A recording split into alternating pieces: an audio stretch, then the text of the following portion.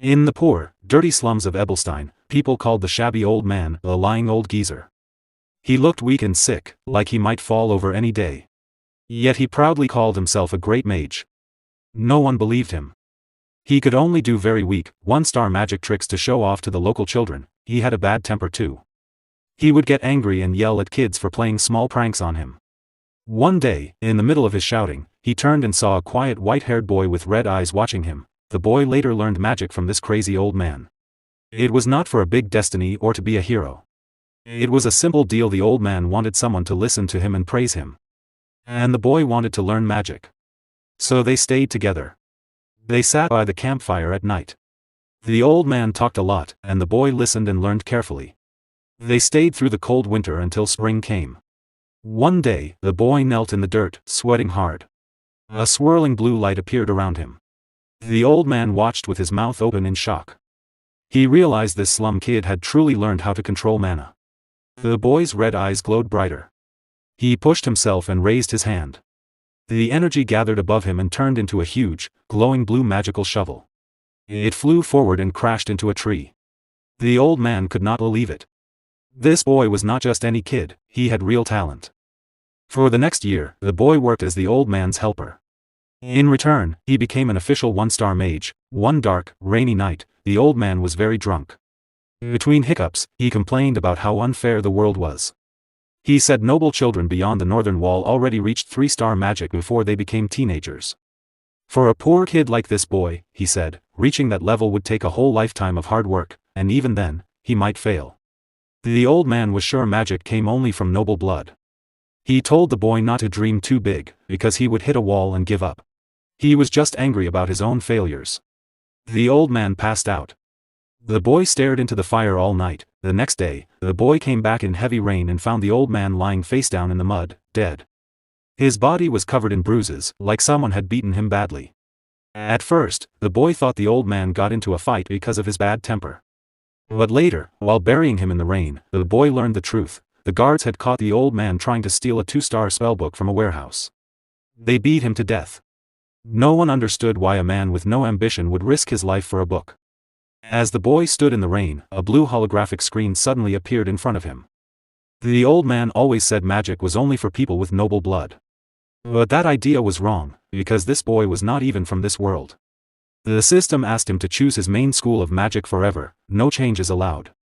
The story jumps forward 4 years. Now the boy is called Derrick. He meets Claudia Flameheart, a strong 3-star mage from a fallen noble family. She works as a mercenary for the Beldens group in Ebelstein. She becomes Derrick's new teacher and is much better than the old man. One day in the tavern called Beldens Tier, Claudia talks seriously to Derrick. She says it is normal for mages to want more power, and he has real talent to go far. She warns him not to be too greedy, or he will stop improving. Derrick agreed. Stay careful. She teaches him to feel his mana and imagine things into reality. As blue energy swirls around him, Claudia sees he has a huge amount of natural mana and very good control from fighting in real battles. Suddenly, Derrick's eyes turn a scary violet color. The mana pressure becomes so strong that Claudia looks shocked and worried. Then a huge explosion shakes the whole tavern. People downstairs scream that it is an enemy attack. Derrick snaps out of his deep focus, breathing hard like he just ran for miles. Claudia doesn't let him rest. She grabs his wrist tightly and Derrick asks with confusion, "Master?" Claudia tells him to stay quiet. She pulls him out of the room and past the confused guards who are running everywhere looking for the cause of the loud boom. Walking to the alley, when they reach a quiet alley, Derrick again asked with confusion, "Master?" Claudia turns to him with a worried face. Then said Derrick, "Listen carefully." Derrick still confused. Then she explains the hard truth: nobles are very protective of their power. To them, strong magic is not just a skill, it's a special right they keep only for themselves to stay above everyone else. She says that being born with great power is seen as a gift, but only if you have a noble family name. For a common person, reaching 3-star mage level usually takes a whole lifetime of very hard work. But Derrick is doing it much faster. He's still too young to even have a beard. The big explosion was not a real bomb. It was a 2-star illusion spell called auditory hallucination, a spell that makes people hear loud noises that aren't real. At just 14 years old, Derrick breaks through the wall the old man always talked about. He officially becomes a 2-star mage. The system confirms the change right away and permanently unlocks the new spell for him. For the next year, Claudia stays and teaches him many fighting spells. She also shows him how nobles talk and behave. Then she gets big news: she is offered a job as a private magic tutor for House Elvester. This is not a small noble family, even the Grand Duke in the capital has to be careful around them. It is an offer she cannot say no to. It's like winning a golden ticket. Before she leaves, she gives Derrick one last gift, a 2-star spellbook to add to his collection. The system updates his list of spells, things like magic arrow, fireball, and clairvoyance. Derrick closes the book and another year passes. At 16 years old, Derrick has taught himself and mastered 2 more 2-star spells on his own. He has no plans to stop learning. Back at Belden's Tier Tavern, the keeper is shaking with excitement. They got a good job for once, not the usual low-pay work. Derrick asked what kind of request. He tells Derrick it's a direct request from the powerful Grand Duchy of House Duplain. He asks if Derrick understands how huge this chance is. Derrick asks why such a rich and strong family would hire a weak mercenary group like theirs. The keeper calls him silly for doubting it. He says House Duplain has so much money they spend it like water. He grabbed Derrick and said this job could open doors to important people. When Derrick finally calms the keeper down, the job sounds too simple: just kill a few monsters on the edge of their land. The keeper says it's easy money and nobles don't lie. But Derrick doesn't trust it. A Grand Duchy would never hire cheap help for normal work unless something is hidden. He says no and starts to walk out. The keeper begs him to wait. Derrick turned around and said just call someone else. You know I don't take shady jobs. The keeper explains the client asked for a mage specifically, and Derrick is the only mage they know. Derrick still says it's too suspicious and turns to leave again. But the keeper shows him 1 gold coin, the advance payment. Derrick looks at the shiny coin and his doubt disappears. Money talks. He agrees. Derrick meets the clients: a stiff old man with a monocle, a middle-aged woman, and someone hidden under a blue hood. The tavern keeper pushes Derrick forward proudly. But the old man says absolutely not. He is angry. He says they can't give an important job to a kid who hasn't even had his coming-of-age ceremony. He turns to leave, ignoring the keeper's pleas that Derrick is skilled. Just as they start walking away, the middle-aged lady whispers to that old man. They both look at nervously with the hooded figure just and whispers something. The old man stops. His face changes. With a sigh, he turns back, looks at Derrick, and agrees to talk. Soon, Derrick is in Duplain territory testing his skills. A goblin charges at him. Derrick hits it with a blue magic bolt and knocks it back. Before it lands, Derrick's eyes flash red. He moves fast, cuts through the goblin's neck with his sword, and flicks the blood away. Another goblin attacks from behind with a loud roar. Derrick doesn't panic. He steps aside smoothly, slices off the goblin's arm, then turns and cuts off its head in one clean swing.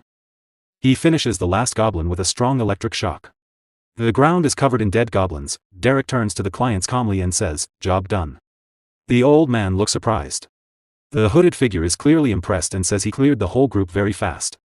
That night at Belden's Tier, a furious blonde woman named Pelline storms up to Derrick's table. She glares at him and says, "So you became a noble's dog, Derrick?" The keeper tries to pull her away and tells her to calm down. She shouts that commoners should never sell themselves to nobles. The keeper smiles slyly and asks if she knows how much the job paid. Pelline guesses 1 silver. The keeper laughs and says the advance alone was 1 gold. Pelline's anger disappears. Her eyes shine. She gets excited and begs to be allowed to work for nobles too. The keeper yells that begging on knees is not part of the job. At midnight later, Pelline, now calm and dreamy. Keeper asks how the job went. Derrick says it was just a simple goblin hunt. The keeper says the clients looked rich but shady. Derrick's face turns serious. He tells them all 3 clients were lying about who they were. The old man said he wanted youth, energy, and good manners, but he had none of those himself. The woman who said she was a kitchen maid had soft, clean hands, not hands that do hard work. Derrick starts to talk about the trainee inspector, but his eyes glow red, and the keeper stops him. The keeper, whose name is Jaden, says mercenaries don't get paid to ask questions. They do the job, take the money, and move on. Derrick agrees, though he doesn't like it. In this hard world, surviving comes first. The next day, in Grand Duchy of Duplain. Derrick stands in the field full of dead goblins and says the area is now safe. The old man says good work. Jaden quickly asks for the rest of the payment. The old man gives 2 more gold coins. Jaden celebrates, but Derrick stays quiet and suspicious. The old man then praises Derrick's skill and offers a new job, much better pay. Jaden is confused and asks what it is. The old man says 15 gold coins. Jaden almost faints at the number. The old man asks Derrick directly. Derrick looks at him hard and says one firm word: yes. Soon, Derrick and Jaden leave their place and arrive at the huge, beautiful home of the Grand Duchy of Duplain. Derrick is amazed by how big and fancy it is. Jaden also impressed. Before they go in, the old man stops the act. He says his name is Delon, the Grand Steward to the Grand Duke. He apologizes for the trick, it was needed to test Derrick safely. Jaden is nervous and sweating. The woman says she is Katerina, the head maid of the Duke. Jaden tries to bow and greet them properly but stumbles over his words. Derrick puts it together: the dispatch officer was the Grand Steward, and the kitchen maid was the head maid. Their real positions are much higher than he thought. Then the hooded lady stepped forward. Jaden asks the big question: who is the hooded person? The figure slowly pulls down the hood. It's a young woman with long dark hair. Derrick looks surprised. And the lady have bright blue eyes. She says her name is Isline Eleanor Duplain, the eldest daughter of the Grand Duke. Then she tells the real reason for the job: the goblin hunt was only a test. The true job is for Derrick to become the personal magic tutor for her younger sister, Daila. Derrick feels like the world stopped. He can't speak.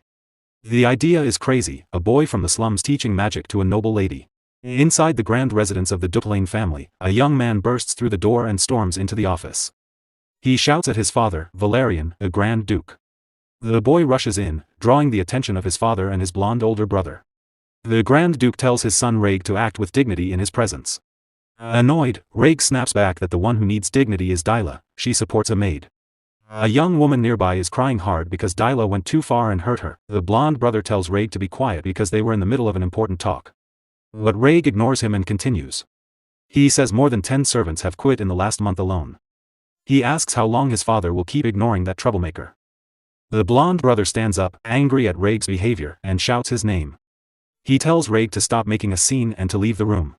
Raig goes quiet for a moment with a serious look on his face. Then he says that even if Daila is useless, they still have Eileen for the family's future. He adds that it's time to get rid of the troublesome girl. The Grand Duke calmly removes his glasses. He says it is not Raig's decision to make. Raig reveals that he has already found a monastery for her. He says sending Daila there would be better for the whole family. Furious, the father suddenly grabs Raig by the head.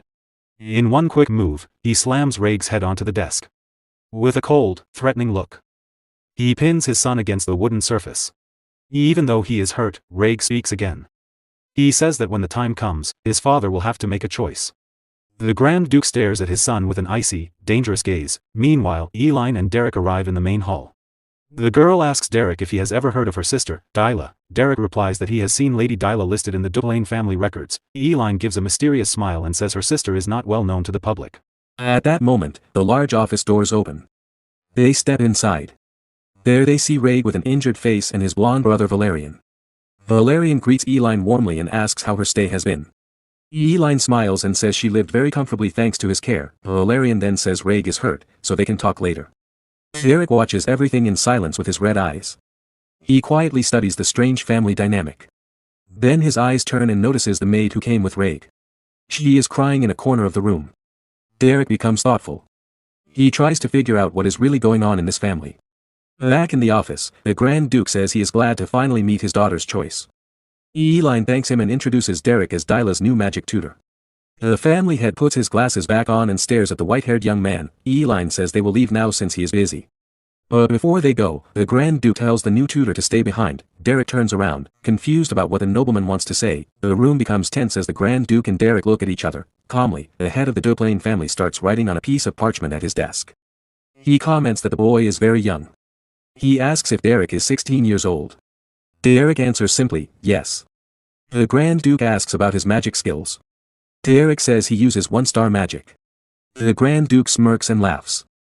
He says humility is not always a good thing, and he knows the boy is lying. Derrick stays silent, seeing that his lie has been caught. The nobleman releases his powerful aura. Derrick realizes the Grand Duke is a 5-star mage.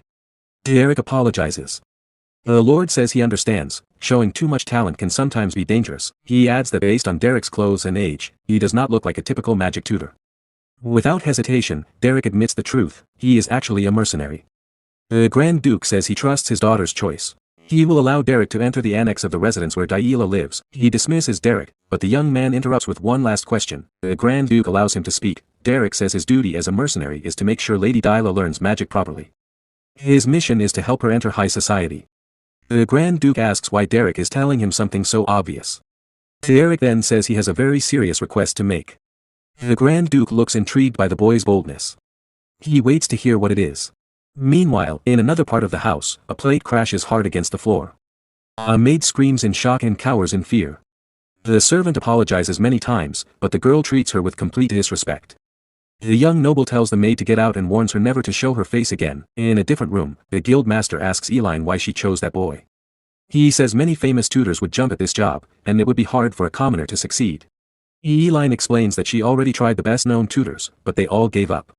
She decided to look for someone who could use magic and was in a desperate situation. That way, a person would try very hard. Even though Derrick is a mercenary, he seems to understand noble manners and culture quite well. The guild master laughs and says Derrick's old master was a fallen noble who used to be very successful. Derrick must have learned a lot from him. Eileen smiles happily and says, I see. I thought he seemed refined and kind, even for a mercenary. I hoped he could gently guide Dyla and help her behave better. The guild master tells her, you need to learn how to read people better. Eileen looks confused. He explains, Derrick grew up on the streets. He didn't survive by being kind. He survived by being tough. Eileen is surprised by his words and starts to rethink her choice. At that moment, Derrick is walking down a hallway with a butler guiding him. They stop in front of a large wooden door. Derrick raises his hand and knocks twice. He waits for an answer. No one replies. After a short silence, Derrick decides to open the door himself. Inside the room, he greets the person sitting there. He introduces himself as Derrick to the brown-haired girl at the table. The blonde girl, who is Dyla, tells him to come closer. Derrick obeys and walks toward her. Dyla gives a sneaky smile, like she has a plan. Suddenly, she throws something at his face. Derrick can't dodge in time. Dirty, smelly water soaks him completely. Dyla starts laughing loudly. She says she thought a sewer rat had come in. On second look, she says he really does look like one. She grabs a nearby chair to stand on a small table so she can be taller than him. Then she dumps a whole bucket of dirty water over his head. Derrick stands still and silent as the water drips down his face. Dyla complains that she's out of water now and wishes she could humiliate him more. Derrick slowly lifts his head and stares at her with a cold, scary look. Dyla freezes for a moment, shocked by his expression. Annoyed, she kicks him. Derrick kneels in front of her. Dyla gets angry that his dirty shoe touched her foot. She steps on his hand with her shoe and insults him more. She covers her nose and says he stinks from the dirty water. Even after all the humiliation, Derrick keeps staring at her without showing any emotion. Dyla throws her shoe at him, then leans on the table to continue. She calls him a sewer rat again and tells him to know his place. She shows her foot and keeps mocking him. The scene changes back to the earlier conversation in the Grand Duke's office. The head of the Duplain family is looking out the window, thinking deeply. With a serious face, he listens to Derrick's words. Derrick says Dyla's problem is not simple. With his red eyes serious, he makes a bold request. He asks how much authority the Grand Duke will give him to handle her. The Grand Duke stares at the white-haired young man, carefully considering his request. Back in the present, Dyla's face turns red with shock. Derrick has lost his patience. He gives the spoiled noble girl a firm slap. He looks down at her with a cold expression and no regret. Dyla puts a hand to her cheek, unable to believe what just happened. Derrick's red eyes glow as he tells her in a firm voice, get up. At that moment, Derrick remembers a conversation from 3 years ago with his master, Katia. Back then, he had asked her what to do with a very stubborn student. Katia answered that she would try to understand the student and treat him kindly. But Derrick thought that sounded too perfect and idealistic. He asked what to do in the worst cases. When nothing works, Katia looked serious and explained if talking fails completely, you need a different approach. She said sometimes you have to use fear to make the student listen. Back in the present, Dyla is still on the floor, shaking with fear after what Derrick did. He looks at her and says calmly, treat other people with respect. Now get up. The spoiled noble girl pushes herself off the floor and stands. She is full of anger. Suddenly, she rushes at Derrick, trying to attack him. She shouts, a commoner like you has no right to touch a noble lady. Derrick loses his patience. He gives her one quick tap to make her stop. Then he says in a firm voice, I won't say it twice. Dyla looks confused and scared, but she doesn't understand. She starts yelling for the butler and accuses Derrick of hurting a noble woman. The head butler and the maids come running. They ask if she is okay. The old butler scolds Derrick and warns him, the Grand Duke will hear about this. Derrick stays calm. He takes out a parchment from his pocket and shows it to them. He explains that the Grand Duke gave him full authority over Daila's education. The butler takes the document and looks shocked when he sees the family's official seal on the paper. The young noblewoman, Daila, is also surprised and confused about what is happening.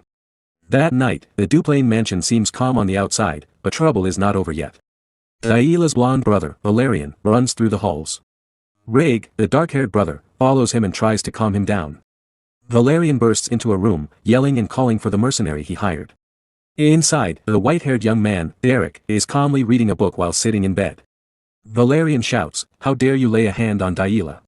He grabs Derrick by the shoulder and tries to shake him, but Reg holds him back with force. Calmly, Derrick replies, "The Grand Duke himself gave me permission." Reg tells his brother, "Father allowed it." Derrick is a guest of the Islines. Valerian calms down a little. Then he says to Derrick, "Come with me," and tells Reg to stay out of it. Reg speaks to Derrick quietly, "Daila needed this lesson." Valerian won't go too far. Derrick looks at the two brothers with a serious face. Reg wonders why his blonde brother protects that hopeless girl so much. In a dark room, a few old dolls sit on the floor near the door. Valerian invites Derrick to enter his sister Daila's old room. He explains, this was her room in the main house. No one has touched it since she left. Derrick looks around and sees an unfinished painting on an easel. Valerian says his sister loved to draw. She looked cute when she showed her work, but she never finished any drawing, she always left a blank space. Valerian apologizes for getting angry earlier. Derrick tells him not to worry. Derrick asks, "Why did you bring me to this room full of paintings?" Valerian explains that he wanted to show Derrick that Daila does not deserve to be looked down on. She became obsessed with her noble bloodline, and that is why she was sent to the annex. Now Valerian wants to stop the family from sending her to a monastery. He picks up some books. The older brother begs Derrick, "Please save my sister." Derrick notices something in the books and says, "Wait a moment." He looks at the notes written in the margins and says, "Based on these notes, she has not completely given up on magic." He asks, "Are these books from the School of Regulations?" Valerian confirms they are. Derrick becomes thoughtful. He seems to have a new plan. He looks at one of the landscape paintings in the room. Then he picks up one of the theory books and makes a decision. He says, "I will try my new plan." He hands the book to Valerian. That same night, the annex of the Grand Mansion is completely silent and dark. In her room, Daila is sleeping peacefully in her bed. Suddenly, a bucket of very cold water is thrown on her. She wakes up screaming, with ice-cold water all over her face. Derrick looks at her with cold eyes and asks, "Were you serious about sleeping?" Confused and angry, Daila shouts, "Have you gone completely crazy?" Derrick grabs her arm and says, "We need to go somewhere important." He drags her down the hall. She yells for the servants to stop him under the bright moonlight. Derrick pulls her out of the mansion by force. He drags her along a dirt path, away from the Duplain family home. They reach a quiet, hidden spot. Derrick throws her onto the dirt ground. Daila yells angrily, "Who do you think you are to teach me?" Derrick asks, "Do you want to hear something interesting?" She looks confused. With a smile, he says, "I'm not going to teach you magic. I just enjoy roughing up nobles." Shocked, Daila asks, "What did you just say?" He continues, "Being a tutor is only an excuse for my wicked plans. It's an excuse to deal with nobles like you." He smirks, draws his sword, and says, "The screams of nobles are quite beautiful." Terrified, Daila asks, "Do you think you'll get away with this?" He smiles and says, "Yes. You're going to a monastery anyway. No one would believe you." He adds, "In the worst case, I can just atone with my life. A commoner like me is worthless. Or I can run away. I would be doing your family a favor by getting rid of you." Completely terrified, Daila thinks she is finished if this man catches her. She starts running desperately to escape. She thinks, "I need to lose him in the forest. He will catch me easily in the open field." Daila knows the forest well and plans to get back home through it. But she trips and falls. Suddenly, something catches her eye. A huge fireball lights up the dark night sky. Derrick launches the powerful spell toward the forest. Daila turns around and sees it is a fireball spell. Derrick holds the sphere of fire with a serious, determined look. With a mischievous smile, he shows he is not playing. The powerful fire magic flies quickly toward the frightened girl. The flames reflect in her eyes as the attack gets closer. With a scream of terror, Daila is thrown back by the force of the explosion. A large fiery blast happens right behind her, destroying everything around. She falls to the ground in total panic. The young noble can hardly believe what she just saw. With a frightening smile, the mercenary says, "I missed on purpose." The full moon lit up the night as the chase continued through the dark forest. Daila, the young noblewoman, ran desperately to save her own life. Her face showed both fear and a strong will to escape. But in a moment of distraction, she tripped over a tree root. The blonde girl fell hard onto the dirt ground and could not protect herself. Exhausted and lying there, she could barely stand. She stared at what was coming toward her. Suddenly, a bright blue energy arrow shot out at high speed. Derrick, the magic tutor, focused and prepared his next attack without any hesitation. The energy arrow flew right past Ayla as she lay on the ground. She was in shock and could not move after the magic passed so close to her. Derrick praised her movements. He said it was hard to believe she had stayed hidden in the annex for so long. Out of breath, Ayla just stared at him in silence, completely confused. Then she stood up and ran back into the forest. Derrick watched her go with a slight smile. He seemed to have everything under control. Ayla wondered how long she could keep running and whether she would ever escape. Suddenly, she stopped. She had a big realization. Meanwhile, Derrick used his magic on a puddle of water on the path. He looked at the trail in the dark forest that Ayla was following. He realized this was the same forest she had painted. This was where she used to play as a child. He understood that she felt the energy of nature and put it into her paintings. His red eyes glowed. He now knew exactly what was happening. Ayla grew tired of running. She quickly picked up a stone and threw it at Derrick's head to attack him. But Derrick calmly drew his sword and defended himself. With one quick motion, he cut the stone in half easily. Ayla was shocked and terrified by his skill. Derrick praised her for trying to fight back. He said it was not an easy choice to make. Exhausted, Ayla fell to the ground again. She gasped for air with no strength left to fight or run. With a cold look, Derrick said she had no more energy to escape. He pointed his sword at her and asked if she had any last words. But Ayla smiled. She did not seem afraid of his threat. She challenged him and said she would never lower herself like a commoner would. Derrick asked why she was so obsessed with her noble bloodline. Ayla lowered her head in silence for a moment. Then she said that if they took away her noble status, nothing would be left for her. Angrily, she shouted about magic and her failures. With tears in her eyes, she screamed that he did not know how hard she had tried or how many times she had failed. Derrick watched her outburst in silence. She continued, she had failed at magic, at painting, and at everything she tried. Desperate, she asked what else was left for her except her noble title. She fell to her knees and wondered who she was without her social status. Derrick listened quietly and thought about her words, then he summoned a blue energy sword and prepared for the next part of his plan. With tears in her eyes, Ayla seemed to accept what she thought was her end. Derrick raised his blade and said he had heard everything she wanted to say. Terrified, with a red face, Ayla said goodbye and waited for the end. With a quick swing, Derrick moved his energy sword. Ayla closed her eyes tightly, waiting for the final blow. But the blade stopped. Massive ice crystals formed all around her. A thick ice barrier appeared and covered her without hurting her at all. Ayla opened her eyes. She saw the ice crystals everywhere. She looked at her hands and wondered if this was her own magic. Derrick put away his energy sword. His plan was complete. He apologized for being so rude earlier. He praised her hard work. Ayla stayed in shock. She did not understand what had just happened. Derrick explained that it was a natural manifestation of her mana. He told her she did very well. Ayla could not hold back anymore. She began to cry uncontrollably. She screamed and cried, letting out all the frustration she had kept inside for so long. Derrick watched quietly from a distance as she released everything. The full moon shone down and ended that intense night lesson. Derrick told her she belonged to the wild magic school. Ayla looked confused while she bandaged her leg. He explained that different schools of magic have very different ways of learning. Trying to learn the wrong type of magic is like forcing your body into clothes that do not fit. Ayla asked how he discovered she had such a rare magical lineage. Derrick said he saw it in her paintings. The brush strokes were special. She felt the energy of nature and put it onto the canvas. He explained that mages of this type feel natural mana from childhood. That is why she was always different from others. Ayla was in total shock. Someone had finally recognized her hidden talent. She finished bandaging her leg. Derrick said the job was done.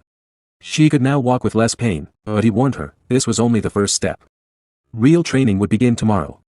Ayla called his name as he started walking away down the dark path.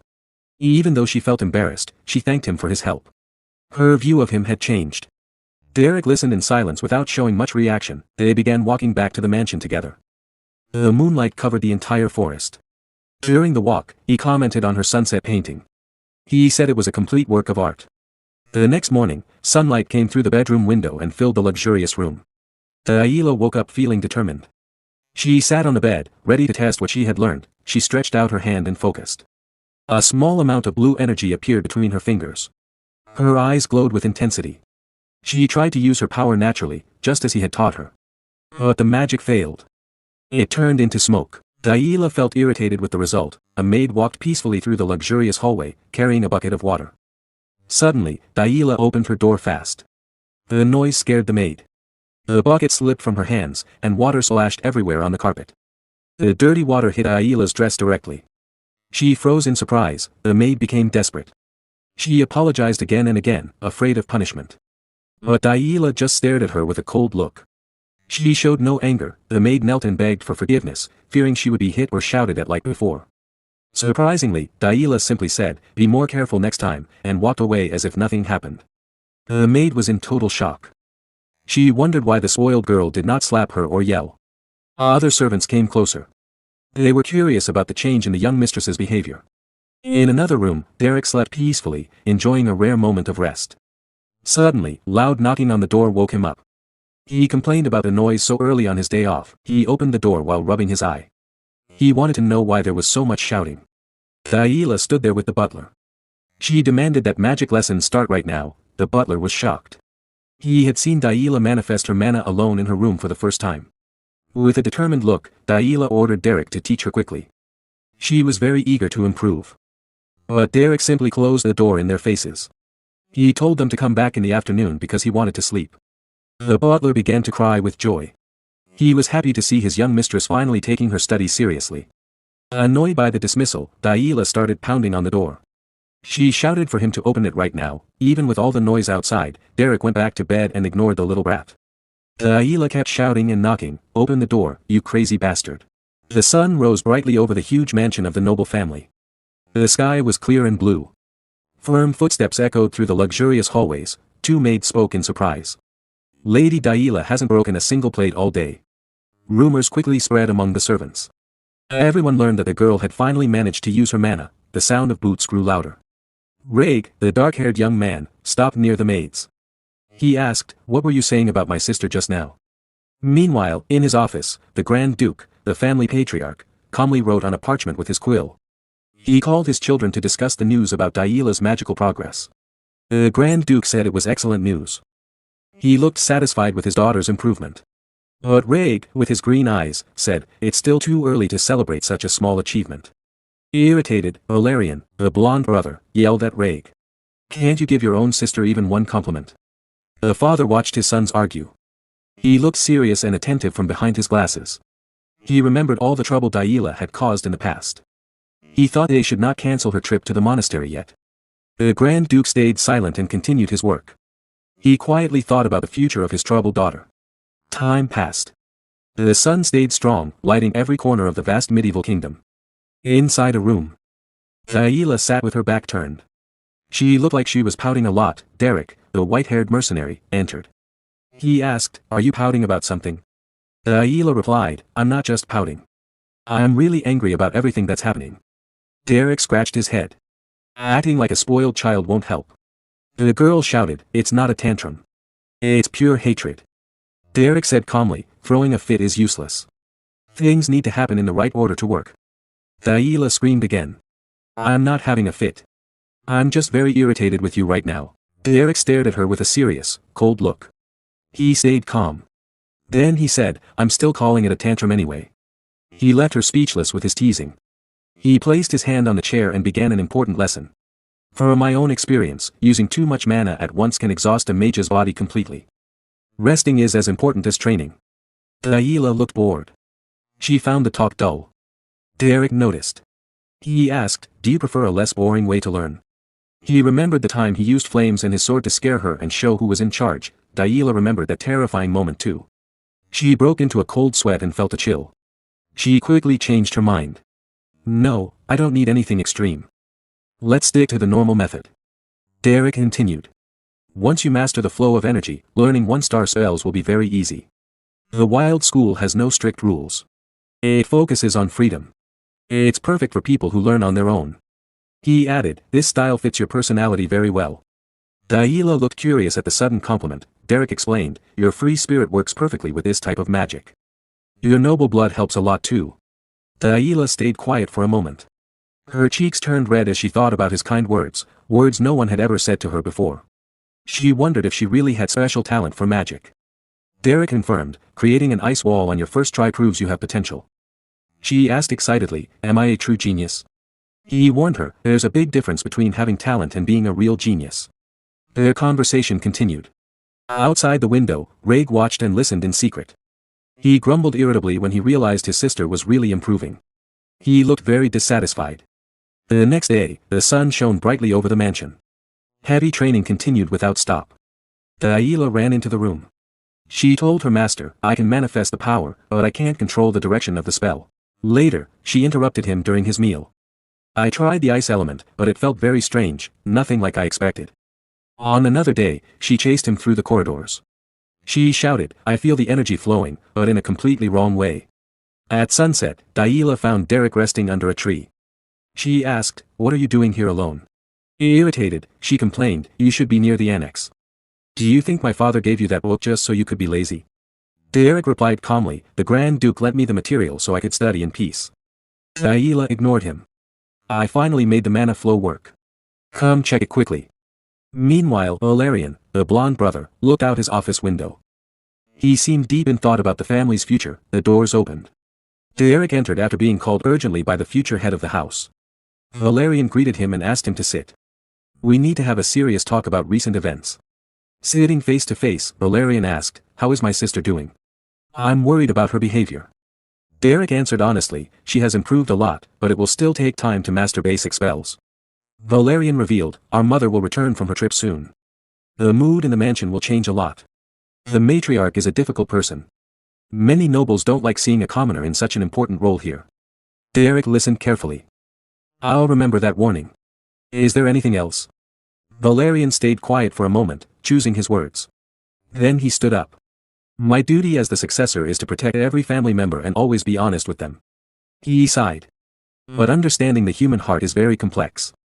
Reality is never as simple as it looks. Derrick asked, what's your point with all this strange talk?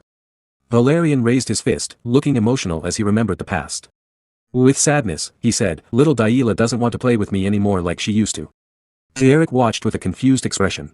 Valerian continued, when we were children, she was like a perfect little angel. While Valerian made his dramatic scene, Derrick calmly drank his tea, not reacting much. Valerian asked, is there any way I can win back her affection? Derrick questioned, why are you asking me about something so personal? Suddenly, Delilah's voice echoed through the mansion. She shouted desperately, looking for her magic master. Valerian ignored the earlier question. He showed Derrick a handmade doll he had learned to make from a servant. It looked very creepy. He asked, what do you think of my work of art? Derrick looked at the strange toy. Are you trying to curse someone? Upset by the harsh reply. Valerian started crying. He became very sensitive. The scene changed to the outside of the grand residence under a clear blue sky. That day, an elegant woman entered the main hall. She said she had heard very good things about the white-haired young man. With a smirk, she added, they managed to hire a very capable magic tutor for our noble family. She introduced herself. I am Mirella de Duplain. She said she planned to send a beautiful gift to the young man's homeland. Derrick replied, I don't belong to any noble house or any lord's territory. The woman looked shocked. She was startled to learn that her daughter's teacher was just a commoner. When Derrick says I'm a commoner. She didn't believe it and totally shocked a commoner. 1 week earlier, a fancy carriage stopped in front of the huge noble family mansion. Young Aisline spoke to the mercenary named Derrick. She told him she made the right choice by bringing him to her family's land. But now she had to return quickly to Ebelstein for urgent business. She would leave little Delilah in his care. The white-haired young man, Derrick, simply nodded and agreed to the job without complaining. The guild leader appeared, laughing. He put his hand on Derrick's shoulder and made a joke about his serious reply. Then he climbed into the carriage with Aisline. Before leaving, he told Derrick, finish the job fast, before trouble arrives. The carriage rolled away. Leaving Derrick alone to handle the complicated noble family, suddenly, Aisline touched her face. She looked worried. She had forgotten to tell him something very important. The guild leader asked what she meant. With a nervous face, she explained, my mother will return next week. I forgot to warn him about her. The bearded guild leader asked if the family's matriarch was really someone who needed such a serious warning. The scene shifted to the beautiful ceiling of the mansion's office. Tension filled the air. Inside the office, Miriella, the mother, became furious. She shouted, "A commoner is really my youngest daughter's teacher." The Grand Duke, the father, stayed calm. He kept holding his quill and asked his wife to lower her voice. But Miriella kept yelling in panic. She said little blonde Daila was the most precious daughter of their noble line. The Grand Duke took off his glasses. He admitted he also disliked putting ordinary people in important roles. Miriella reminded him that all the noble tutors had quit. She asked why they chose someone from the mercenary world. The father explained that good tutors are hard to find. He said the white-haired Derrick came highly recommended by their daughter Isline. Miriella started walking back and forth in the office. She said there must be some basic standard of quality. Then she suggested bringing her brother Flam to teach Daila now that the girl had finally awakened her magic energy. The Grand Duke asked if she really wanted to pull a border commander away from his duty just to be a private tutor. He questioned if she thought running the duchy was a game. Miriella shouted again. She said high society in Everstein was a dangerous battlefield for young nobles. She pointed her finger and said she refused to let her daughter become a joke at her grand debut and ball because of a nameless teacher. At that moment, the big office doors opened. Someone entered and stopped the argument. The blonde son, Valerian, asked his mother to calm down. He said she did not come here just to fight with her husband. Miriella told him to step aside. She said this matter could not be ignored. Then the other brother, Reg, dark-haired, asked slowly if the real problem was whether the commoner actually had the skill to teach Daila. He walked forward while everyone watched him. Reg said having a commoner as tutor was strange, but if the man was skilled, it would not be a big issue. He asked his father to let him test the mercenary himself, in a magic duel. The father told Reg not to bother. He said with full confidence that Derrick was very strong and capable. Reg stared at his father seriously after hearing such high praise for a commoner. Then Reg changed his idea. He suggested testing his little sister's skills instead. He explained, if the teacher was truly good, Daila should have improved a lot in a short time. The father stayed quiet but seemed to think seriously about watching his youngest daughter fight. Reg started to leave the office. His older brother Valerian called after him, asking what he planned to do by challenging an inexperienced child to a magic duel. Reg asked if Valerian really believed the little girl had changed her bad behavior and left her troubled past behind. The older brother said she was still their only sister and family blood should be protected. With an ironic smile, Reg mocked the words, flesh and blood. He showed he no longer cared for her. He shouted that her actions would ruin the noble family's name as soon as she entered high society. Valerian looked worried. He wondered if his brother's hate for Daila had a dark reason. Reg said she was the one who crossed the line first. She should stay hidden in that side building forever. Valerian watched his brother leave. The air in the mansion felt heavy and tense. Soon the argument in the office quieted, but everyone felt unsure about the coming duel. Outside, a small bird sat on a tree branch. A new morning had begun at the grand house. Suddenly, little blonde Daila burst into her teacher's room. She looked very angry about something she just learned. Derrick kept reading his book calmly. He asked why there was so much noise so early. Daila threw an official scroll onto his book to get his attention. With a determined face, she said, if she lost this magic duel, the mercenary would be fired immediately. Derrick stayed calm. He said he already knew the opponent was an experienced one-star mage. The fight would be hard for her. Daila got even angrier. She shouted that he would be fired if he did not take the challenge seriously. Derrick replied quietly, I only do the work I was paid for, nothing more. He added that he had already received a large payment up front, so he did not care much about the rest. Daila was shocked. She asked if her teacher was really serious. 1 week later, the Grand Duchy's flag flew high. The day of the duel had arrived, the training courtyard was ready. The noble family and servants gathered to watch. The Grand Duke walked in with authority, next to his still angry wife. Derrick bowed politely. He announced that the Lord and his group had arrived. He stayed calm and professional, even in front of all the powerful nobles. The father watched Derrick and wondered why the young man seemed so confident. Sitting on his throne-like seat, the Lord thought, someone with this much courage should not be dismissed too quickly. Strong footsteps sounded. The opponent arrived with a cold, deadly look. The dark-haired brother Reg walked forward, his cape moving behind him. He was ready for the fight. Reg looked at his sister with a cold stare. He said this was not a simple duel. He planned to completely crush Daila. Then he climbed the steps and promised he would make the little girl regret her whole past. Little noble Daila took her place on the battlefield. The air between the two siblings felt very heavy. She wore her red hood. Her face looked focused and ready for the most important fight of her life. But she was shocked by what she just heard. She asked her master Derrick, do you really only care about money and nothing else? Derrick explained calmly. He said her mana had already become stable. Soon she would be able to cast strong spells. He told her she had noble blood in her veins. Those words left the young girl completely speechless. He added that the wild school style of magic focused much more on self-study than on getting constant lessons from a teacher. Diella shouted in annoyance. She asked why he was saying such strange things right now, at this exact moment. The young mercenary Derrick just listened quietly. His face stayed calm and peaceful while the little girl let out her frustration. Diella looked down. She admitted she knew she had not been the best student. But now she was being honest and serious. Tears came to her eyes. She cried and said she wanted to keep learning from the white-haired young man Derrick. She would not accept any other teacher in his place. Derrick stayed silent for a short moment.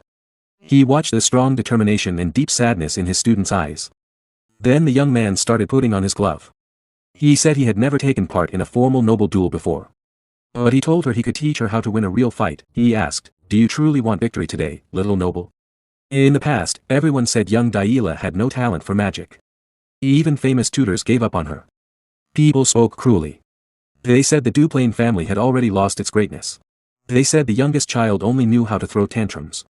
Some even said it would have been better if she had never been born. But now Diella showed a fierce, burning look in her eyes. She asked her master for help to win. At that moment, the little girl walked toward the battlefield. Her red cape moved gently in the bright morning sun. Derrick watched her closely. He realized she was not there as a sister or as the youngest daughter of a great family. She took her position with a strong spark in her eyes. Now she saw herself only as his disciple, and as a true mage. The battlefield became quiet. Diella stood at the front of the sparring ground.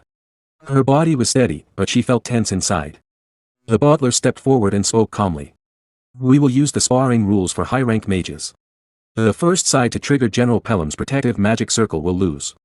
With those words, the match began. Diella raised her eyes. She looked straight at Reg. For a short moment, everything else seemed to disappear.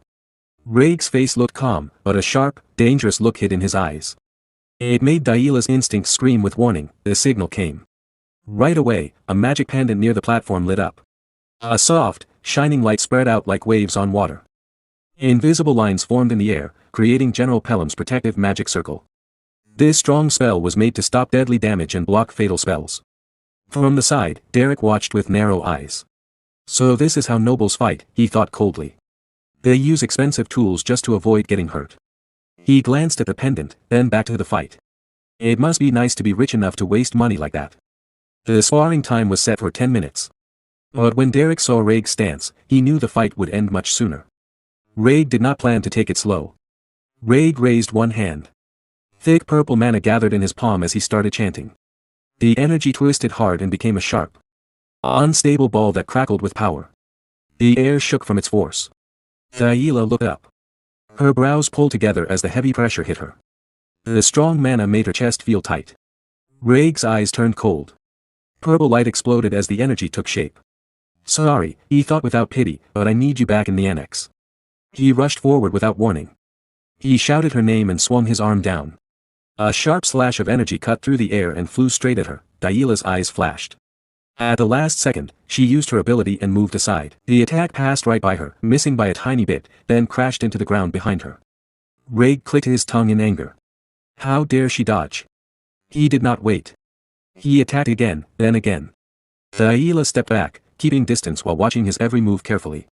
She stayed calm and did not panic. From the side, Derrick watched closely. She handles one-star magic without trouble, he thought. But in real combat, she is still new. She forces the spell instead of guiding it.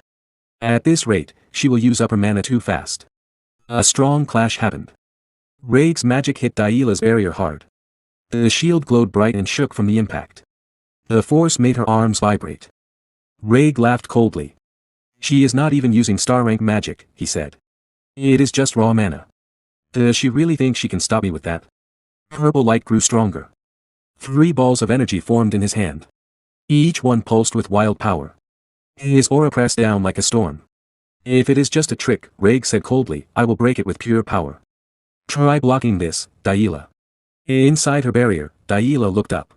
The huge mass of energy above her felt like it could swallow her. Her heart beat fast and loud. Suddenly, Derrick's voice came back to her mind. Remember this, Lady Diella, he had said. She could picture him standing tall, eyes sharp. Mercenaries do not fight like nobles. They do not care about fairness or honor. Their only goal is to win. His words had been hard but honest. This is not a clean duel, he continued. Even if you win, people may still criticize you. Daila's breathing slowed. The fear started to fade. A strong determination took its place. Another memory came. Are you really fine with that? Derrick had asked. Of course. Daila had shouted back without thinking. The memory ended. She returned to the fight. Her eyes became sharp as mana flowed through her body. Raig gave her no break. His attacks came fast and without mercy, among mercenaries. Daila thought, there are people who win even when they are weaker. She looked up a little. Those people do not duel, she whispered. They fight. Raig sent another sharp attack. It passed close to her side. The wind from it cut dangerously near. She dodged just in time. By fighting, she thought, they control the battlefield with the ground and timing. She forced herself to stay calm. Instead of running back more, Daila suddenly dropped low and went to the ground. They use every trick to win, she told herself. They never waste a moment when the enemy lowers their guard. Raig's magic hit her barrier again. This time, cracks spread fast across it. The shield shook hard and was about to break. Cold sweat ran down Daila's back. This is bad, she said quietly through tight teeth. Raig's voice cut through. The game is over. He lunged forward. Daila froze as the attack came close. Then, boom. A huge explosion shook the ground. Stones broke apart. Thick dust rose and covered everything. Derrick stood still, staring at the smoke. The maid screamed, Daila. From the stands, Daila's mother jumped up in panic. Daila. She cried. She turned to the butler. Stop the spell now. She is hurt. Her husband's voice stopped her. Sit down. The Duke spoke firmly. His eyes never left the battlefield. It is not over. But you saw it. His wife said. She was hit. No, the Duke said sharply. General Pelham's magic circle did not activate. He breathed out slowly. His eyes narrowed. Then he looked at Derrick. The young man had not even blinked. It was as if he knew this would happen. On the battlefield, Raig stared into the dust. She should have been hit, he muttered. Why did the circle not activate? Where is she? His eyes grew wide. Suddenly, sharp crystals of energy shot up from the ground next to him. Raig jumped away just in time, cursing. His heart raced. He realized the attack came from below the platform. If she left the platform, that should count as a loss, he thought. Then he paused. He looked at the butler. Does being under the platform not count as leaving it? Raig gritted his teeth. They never expected a trick like this in the noble spar. Another attack came from below. He dodged by a tiny amount. His breathing grew heavy. I cannot even see her, he thought darkly. Landing a hit like this will be hard. All she needs is one good strike. This does not feel like a noble duel at all. Finally, Raig saw her. Daila rose from the ground. Dirt stuck to her clothes. She stood straight and looked up at him. A burning fire shone in her crimson eyes, very different from her usual calm face. Raig froze. I have seen that look before, he realized. The same look Derrick had when my older brother grabbed him by the collar. Raig's eyes snapped to Derrick. There is no way she thought of this alone. His teeth ground together. That bastard. Derrick, this was your plan. With a quick move, Raig took off his black coat and threw it aside. His stance changed completely. All playfulness was gone. Fine, he said in a cold voice. I will play along with your scheme, Derrick. After getting attacked on the lower part of the battle area, Raig becomes even more determined and serious. Meanwhile, Daila's mother is watching everything. She notices something and asks in surprise. Daila, did you go under the platform? Down there in the dust bowl? Then she shouts. What are you doing, honey? Stop the fight right now. The head of the family, her husband, replies calmly to his wife. No rules have been broken. Let's watch a little longer. He keeps watching the fight with more curiosity. Daila is still hiding under the dust bowl. She uses her ice magic to confuse Raig. Her eyes are full of determination and focus. While concentrating, she can feel the flow of mana clearly. Up above, Raig grits his teeth in anger. He tries to cast a spell. Suddenly, ice appears under his feet again. He barely dodges it. Nervous and angry, he thinks to himself. She keeps targeting my feet whenever I start an incantation. I can't lose like this. Then his eyes catch something, the tall pole with a flag on top. An idea comes to his mind. Under the platform, Daila sits quietly and thinks. The mana flow stopped. He's planning something. No matter what he does, the next time he starts an incantation, I'll get him. She keeps focusing hard. The butler looks up nervously and says, "Young master." Ray climbs up the tall pole. From that height and distance, Diella can't sense his mana properly. He thinks, she shouldn't be able to detect my mana from here. But casting a spell properly is impossible at this distance. There's only one way.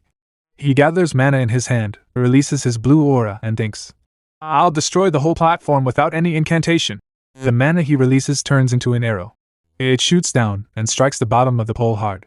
On the other side, Derrick watches everything calmly. He still doesn't look nervous.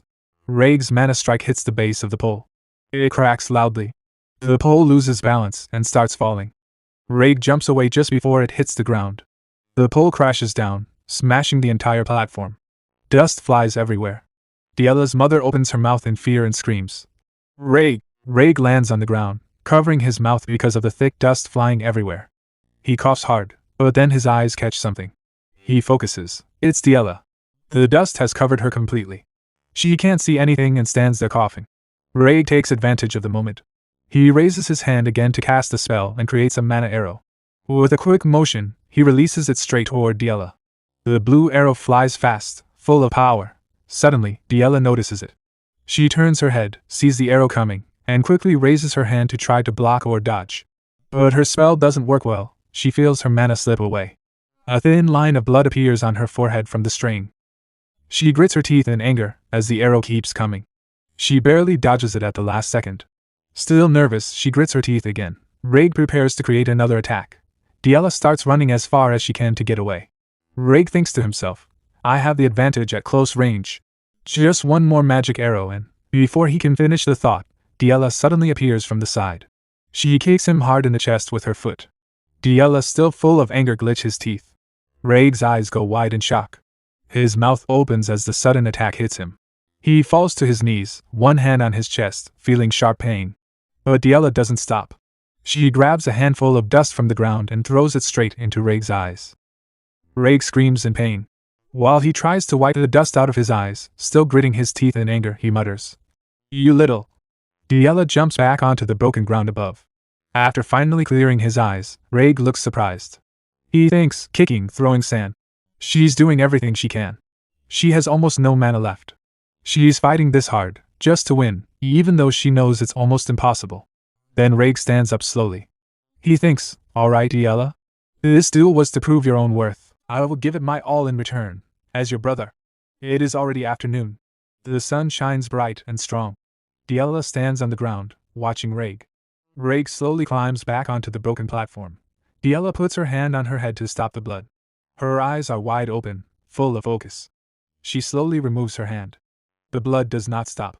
It drips down her face, flows to her chin, and drops onto the ground. Suddenly, she remembers something. A memory comes back to her mind. She thinks of Derrick's words. Think of it like brushstrokes on a painting. Mana is your paint, and spellcasting is your brush. Collect the free-floating paint with your brush to create an entire image. In the memory, Derrick shows his mana flow in his hand. He says, That is magic. Diella is surprised and her eyes wide open and she blushed. His mana flows gently into the sky, making the night clearer so everyone can see it. The scene changes back to the present. Diella closes her eyes. She remembers Derrick's words and focuses hard. Suddenly, her mana starts flowing around her. It covers her body like a shield. The more she thinks about Derrick's words, mana is paint, spells are the brush, the stronger the mana becomes. She gathers all her mana into her hand. She thinks, I feel it, the mana at my fingertips. Use the paint to draw. That is magic. A large spell circle appears on the ground under her feet. She pulls out a sharp ice spear made of mana right beside her. The butler looks shocked. His mouth opens wide. He says, This is... Diella's mother is surprised too. She turns to her husband and says, Honey, Diella is using one-star magic. Raig looks nervous.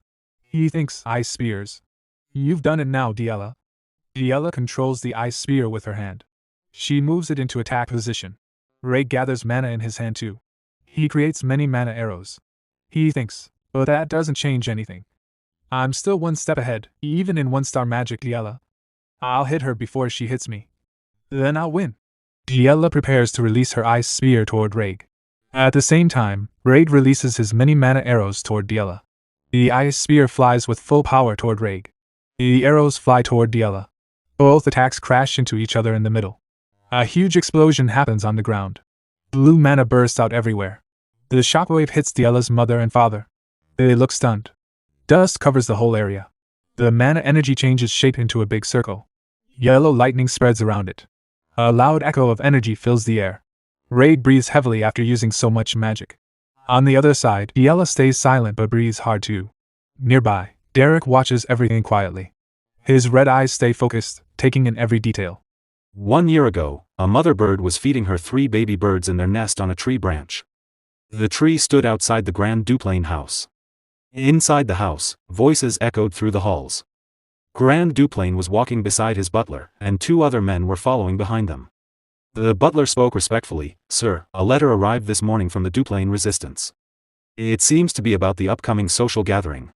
When Grand Duplain heard this, he turned his eyes toward Diela, who was sitting sadly on a chair. She was alone, hugging herself, lost in deep thought. He looked at her and thought for a moment, wondering how the matter should be handled. However, he did not say anything to her. After a short pause, he quietly walked away, back to the present. Diela is still standing on her feet, shocked. Blood is slowly spreading across her forehead. She cannot believe what has just happened. Suddenly, a loud sound echoed, and a barrier formed around her. She stood frozen in the same place, shocked. After the barrier appeared, she clenched her teeth tightly. On the other side, Raig was sitting on the ground. The ice spears had missed their target and fell beside him. Dust moved around his feet. Derrick looked at the whole situation carefully. Then he suddenly realized something and lowered his head sadly. At that moment, Diela thought, "I lost."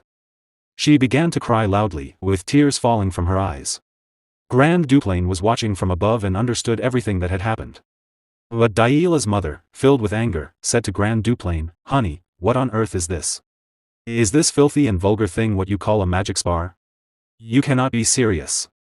Meanwhile, Diela was still crying loudly and could not stop. Her mother continued angrily, "Are you telling me that this so-called teacher has been teaching something like this to a young lady of the Duplain family?"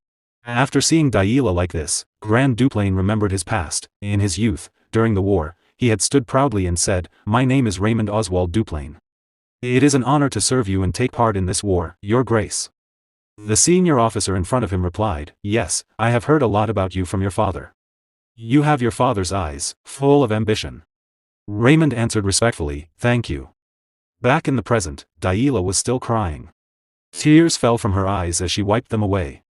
Raymond Oswald Duplain watched his daughter with deep emotion. He thought to himself, "The look in your eyes has grown stronger, Diela." At that moment, several maids rushed in. Worried. One of them cried out, "Lady Diela. Are you all right?" Diela remained standing in the same place, still crying. 4 maids gathered around her with concern. One maid said softly, "My goodness. You must receive treatment at once." She tried to hold Diela's hand, but Diela pulled her hand away. The maid looked confused, then Diela slowly walked toward Raig. Raig looked up at her nervously and said, Well." He awkwardly rubbed his hands together and added, "Good work, Diela." But Diela said nothing. She lowered her head, ignored him, and kept walking. 2 maids followed her. One said gently, "My lady, please allow me to escort you to your chambers." Diela did not answer and continued walking. The maid asked again, "My lady." But still, there was no response. Diela then stopped in front of Derrick and lowered her head sadly. Derrick looked at her with sympathy. Her lips trembled, and she began to cry again. Tears fell from her eyes. She grabbed her skirt tightly and, through her tears, said, "I lost. I'm sorry." Derrick was surprised to hear those words. His eyes widened slightly. Then he slowly stood up and said gently, "It's all right. It's okay to lose." He continued softly, "Use this frustration to rise higher and become stronger." Hearing this, Diela could no longer hold back her tears. She cried loudly in front of Derrick. As she cried, the maids called out in worry, "My lady." Diela's mother stepped forward quickly. She lifted her skirt and rushed toward Diela in worry. The maids were still trying to support Diela. Her mother knelt in front of her and gently held Diela's cheeks. With tears in her eyes, she said softly, "Oh, my Diela. I can't believe you went through something like that. You've had such a hard time, my baby." Delilah looked at her and said emotionally, "Mother." Her mother hugged her tightly. "It's okay. It's okay now." Tears fell from her eyes as she spoke. Then she said gently, "Go quickly and get treated first." Delilah nodded weakly. "Yes." With the help of the maids, she walked away.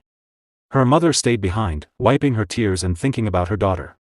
Then her eyes slowly turned toward Derrick. She began walking toward him. Derrick noticed her coming. Suddenly, she shouted angrily, "Derrick, you shameless man. Do you even understand what you've done? So what if you taught her one-star magic? Do you think that makes you impressive?" Without warning, she slapped Derrick across the face.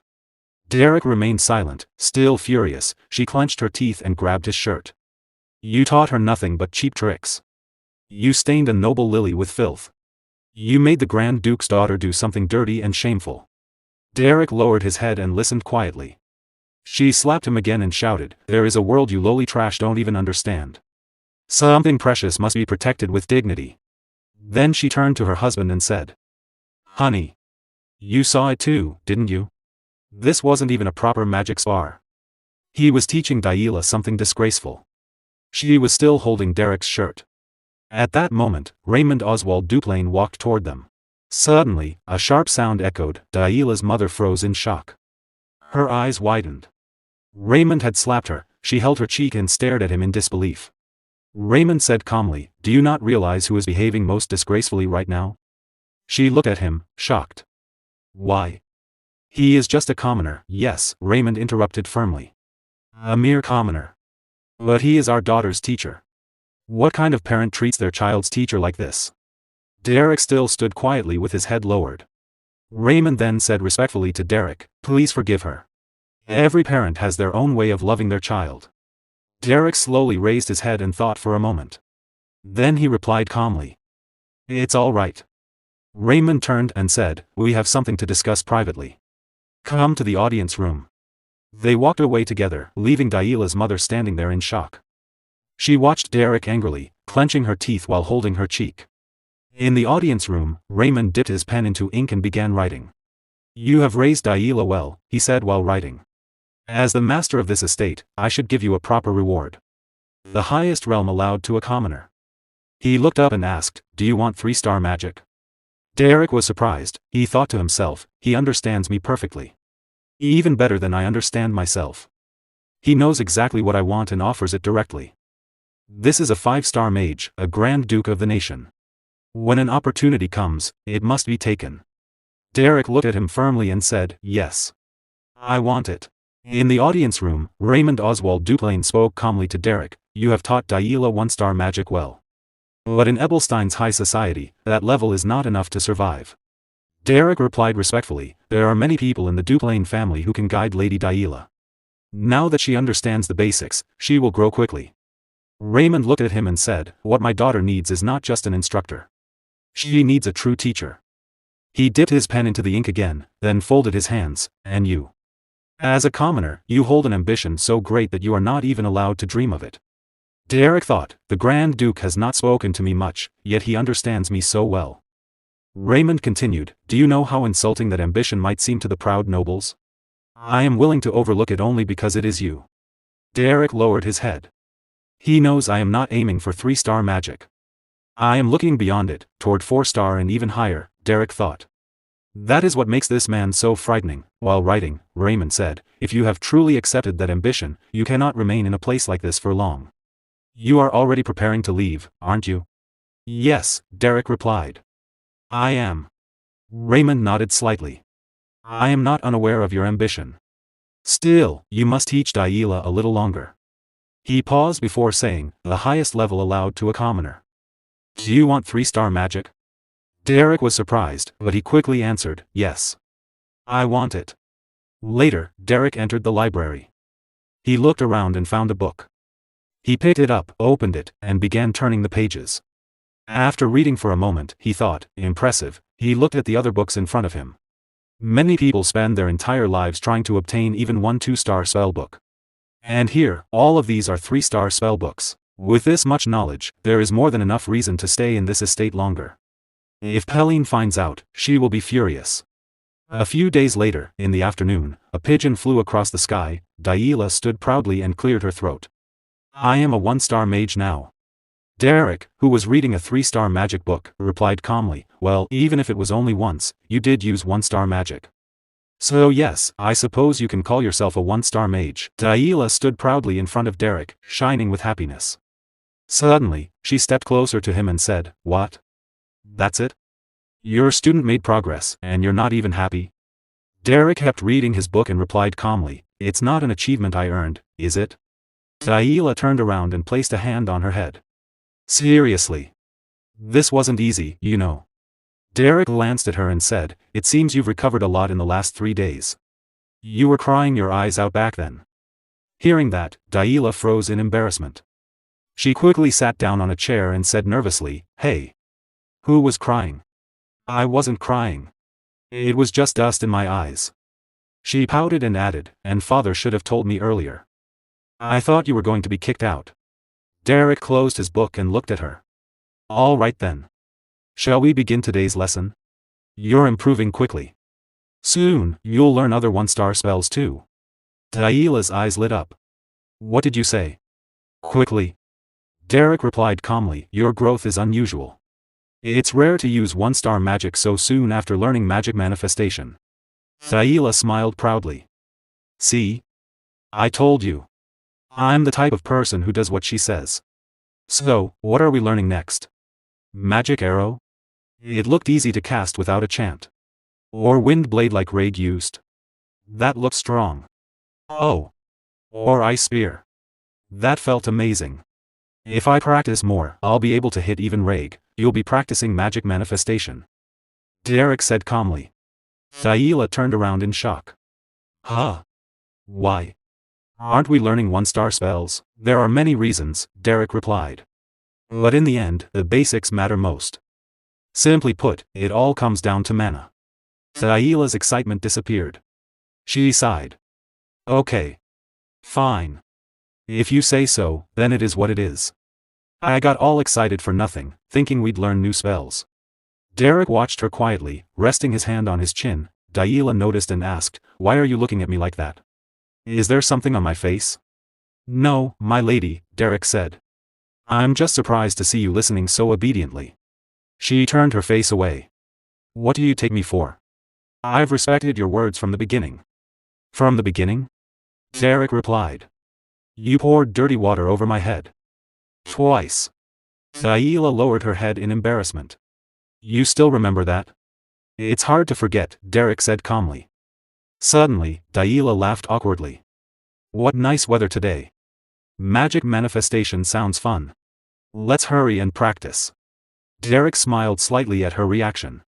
Time passed, and it was already midnight. Outside the Duke's house, Daila lay on the ground, breathing heavily. A faint blue ice aura flowed around her. Derrick stood beside her and said, I heard you're going to get busier. Daila slowly sat up, still tired. Derrick sat down next to her. So you heard, she said quietly. She touched her head in worry. I don't know. Starting next week, I'll have etiquette and general education classes too. Derrick looked at Daila and said, isn't that a good thing? You've learned 1-star magic. Now you'll receive a true noble education. Daila replied sadly, do you think I'm happy? She looked up at the sky and continued, basic noble etiquette, foreign languages, geography, history, botany, piano, sewing. I don't understand why I have to learn all of this. How did Aisline endure it? Derrick answered, that's why she's called the flower of Duplain. That's why she stands at the center of Ebelstein's high society. Daila sighed. I just want to study magic. Then study it, Derrick said calmly. I'm not sure we'll really have time, Daila replied. His Grace hired me, Derrick said. We still have plenty of freedom. Is there anyone who can throw me out at this point? Daila smiled slightly. Of course there is. Father acknowledges you, but Mother isn't the type to accept it so easily. Derrick frowned a little. Why does the madam want to send me away? Daila looked up again. She's probably worried that if I learn from you, I'll drift away from noble dignity. And become like a mercenary. Even today's spar didn't look very noble. It's far from what high society prefers. Derrick lowered his eyes and stayed silent for a moment. Then he looked at her and said, then it's simple. Daila blinked. What do you mean? Lady Daila, Derrick said calmly, silencing the madam isn't difficult. You only need to remove her reason for opposing me. Daila looked at him in confusion. The next morning, sunlight filled the house. Daila's mother walked through the hall, still worried. How could such an indecent man become her teacher? Oh, my poor baby. Her imagination ran wild. She imagined Derrick saying, "Watch closely, this is the mercenary way," while doing something rough and improper. She imagined Daila following him proudly and shocking the nobles of Ebelstein. My head hurts. She muttered to herself. What could that lowly man possibly teach Daila? Even if my husband accepts him, I am the mistress of this estate. I will find a way to deal with this. Just then, she heard a voice. Mother. Her thoughts disappeared at once. Daila? She turned with a gentle smile and opened her arms. Thinking, even if others say you are childish, I love it when you run into my arms and smile, but that did not happen. Instead, Daila stood at a distance and bowed politely. Did you rest well last night, mother? Her mother froze in surprise. Daila continued cheerfully, I couldn't leave the annex while I was being treated, so I'm sorry we couldn't talk properly. There's so much I want to discuss with you, but unfortunately I have a piano lesson this morning. Oh. I see. Her mother replied nervously. Daila stepped a little closer. I must go now. My general education schedule is quite full. Her mother blinked. Daila? Your etiquette lessons haven't started yet, have they? They begin next week. Don't they? Yes, mother, Daila answered politely. Thanks to your consideration, I'm really looking forward to them. She looked calm and mature, almost like her older sister. Her mother was still stunned. Oh. Well, hurry along. You'll be late for class. Daila turned and walked away. Her mother reached out slightly, wanting to stop her, but Daila continued forward. Suddenly, a maid nearby lost her balance and dropped a wooden tray. Everyone flinched, expecting Daila to shout, but instead, Daila smiled gently. Oh my, are you hurt? Please be careful. Don't overwork yourself. The maid stared at her in shock. Why yes, Lady Daila. Her mother and the other maids looked at one another in disbelief as Daila calmly continued on her way to class. In the Ebelstein noble district, the Rosia salon was full of laughter these days. Lady Eislein, I was really worried about you at the last gathering. You looked so heavy with worry. Lady Eislein looked surprised. She quickly covered her mouth with her hand and said, Oh, did I? I didn't mean to make you worry. She laughed softly while drinking her tea and added happily, most of my worries are gone now, so I feel much better. The red-haired girl sitting in front of Eislein was Alante Alphione Belmiard, the second daughter of House Belmiard. That's a relief, Alante replied. When I heard you went outside the noble district to save someone, I was very worried. Eislein smiled and said. Thank you for worrying about me, Lady Alante. The truth is, my younger sister Daila needed a magic teacher. I went to find one myself, so I was quite busy. Inside her mind, Alante felt confused. What? Lady Eislein went to find the teacher herself? How amazing must this teacher be for a Duplain lady to go in person?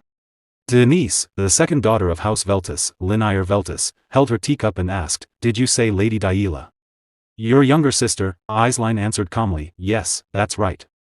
I saw Daila at the mansion recently, and she has become such a proper young lady. I could hardly recognize her. While the three of them sat together drinking tea, the other girls around them whispered to each other. Eislein continued with a warm smile, she has even reached 1-star magic. Her manners are so neat and graceful that it made me feel I need to work harder too. Meanwhile, Lady Denise thought to herself, that's strange.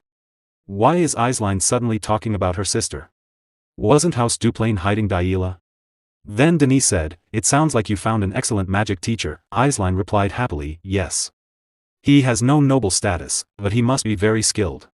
It was worth going all the way to the Beldun mercenary corps to find him myself. Lady Denise was shocked when she heard that the man was a mercenary.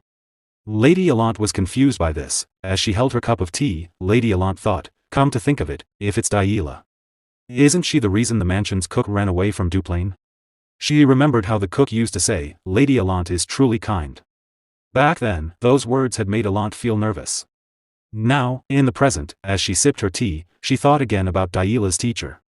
Not only did he reform that infamous brute, but he even turned her into a 1-star mage.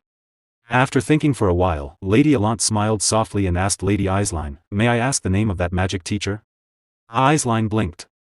"Pardon?" With a calm but chilling smile, Lady Allant said, "If he is Lady Daila's teacher, he will surely become even more famous in the future, won't he? I would like to know his name in advance." Eislein smiled brightly. "Ah, his name is Derrick." The scene changed to the Duplain house. Daila was talking to her mother, Miriella Dibble Duplain. "Derrick also teaches me a little etiquette," Daila said happily. "Etiquette is really hard to learn on my own." Miriella listened quietly. With a cold smile, she said, "I see. How admirable of you to study by yourself." Daila shook her head. "It's not that I studied alone. Derrick taught me." Miriella's smile stiffened. "What was difficult when you were studying by yourself?" Daila answered excitedly. "Most of it was difficult. I can do even this much thanks to Derrick." Miriella forced a small smile, trying to hide her anger. "Ah. I see." But inside, she was furious. Derrick. Derrick. Derrick. How many times is that name going to come up? Seriously. I don't know what he did to Daila. But I can't just let this continue. There must be a way to stop this. Meanwhile, the servants of the Duplain house were talking happily. "Lady Daila has been so kind to the servants lately," one maid said. "She has become so gentle." The gardener, smiling widely, added, "Lady Daila has been in such a good mood lately. She's changed so much in just a few weeks." The head butler thought for a moment and said, "It's surprising. I only ever saw that kind of behavior from Lady Eislein before. Maybe she is finally trying to become a true lady." You can feel noble dignity from Lady Daila now. Hearing all the praise for Derrick and Daila, Miriella Dibble Duplain clenched her teeth in anger, unable to hide her fury any longer. At night, the stars were shining in the sky. A 3-star spell book lay on the ground. Derrick was trying to use a 3-star spell. Blue mana gathered in his hand, but sweat covered his face. He gritted his teeth as he tried to pull in more mana. It was too difficult. The mana suddenly disappeared, and Derrick fell back onto the grass, breathing heavily. Sweat dripped down his face. Just then, he felt someone behind him. He turned around. Raig was walking toward him, waving his hand with a small, cold smile. "Oh, sorry. Was I interrupting your training?" Raig asked. Derrick was tired, but he replied calmly, "Not at all." "What brings you here?" A few minutes later, Raig sat beside him. "I wanted to talk about Daila," he said. "All right," Derrick answered. Raig's eyes suddenly noticed the book in Derrick's hand. He looked surprised. "Wait. Isn't that a 3-star spell book?" "Yes, it is," Derrick replied. "His Grace lent it to me." Raig was shocked. "He lent that to you?" Derrick nodded. "It's too difficult for me right now. But there's no harm in studying ahead." Raig remembered when his father once said, "He's a true mage." "That's impressive," Raig said quietly. Then Derrick asked, "So, what about Lady Daila? Is that why you came?" Raig looked down, a little nervous.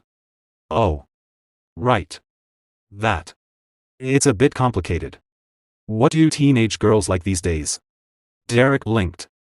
Confused, Raig shyly continued, "If I embroidered a doll that looked like her, would she like it?" Derrick immediately answered with a serious face, "Absolutely not." Raig laughed awkwardly. "Ah. Right. I thought so. I'm not saying I was going to make one or anything. I didn't think it was a good idea either." He stood up and rubbed the back of his head. "Should we head inside? If you're done training." Derrick picked up the 3-star spell book and followed him. As they walked, Raig said, "Anyway, I'm grateful to you." Derrick looked confused but stayed silent. "The mood in the mansion has been good lately," Raig continued with a small smile. "Even Valerian has been focusing on managing the territory. Father doesn't show it, but he looks satisfied." "Is that so?" Derrick said. "It's hard to read his Grace's feelings." Raig smiled. "Everyone in this mansion would agree with that." Suddenly, Raig stopped walking. He looked up at the night sky. "I guess I should accept what I need to accept," he said quietly. "People can change. Especially kids at that age. I don't know if I just didn't notice it before. Or if I was avoiding it. But since Daila has changed, I think I should change too." He turned to Derrick. "This is thanks to you." "Thank you, Derrick." Derrick didn't know what to say. They started walking again. Raig waved his finger slightly and added, by the way, Daila's magic felt different. Did you notice? Derrick asked from behind him. Yeah, Raig said. It was like she was drawing a picture. Derrick thought, a genius really is a genius. He truly is a duplane. It shouldn't have been easy to notice that difference. Yes, Derrick explained calmly. Lady Daila uses the mana control style of the School of the Wild. Each person uses mana in a different way. Once she reaches a certain level, she'll be able to study on her own without my help. At that stage, a teacher's interference can actually become a hindrance. Raig nodded slowly. I see. That level. Her time to shine will come eventually. 2 months later, Lady Daila was sitting on a chair. She gently placed some flowers on the table and looked at them in confusion. Huh? What is this? Why flowers? She asked. The maid standing behind her brushed her hair calmly and said, they bloomed so beautifully, so I brought them to put in your hair. Daila picked up one flower, smelled it, and blushed. They smell so nice. It feels like spring has already been here for months. I'm comfortable using 1-star magic now, and I've become much closer to the servants too. She looked up with a sweet smile. I think I missed so much before. It's all thanks to Derrick. The maid smiled as she continued brushing her hair. I was wondering why you looked so happy today. Is it magic lesson day? Daila blinked. I look happy. Yes, the maid said cheerfully. Then I should place the flowers nicely. She carefully put the flowers in Daila's hair. Ah. Give me one of the leftover flowers, Daila said suddenly. I want to give one to Derrick. A few minutes later, the flowers slipped from her hands and fell to the floor.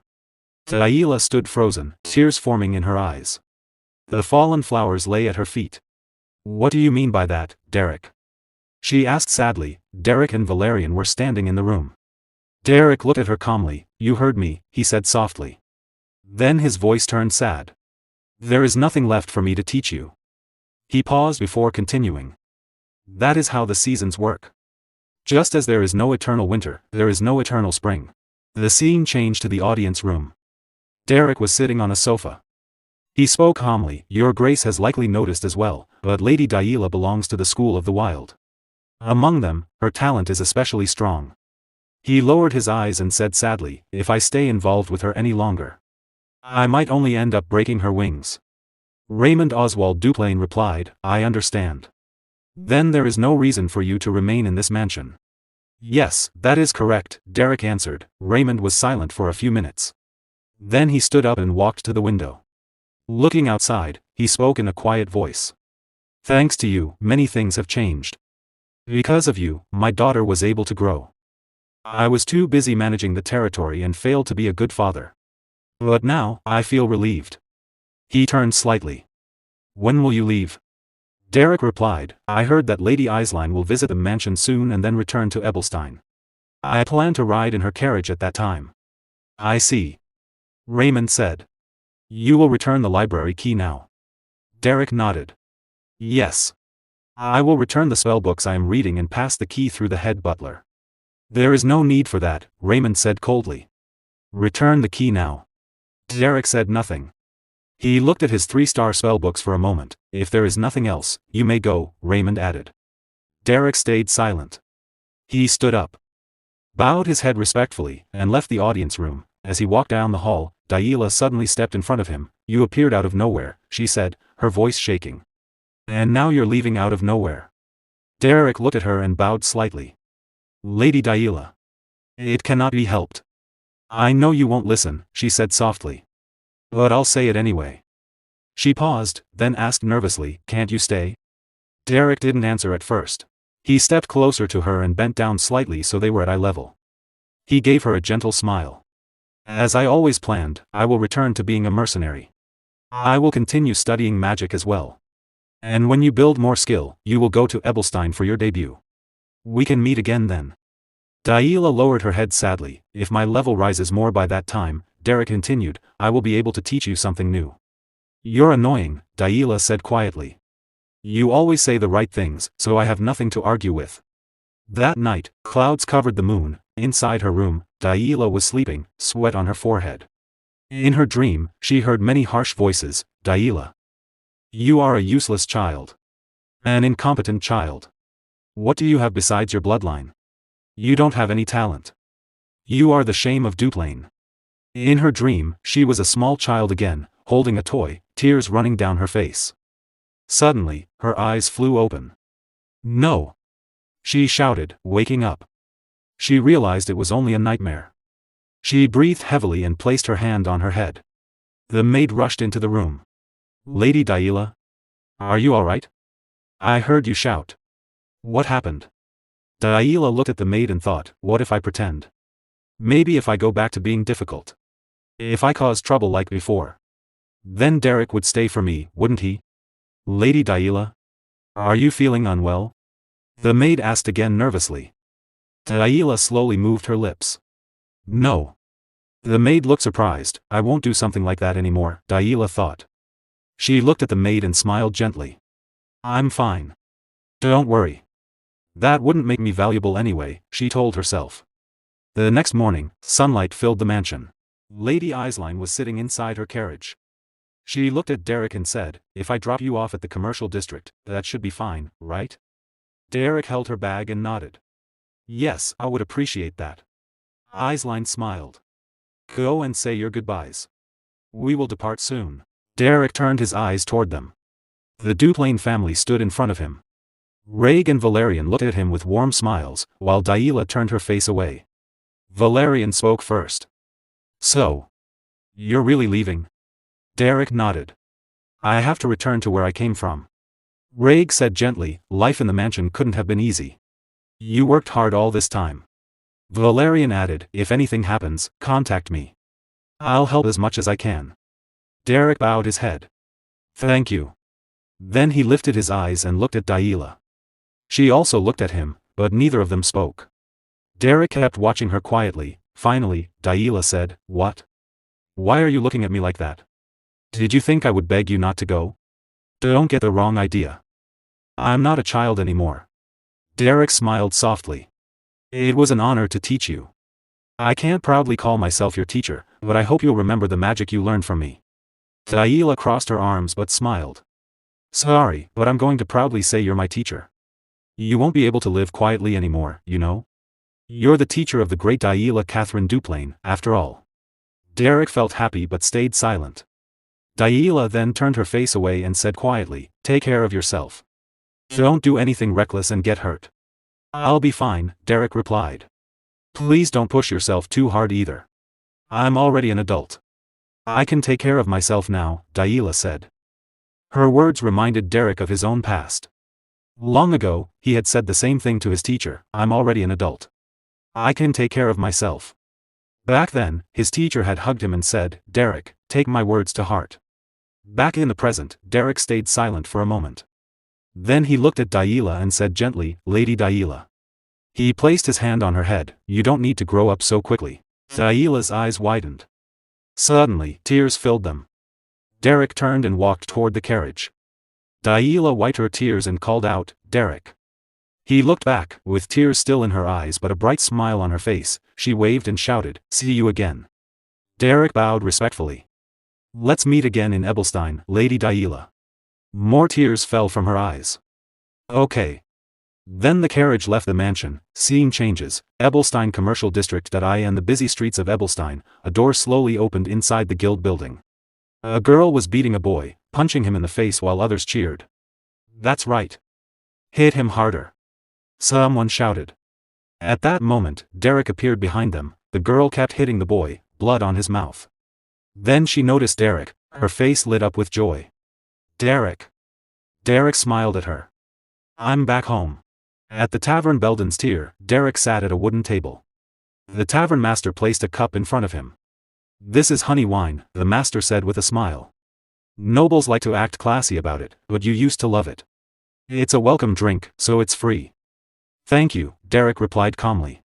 Pauline looked at Derrick closely and narrowed his eyes. Were you always this pale? Or did you become even paler after living with nobles? Derrick looked confused but stayed silent. With a smirk, Pauline continued, when I heard you became a magic teacher, I thought maybe the nobles were all taking some strange drug together. So what happened? Tell me. Derrick held the wine in his hand and answered quietly. I simply work there. There isn't much to say. Helene laughed. Wow, listen to you, talking like a noble. Would it hurt to tell us something? The tavern master smiled and handed Helene a drink.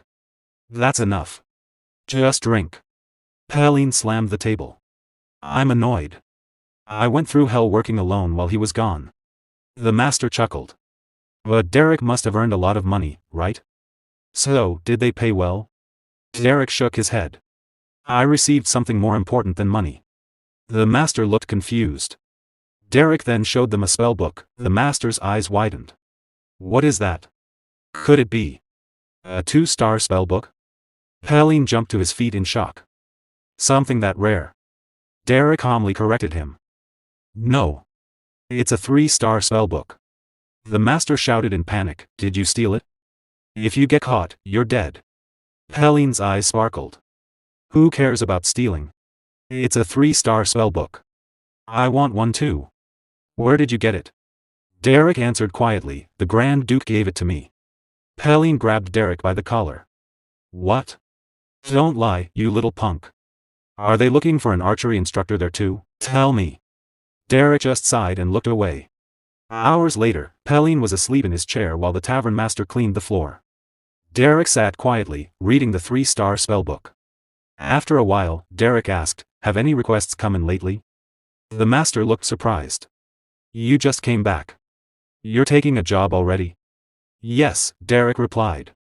Something light. Maybe a simple subjugation. I feel like I've lost my edge a little. The master laughed softly. Like you would ever lose your edge. There's always a shortage of mages. If you want work, there's plenty. Then I'll start tomorrow, Derrick said. As soon as possible. The next morning, Derrick and Helene rode in a carriage. Derrick read his 3-star spellbook while Helene ate bread. Their first job was to subdue a huge goblin. The monster chased Helene, who ran in fear, sweating and shouting. Derrick stepped forward calmly, drawing his sword. With Helene's arrows and Derrick's blade, they defeated the goblin. Helene was breathing heavily afterward, but Derrick stood still and calm. Their next job was a giant spider. Helene shouted nervously while fighting. Derrick calmly infused his sword with magic and prepared his attack. Together, they finally defeated the creature. On the way back, Derrick continued reading his 3-star spellbook. Helene, however, felt sick and started vomiting from exhaustion. That night, they set up a campfire. Helene fell asleep quickly. But Derrick was not there.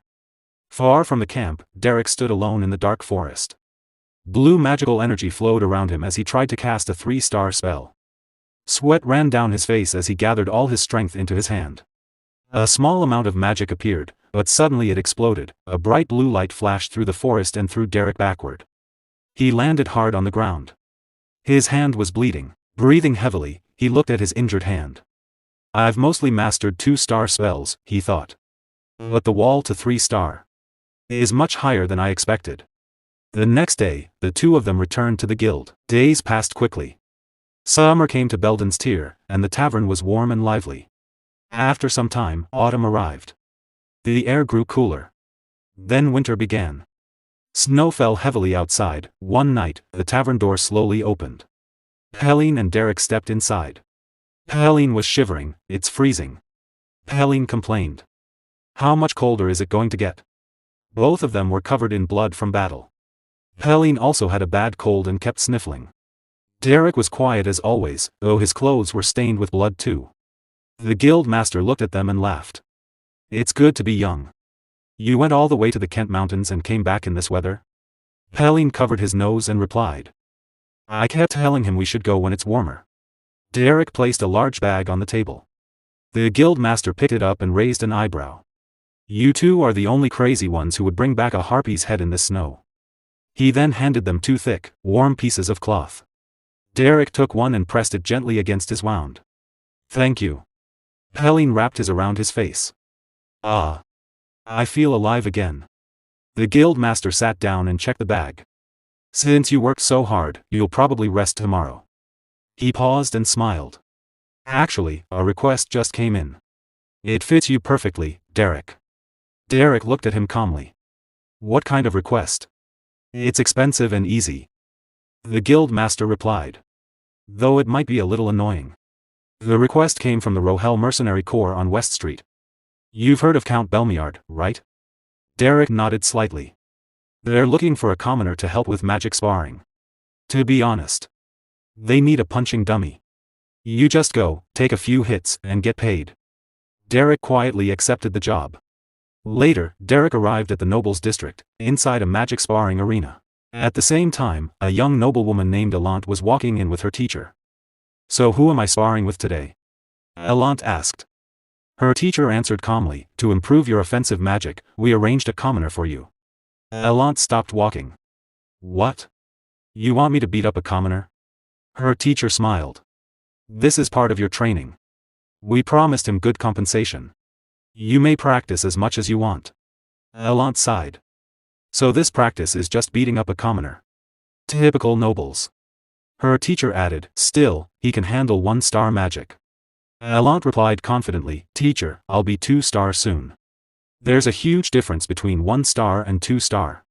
It's like heaven and earth. Meanwhile, Derrick was sitting quietly on a bench, putting on his shoes. He heard footsteps echoing in the arena and looked up.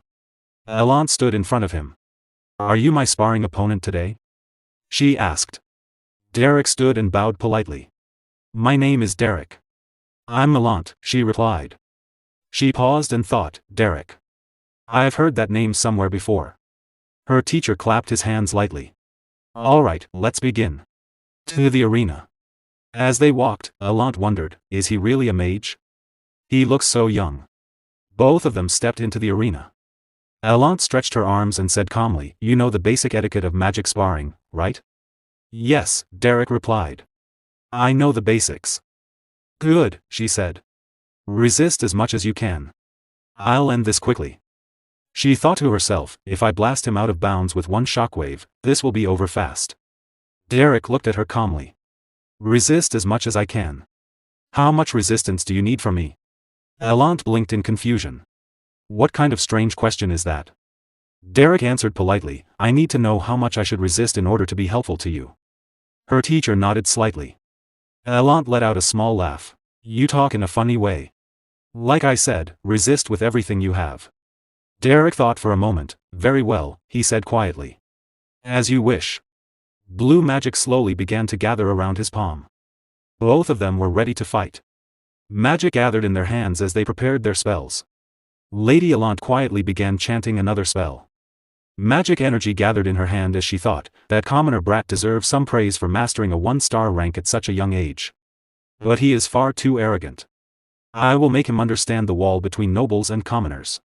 She chanted more words and then released a powerful attack from her hand toward Derrick. Derrick noticed the attack coming. He focused calmly and stepped slightly back, easily dodging it.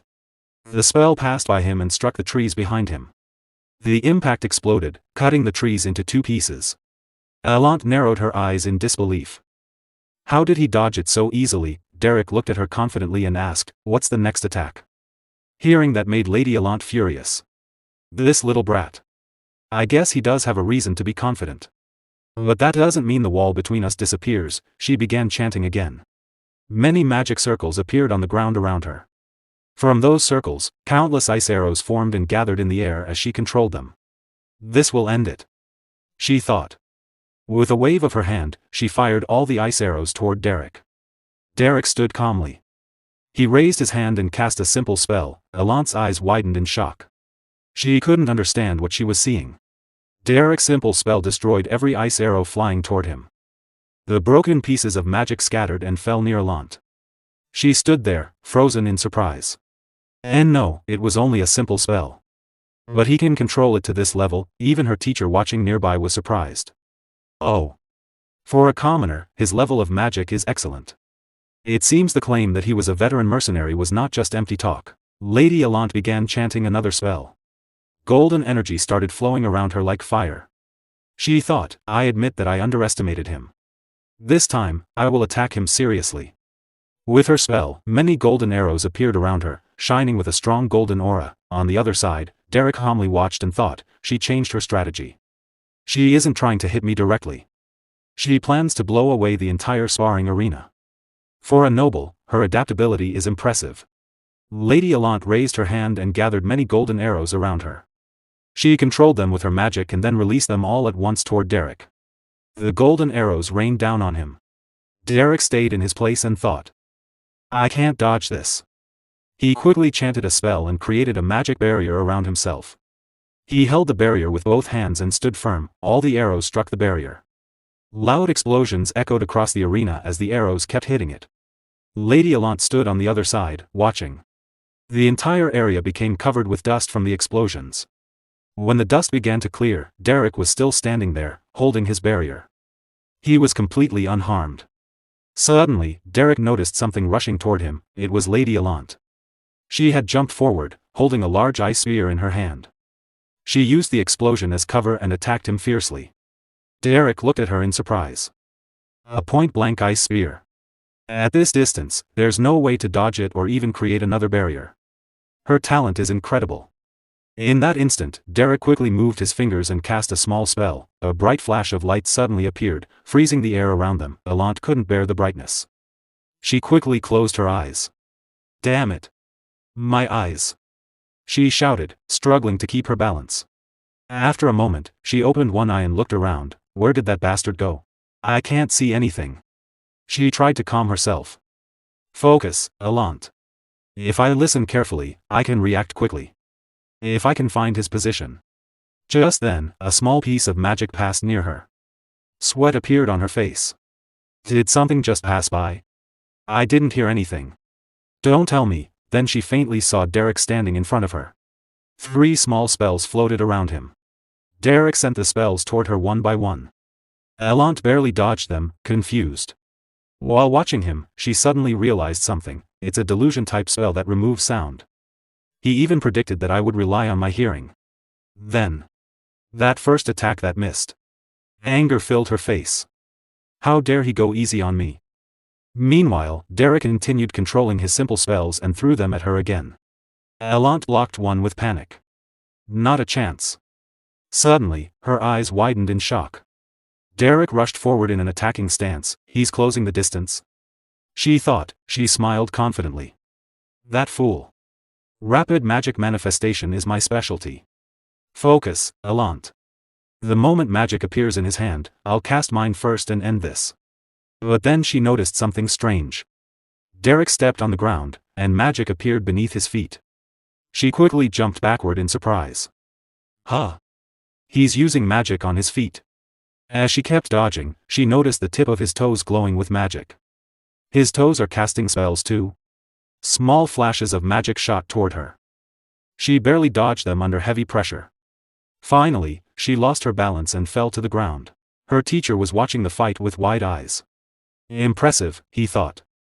He seems to come from the school of the wild. But I can't read the flow of his magic. From the perspective of the school of regulation, it's hard to keep up with him. In the arena, Lady Allant had fallen to the ground. She nervously placed a hand on her head and looked at Derrick. Derrick. You are a very interesting kid, she said. Her eyes shone with surprise. Then she spoke honestly. I'll be honest. At first, I looked down on you. I thought you were just a loud liar. She slowly stepped closer to him. Derrick stayed where he was, watching her carefully. Then Allant bowed her head slightly and said calmly. But you showed me something interesting. So. Thank you. She smiled. Suddenly, she used the same type of spell Derrick had used earlier. A small light appeared at the tip of her toe and shot toward him. Derrick stayed focused. His eyes were calm and determined. He quickly raised his hand and blocked the attack. Then he used his magic to catch the spell and swung his hand, sending it back toward Allant. Allant screamed in surprise and quickly tried to dodge it. At the same moment, Derrick jumped forward to attack her. His eyes shone with focus. Allant panicked.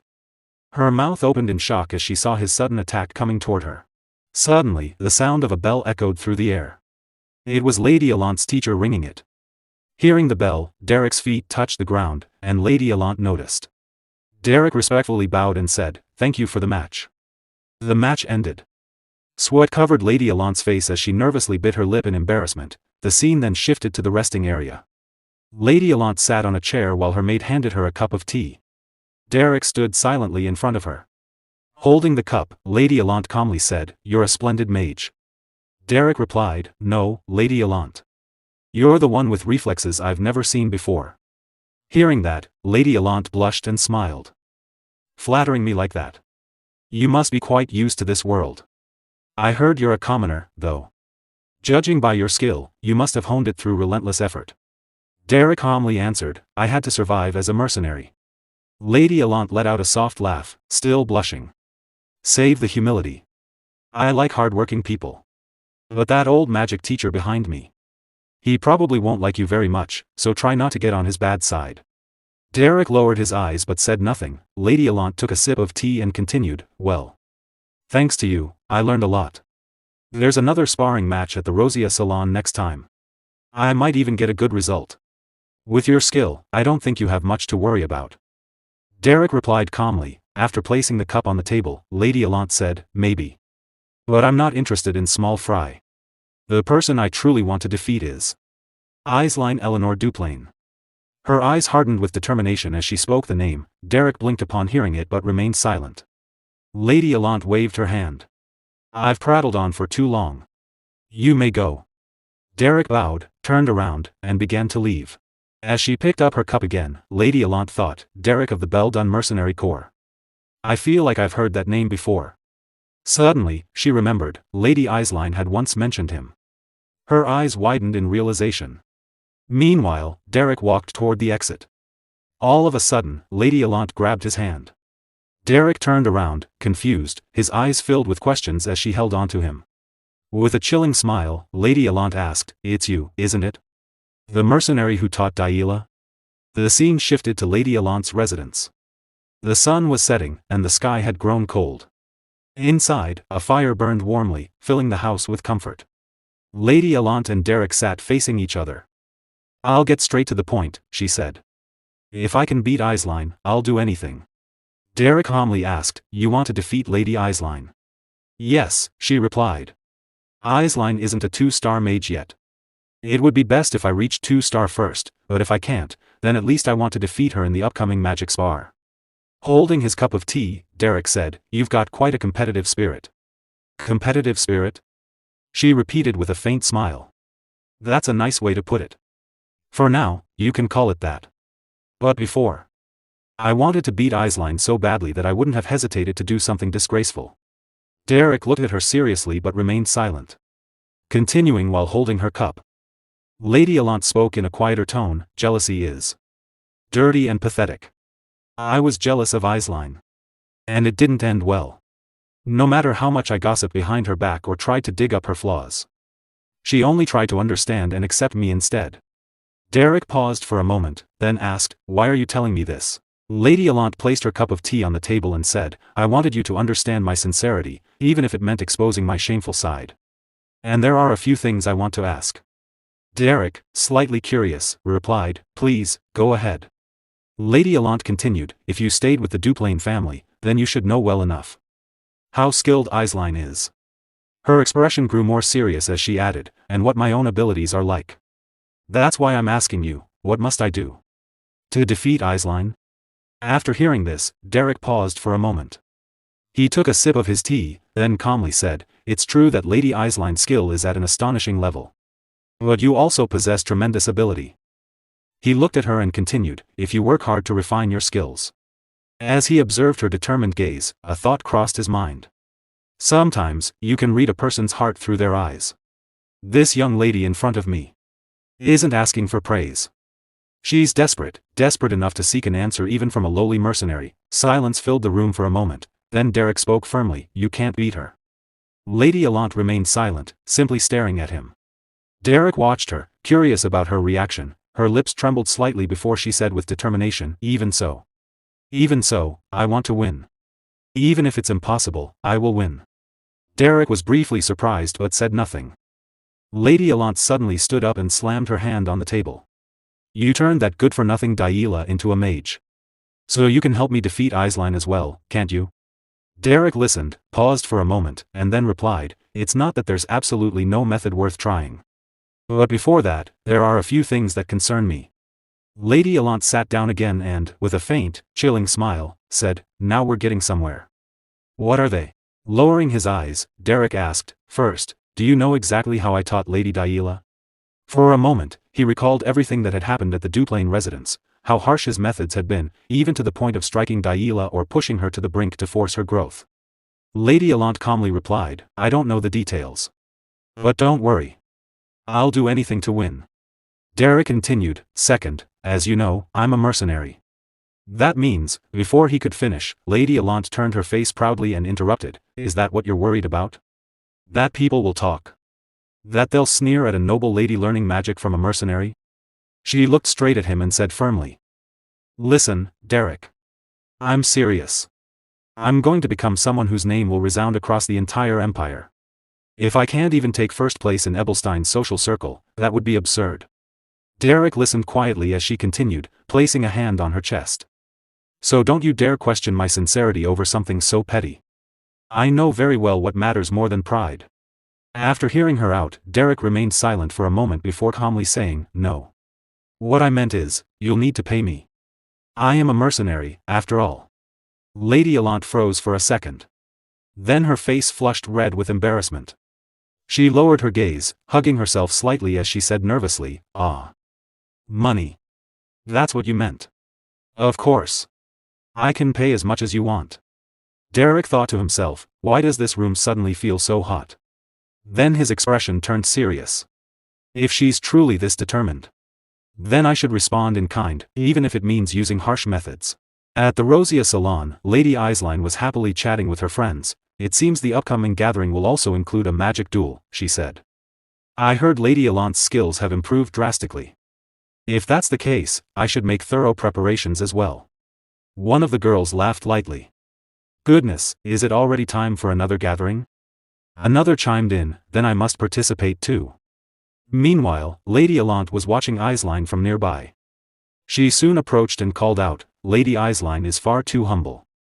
Hearing her voice, Eislein turned and smiled. Lady Allant. There you are. Lady Allant returned the smile calmly. We were just talking about you. Eislein added. I know, Allant replied.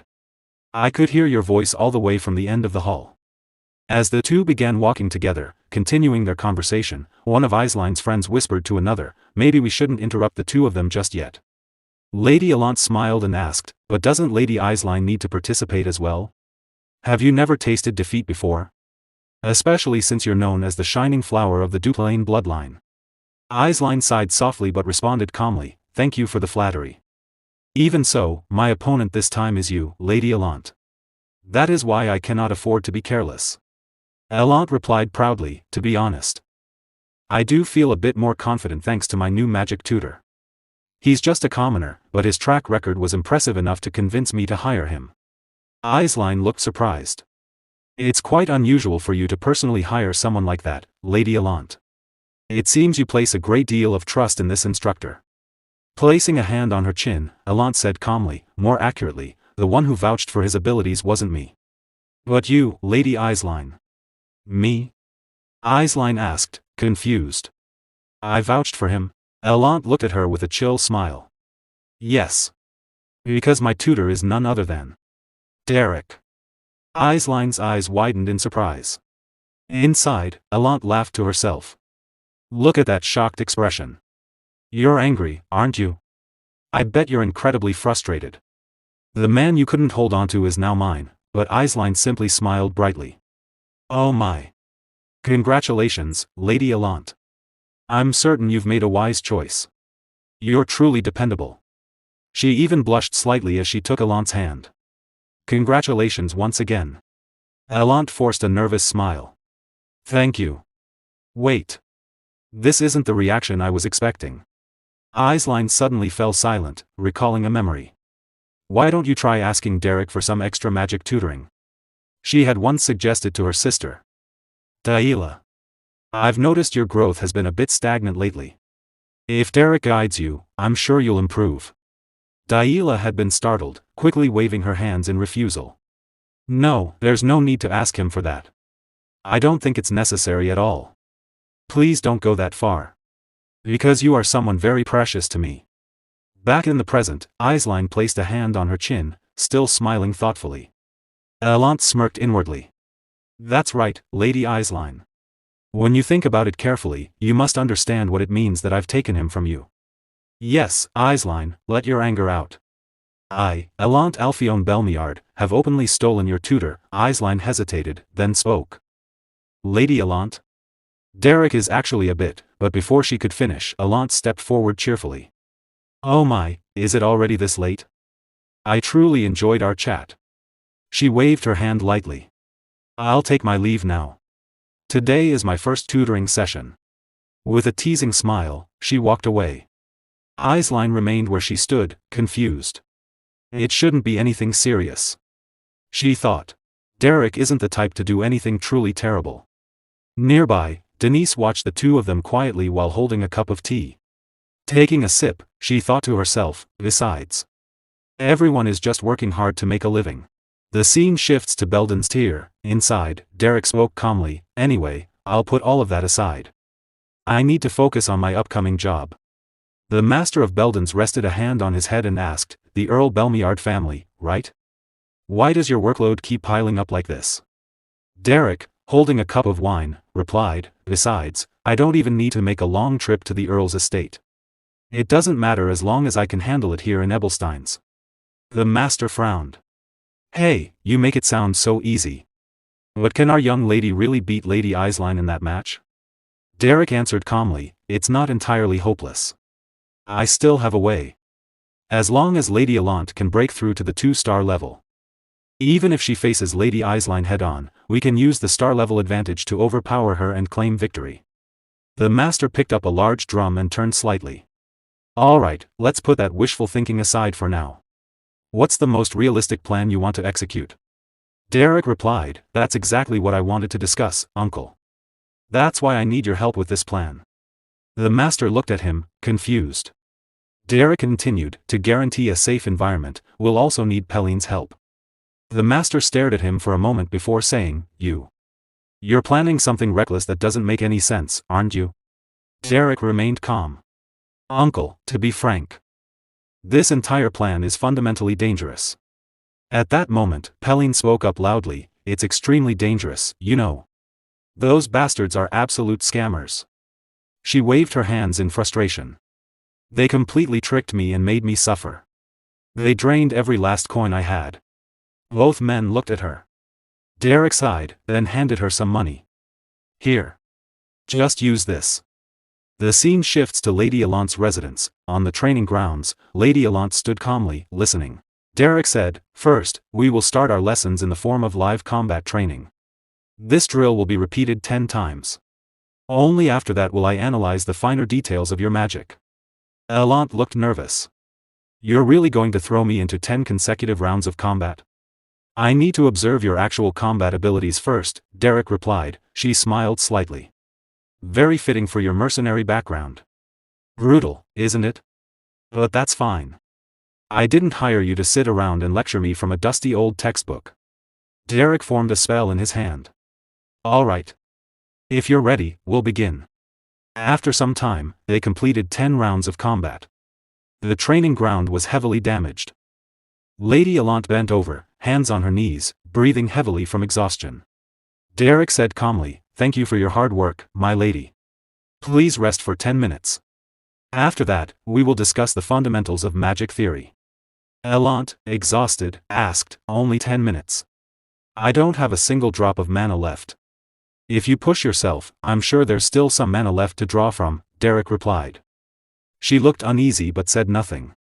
After 10 minutes, the training resumed. This time, Lady Elant used ice magic to create spears. The shape is incorrect, Derrick said. Sharpen your focus and create 10 more ice spears. I'm trying. She replied, struggling, if you can't even do this. What else are you capable of? You are still 5 short. Next, fire 100 more magic arrows. Elant hesitated. I really don't have any mana left. Instead of wasting time making excuses, create 1 more arrow, Derrick said firmly. Time passed quickly, and soon it was dark outside. After exhausting all her mana, Lady Elant collapsed onto the ground, completely drained. Derrick looked at her. You've worked hard this session. You may go and have your dinner now. Then he added, "My lady, are you all right? If you truly feel incapable of continuing, giving up is always an option." Allant sat up and laughed. "You're telling me to give up after just a little training like this?" She looked at him with determination. "You gave me some alarming warnings before we began. I thought the training would be grueling, but this is just regular hard work." Looking up, she continued, "You can't imagine what I've had to endure just to survive in this cutthroat high society. A little training like this? It's nothing to me." Derrick lowered his gaze slightly. "Is that so? Perhaps I underestimated you." Allant stood up again. "I'm just a bit tired since I returned from a social gathering. Starting tomorrow, I'll show you my true abilities." With a confident smile, she added, "So from tomorrow onward, you'd better increase the intensity of the training. This light warm-up barely made me break a sweat." Derrick looked at her seriously. "Tomorrow? My lady, what do you mean by that?" Allant blinked, confused. "I already told you," Derrick said calmly. "Right now is merely your dinner break." Silence filled the training ground. Allant laughed awkwardly. "You have quite an unusual sense of humor." Derrick's expression remained firm. "My lady, I did not take this job to joke around with you." A voice echoed across Lady Allant's training ground. "Come on, Lady Allant, you can do more." Lady Allant stood in the center, struggling to form magic arrows using her mana. Sweat rolled down her face as she forced herself to continue. Nearby, Derrick calmly, clapping lightly. "Just 5 more magic arrows, there's still mana left in your body. Alright, make it 10 more arrows." Lady Allant glared at him, exhausted. "Why are you increasing the number?" Despite her complaint, she kept going, pushing her limits. After some time, they began stamina training. Derrick ran steadily, maintaining a calm pace. Behind him, Lady Allant struggled to keep up, her energy nearly gone. "If you can't run anymore," Derrick said casually, "we'll switch to magic manifestation training." "I'll run," she replied between heavy breaths. After the run, Lady Allant collapsed onto a seat, her face pale, her body completely drained. She breathed heavily, barely able to move. Derrick, sitting nearby, glanced at her. "Are you ready already?"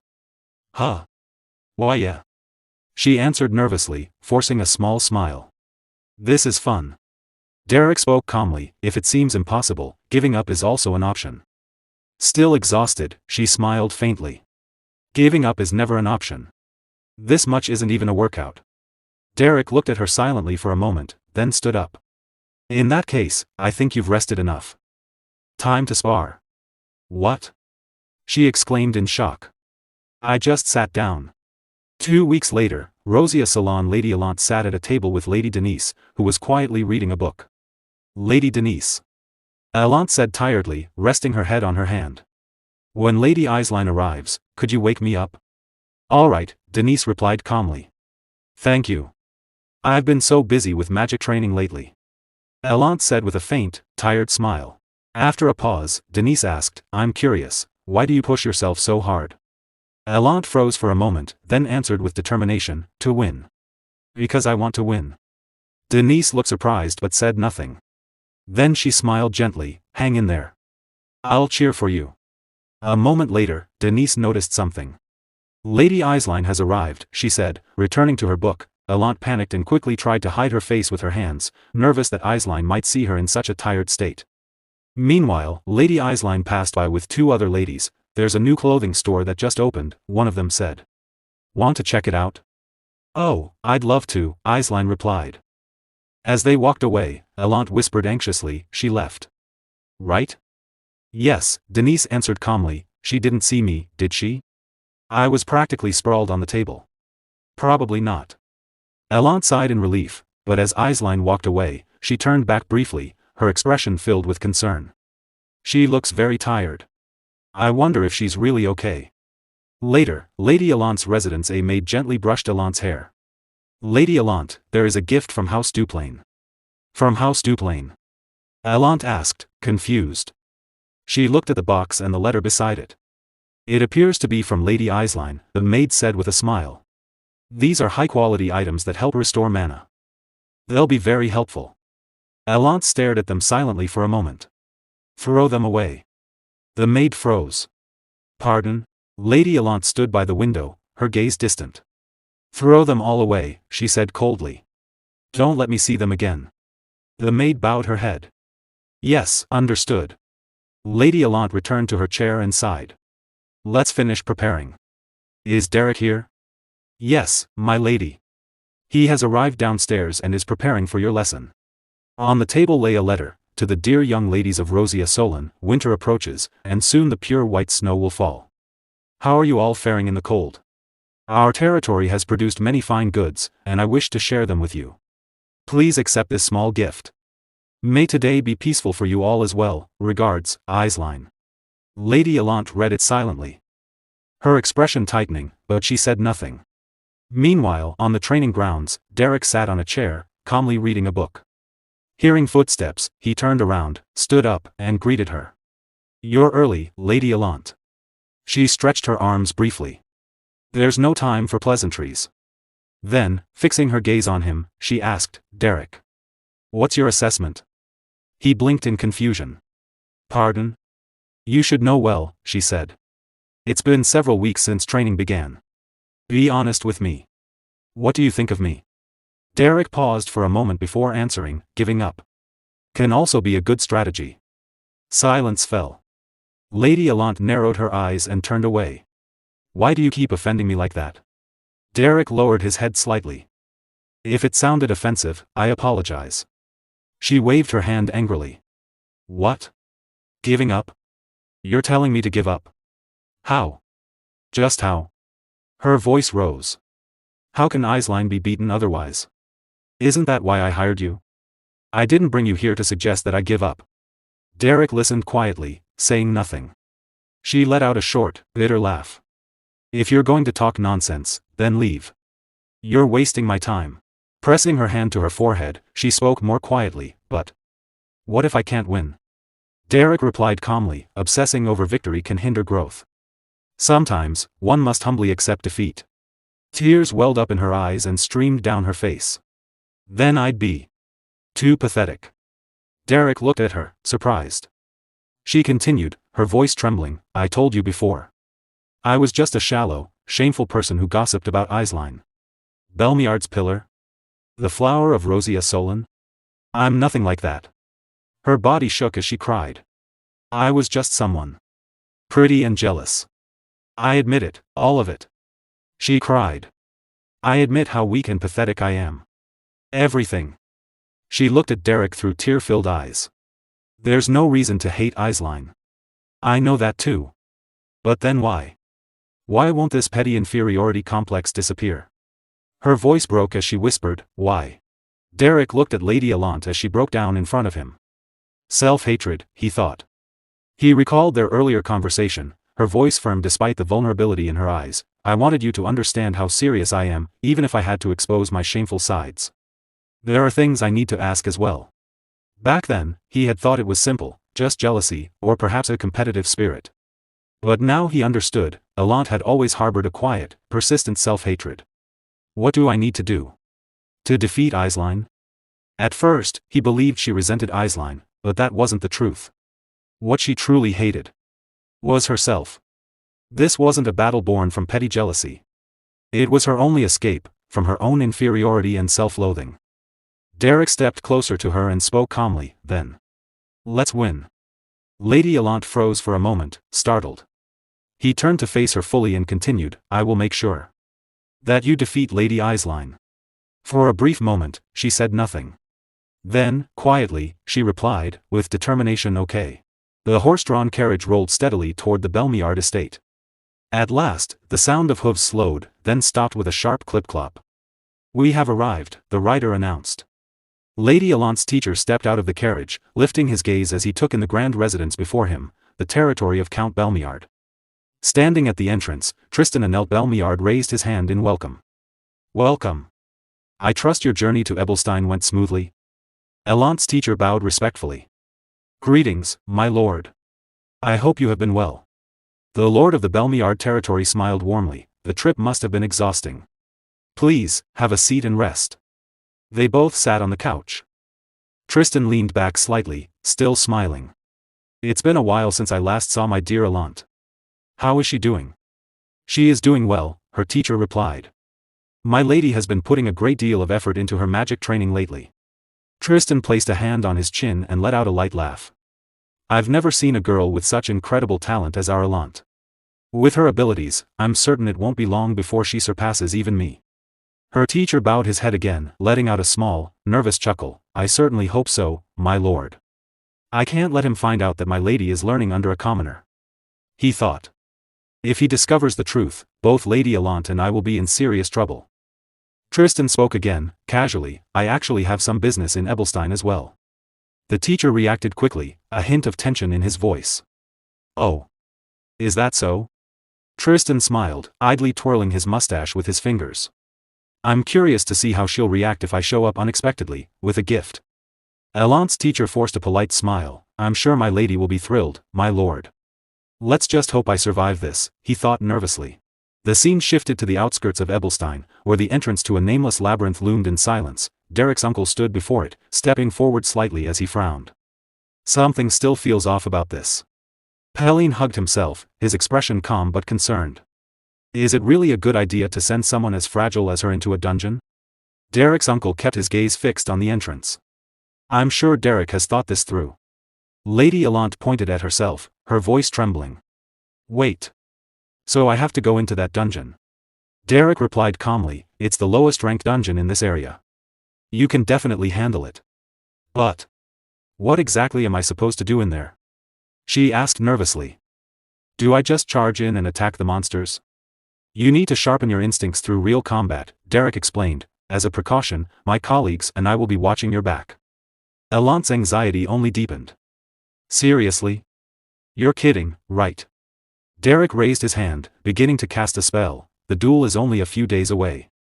He stepped forward, forming a glowing ball of magic that illuminated the area. We're short on time. This is the most efficient way to prepare. Pelin glanced at her with cold, unreadable eyes. Elant lifted her hand as if to protest, but no words came out. Without another word, they all entered the dungeon. Derrick held the glowing magic sphere in his hand, while his uncle carried a burning torch to light their path deeper inside. Lady Elant, still trembling, spoke hesitantly. What even is in there?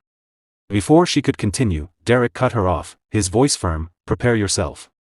Even in the lowest ranked dungeon, you must remain on guard.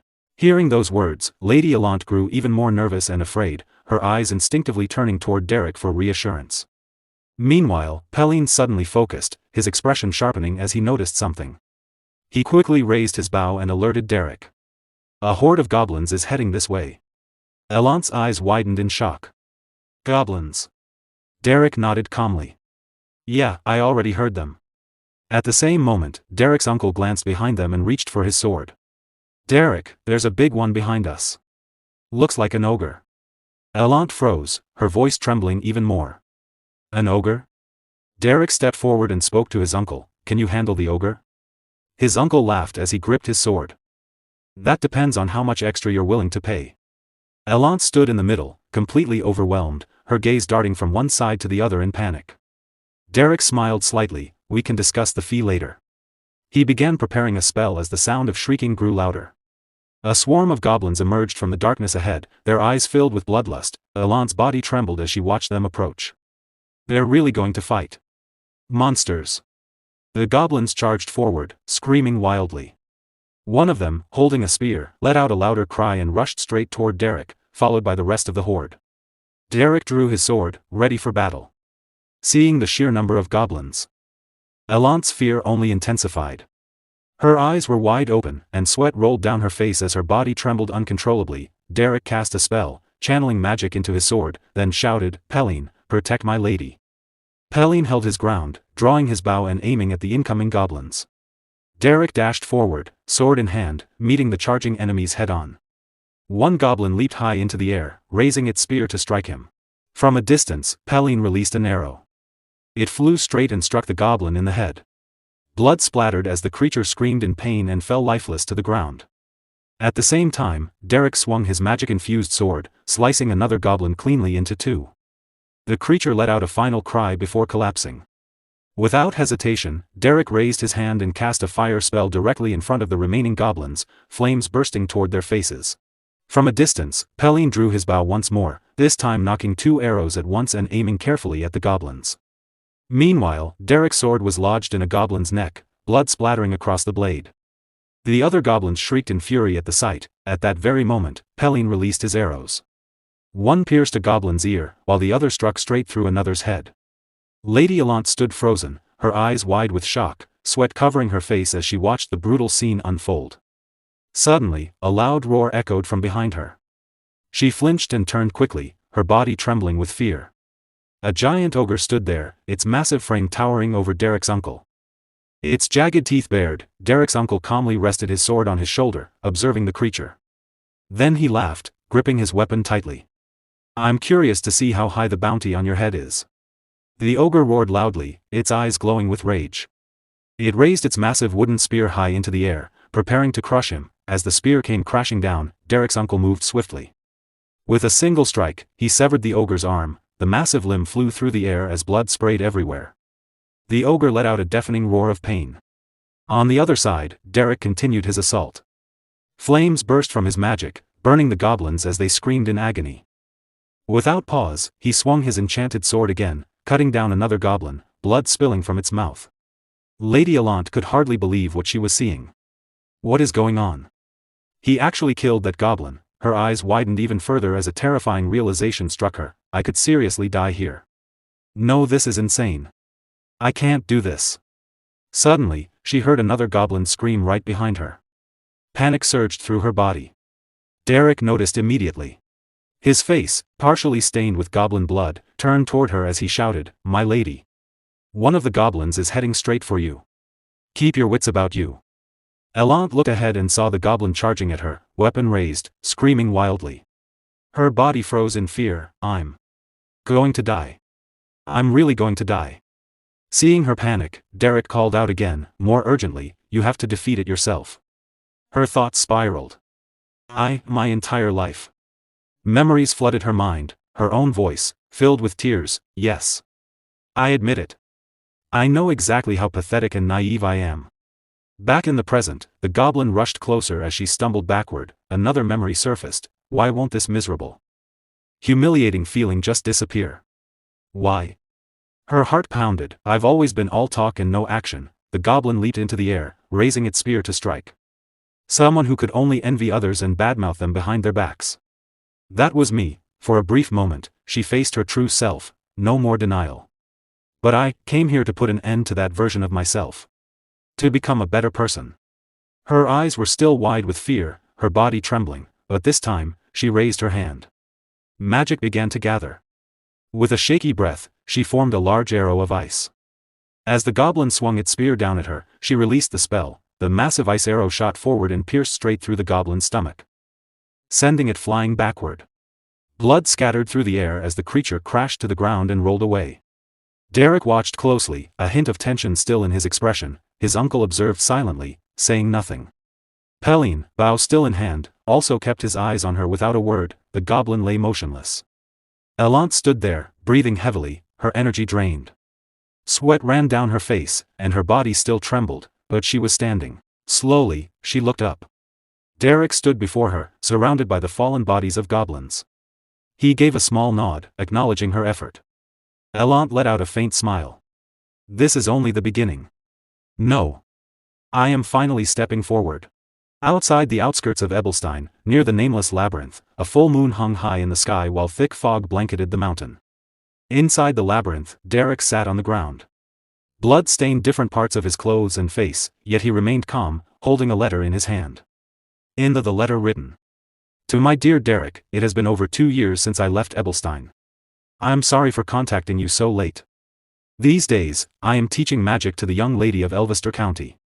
Since she has such a strong passion for learning, there is so much for me to teach her that I've been quite overwhelmed. Looking back, the days when I taught you magic while walking through Ebelstein were difficult. But also much freer and more enjoyable. Of all the mages I have encountered in my lifetime, you were the most talented. What level have you reached now? When we meet again someday, be sure to show me your magic. From your former teacher, Katia Flameheart. Derrick continued reading the letter quietly. At that moment, Lady Allant approached him and spoke with curiosity. It's already been 2 weeks since I started coming here. You read that whenever you have time. Can I ask what it is? Derrick glanced at her, then lowered his eyes as he carefully folded the letter. It's a letter, he replied calmly. From my teacher. Lady Alant gently wiped the blood from his face. After hearing about his teacher, she smiled and said, wow. She must be quite an excellent teacher, considering she taught someone like you. Derrick looked at her with slightly puzzled eyes before answering, she is an excellent teacher. Indeed. Alant felt a bit confused by his response but chose not to press further. After a brief silence, she spoke again, somewhat awkwardly, I was trying to irritate you. Derrick picked up his bag and asked plainly, with what? Alant hesitated, then shook her head, no, never mind. Derrick placed the letter inside his bag and said, 2 days until the duel. How are you feeling? Alant looked up at the sky, thinking for a moment. How am I feeling? I'm not sure. But. She paused briefly, then smiled with confidence. I'll win. The scene shifted to the Noble District's magic sparring arena. Aisline stood with her friends, chatting happily and confidently. In the middle of their conversation, her eyes suddenly caught something in the distance, and then focused. Derrick. With polite composure, she placed a hand over her chest and said to her friends, please excuse me. She stepped forward and quickly made her way toward him. Derrick. She called. Derrick turned at the sound of his name. Upon seeing her, he respectfully bowed his head. It's been a while, young lady. Aisline smiled warmly. Derrick, it's so good to see you. I've heard about it, they say you've been helping Lady Alant with her magic.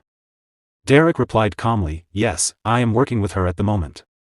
A brief silence followed as they simply looked at each other, then Aisline spoke again, a hint of nervousness in her voice, you're still the same as ever, Derrick. Surely you haven't been too harsh on Lady Alant? Daila mentioned that you're not an ordinary teacher.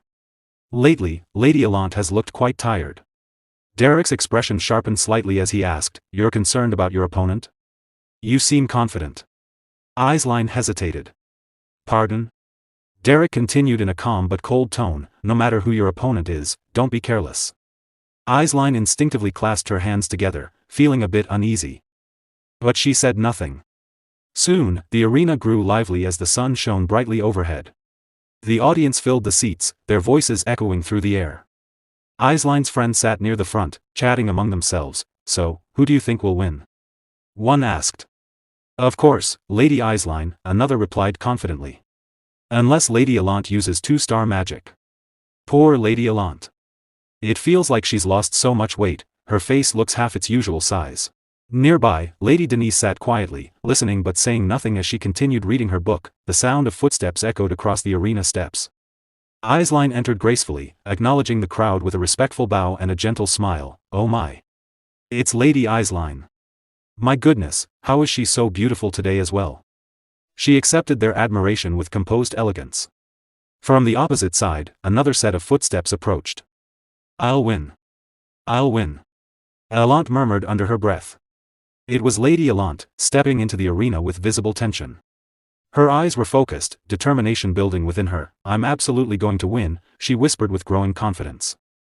Behind her, Derrick stood with his arms folded, silently watching. The two young ladies finally stood face to face as the crowd cheered loudly around them. Aisline bowed her head respectfully. I hope you've been well, Lady Alant. Alant returned the gesture with a smile. I trust you have been well too. Your composure at all times sets an example for me. Aisline quickly shook her head. No. Alant looked slightly confused.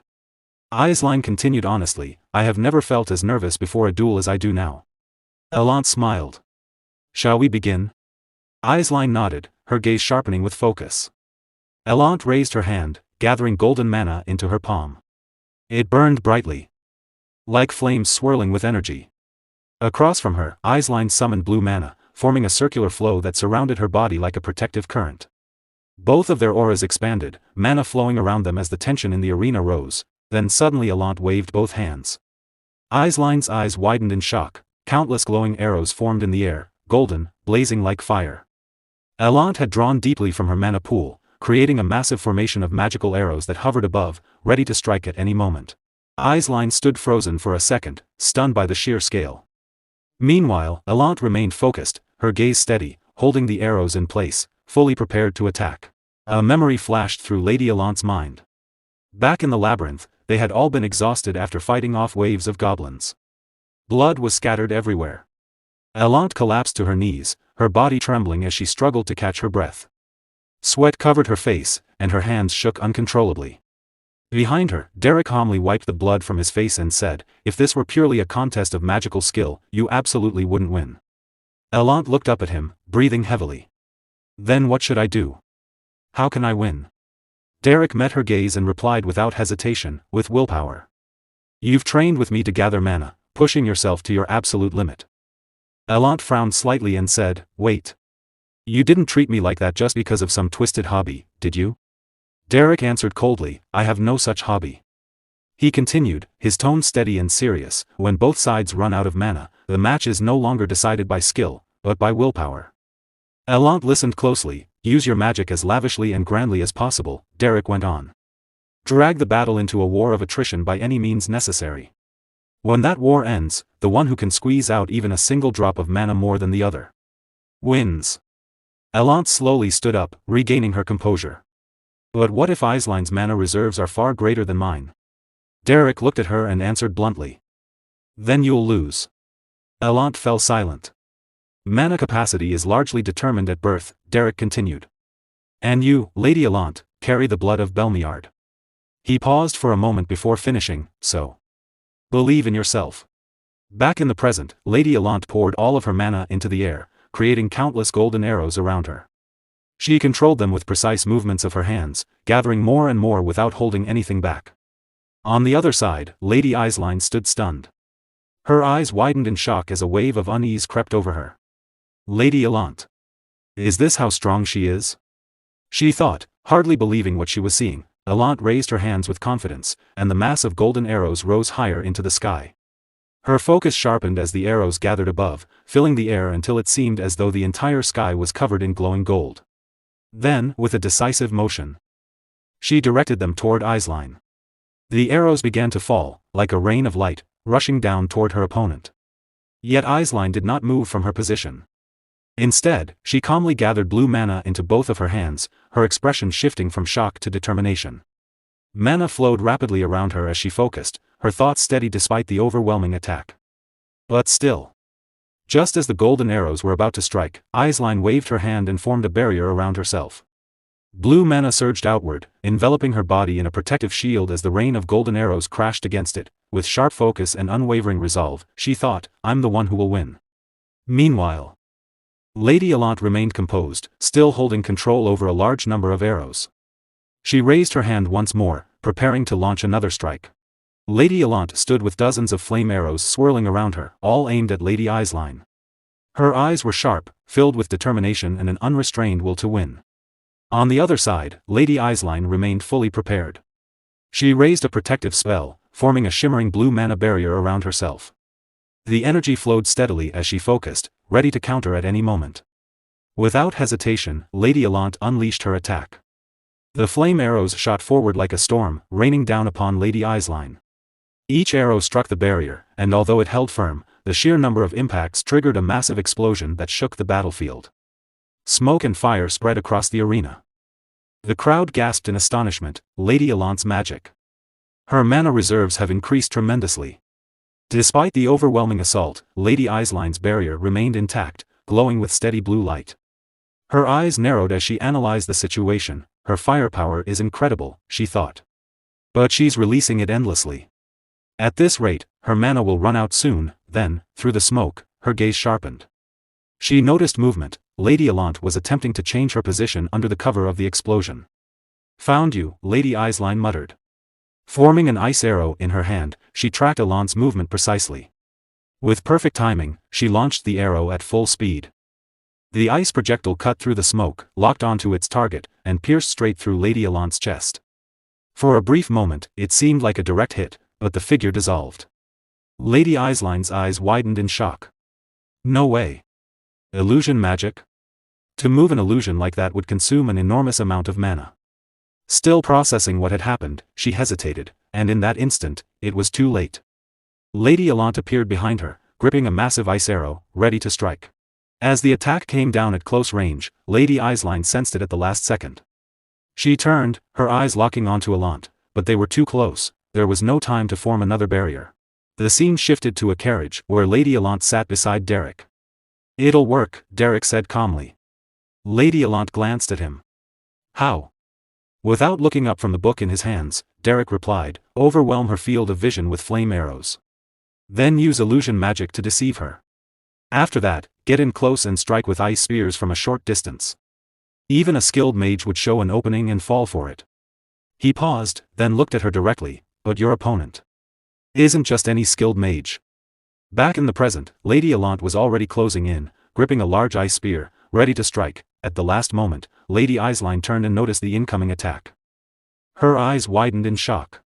Ice spears at this distance. There's no time to deploy a barrier. In that case. In an instant, she raised her hand and gathered all her mana into her palm. A concentrated blue sphere of energy formed, pulsing with power as she focused intensely. Lady Allant moved even closer.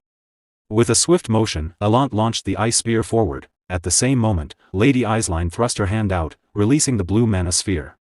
The sheer force of its pressure pushed her body backward, instantly shifting her position. The ice spear narrowly missed her and slammed into the ground, cracking the battlefield upon impact. Lady Eislein landed a short distance away, sliding back slightly. She steadied herself with her feet, resisting the force and maintaining her balance without falling. On the other side, Lady Allant froze in surprise. What was that? She thought, confused. Lady Eislein now stood before her like a phantom, blue mana flowing faintly around her eyes. Her sudden movement had been so fast, it felt almost unreal. That was close. Eislein thought, catching her breath. Then, she recalled Derrick's words, "No matter who your opponent is, never let your guard down." A drop of sweat ran down her face as she reflected. I understand now what he meant. Her skill. The way she uses magic. Everything about her has changed. Her expression hardened. Then I'll overwhelm her with power. With that resolve, she began summoning countless ice spears from the ground. Without any incantation, they emerged rapidly, covering the battlefield. At the same time, she continued to advance, maintaining relentless pressure. I'm confident in a direct clash of power. More and more ice spears formed around her, rising from the shattered ground until they filled the entire surrounding area. The crowd stared in awe. Wow! Are all of those ice spears? To create that many without incantations. Incredible. Meanwhile, Derrick stood calmly, watching everything unfold. His eyes were sharp, focused on the battle. She took the bait. Lady Allant grew even more focused, clearly planning her next move. Across from her, Lady Eislein controlled the countless ice spears hovering around her. With a steady gaze, she thought, I admit. Lady Allant has achieved remarkable growth. Just then, Allant made her move. With a subtle flick of her finger, kept hidden behind her back, she guided a single flame arrow she had concealed earlier beneath the bright sunlight. The arrow quietly rose, positioning itself above Eislein's formation. Unaware, Lady Eislein continued focusing on her attack and muttered, then try blocking this as well. She prepared to launch her ice spears, but before she could act, Lady Allant moved. With precise control, Allant waved her hand, sending the hidden flame arrow plunging downward at full speed. Suddenly, Lady Eislein sensed something. Her eyes snapped upward, widening in shock. What? The flame arrow tore through the air and struck her formation. One by one, her ice spears shattered upon impact, unable to withstand the sudden attack. In moments, her entire array was destroyed. Lady Eislein stared upward in disbelief, her eyes wide and unsteady. A flame arrow. Since when? I didn't sense any incantation or mana flow. Her thoughts raced. Wait. Was it from before? Did she hide one arrow back then? She prepared all of this for a moment like this. Still frozen in shock. She remained in place as the flame arrow landed near her feet. On the other side, Lady Allant stood with a faint smirk, lowering her hand with confidence. Her plan had worked perfectly. Lady Eislein, still shaken, felt sweat run down her face. I can't read her. I have no idea what she'll do next. Among the crowd, Lady Denise watched with surprise. What's happening? They're fighting on equal footing. That's impressive. Meanwhile, Lady Allant's eyes gleamed, though sweat traced down her face. This is working. Right? I'm overpowering Eislein now, aren't I? But across from her, Lady Eislein's expression darkened as doubt crept in. I can't win. Not under these conditions. Tactics and boldness. Lady Allant is a step ahead. Hearing the murmurs around her, Lady Eislein took a deep breath, forcing herself to calm down. Let me reset the conditions from the start. As her breathing steadied, her eyes grew sharper, more focused, more determined. The hesitation from before disappeared, replaced by a serious, unwavering resolve. From the sidelines, Derrick observed every movement. Noticing the shift in her presence, he spoke quietly, "This is where it really begins." Lady Eislein raised her hand and began casting a spell. Blue mana started flowing around her, growing denser with each passing second. She focused deeply, drawing in more and more energy as she moved her hands, guiding the mana into place. On the other side, Lady Allant watched in shock. Sweat formed on her face as the pressure intensified. An enormous amount of mana surged around Eislein, releasing a force so overwhelming that Allant had to raise her arm to shield her face.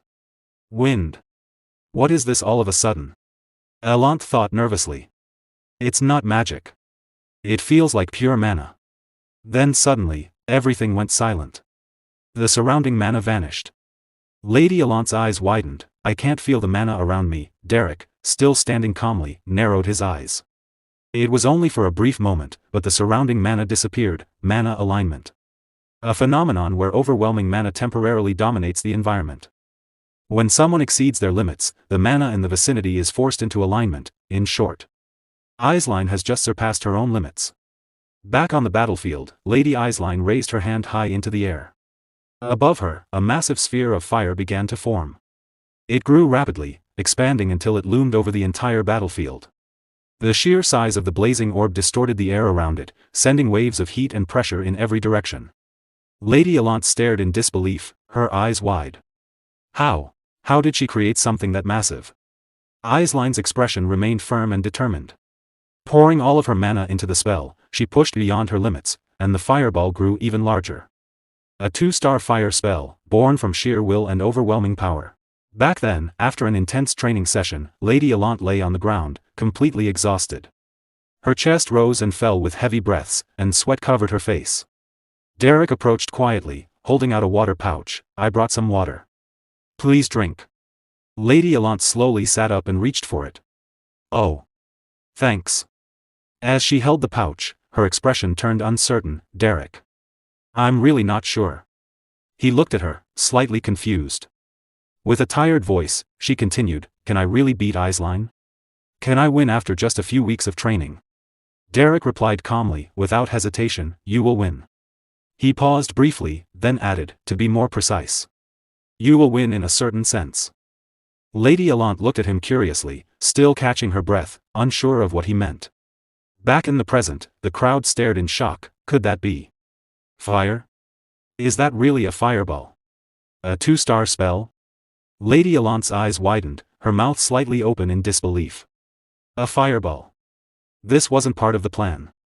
She glanced toward Derrick, panic rising within her. Derrick, what is this? What am I supposed to do? But Derrick said nothing. Tears welled up in her eyes as frustration and fear overwhelmed her. Stop standing there with that expression and tell me something useful. You fraud. At that moment, the massive fireball surged forward. Lady Allant froze for a split second. Then she looked up. The enormous sphere of fire loomed directly above her, panic struck. What do I do? Sweat streamed down her face as her mind raced. Protective magic? How could I block a 2-star spell? Ice spears? That won't work. Her thoughts spiraled into despair. I knew it. It's impossible to defeat Eislein. Someone like me. Meanwhile, Lady Eislein moved her hand, pushing the fireball forward with controlled force. In the crowd, Lady Denise narrowed her eyes, watching the scene with intense focus. Others stared in disbelief, unable to look away. Just as the fireball was about to hit, Lady Allant reacted. She released a burst of mana pressure forward, using its recoil to push herself backward. Lady Eislein's eyes widened in surprise. The fireball crashed into the ground, triggering a massive explosion that engulfed the battlefield. The force of the blast spread outward violently. Lady Allant raised her arms to shield herself as the shockwave pushed her back even further. She lost her balance and fell, rolling across the ground to avoid the full impact. Smoke filled the arena. Lady Eislein, having poured so much mana into that single attack, was left breathing heavily. Her reserves had dropped significantly. Through the smoke, Lady Allant slowly pushed herself up onto her knees, struggling to breathe. Lady Eislein stared in disbelief. She dodged that? Her eyes narrowed. And she used the same method I did. Something she's only seen once. On the sidelines, Derrick remained calm, watching everything unfold. A lack of experience, he thought. A 2-star spell, when used without mastery, becomes nothing more than a beast that devours its caster's mana. Lady Eiseline's hand trembled from exhaustion. She clenched her fist, trying to regain control. Derrick observed quietly. Eisline has recognized Alant's effort and talent. And now she's going all out. That's her way of showing respect to someone who has worked this hard to stand against her. Meanwhile, Lady Eisline stood in place, having already used a tremendous amount of mana. Sweat covered her face as she breathed heavily, struggling to maintain her composure. On the other side, Lady Alant managed to steady herself. She was clearly exhausted, but her eyes remained sharp and determined. A faint smirk appeared on her lips. I understand now what you meant, Derrick. She thought. If I can endure this, I'll win. Lady Eisline raised her hand once more and began casting again. A blazing sphere of fire started forming above her palm.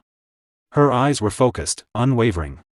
She poured even more mana into the spell, recreating the same massive 2-star fireball as before. But this time, it was different. Her body trembled under the strain. Sweat dripped down her face as she gritted her teeth, barely able to hold the spell together. Still, she pushed forward. With a forceful motion, she hurled the fireball toward Lady Alant at full speed. From the crowd, Eisline's companions gasped in shock. Another fireball. It's even faster than before. The blazing sphere tore through the air, heading straight for Lady Alant. Alant immediately began running, trying to evade it. But Eisline didn't just release the attack, she controlled it. With subtle movements of her hand, she adjusted its direction, tracking Alant's movements. However, this control came at a cost. Eisline's energy continued to drain rapidly. The fireball closed in, it seemed inevitable, it was about to hit directly. But at the last second, Lady Alant changed her movement. She suddenly dropped low, planting her hands on the ground, then kicked upward with force. Using a burst of magic beneath her, she propelled herself high into the air. The fireball missed her by a narrow margin. She soared upward, so high that her figure blended into the brightness of the sun. Lady Eisline tried to track her, but the intense sunlight made it nearly impossible to see clearly. Above, suspended in the sky and hidden by the glare, Lady Alant smirked. Then she raised her hand, beginning to form ice spears once more, fully preparing her next attack.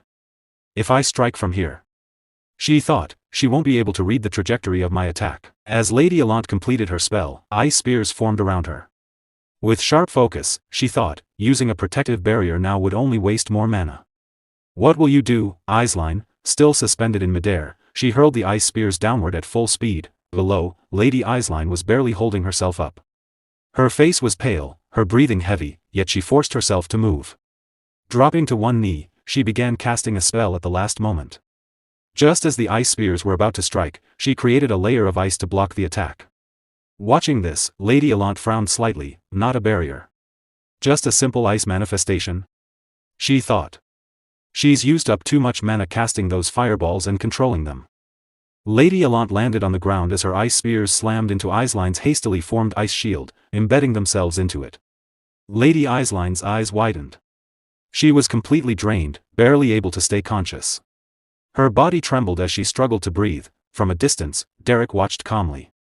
It'll be over soon, he thought. Lady Alant straightened and took a step forward, a confident smile forming on her face. It worked. I've cornered Eisline, she thought. There's no way she has any mana left. I still have enough.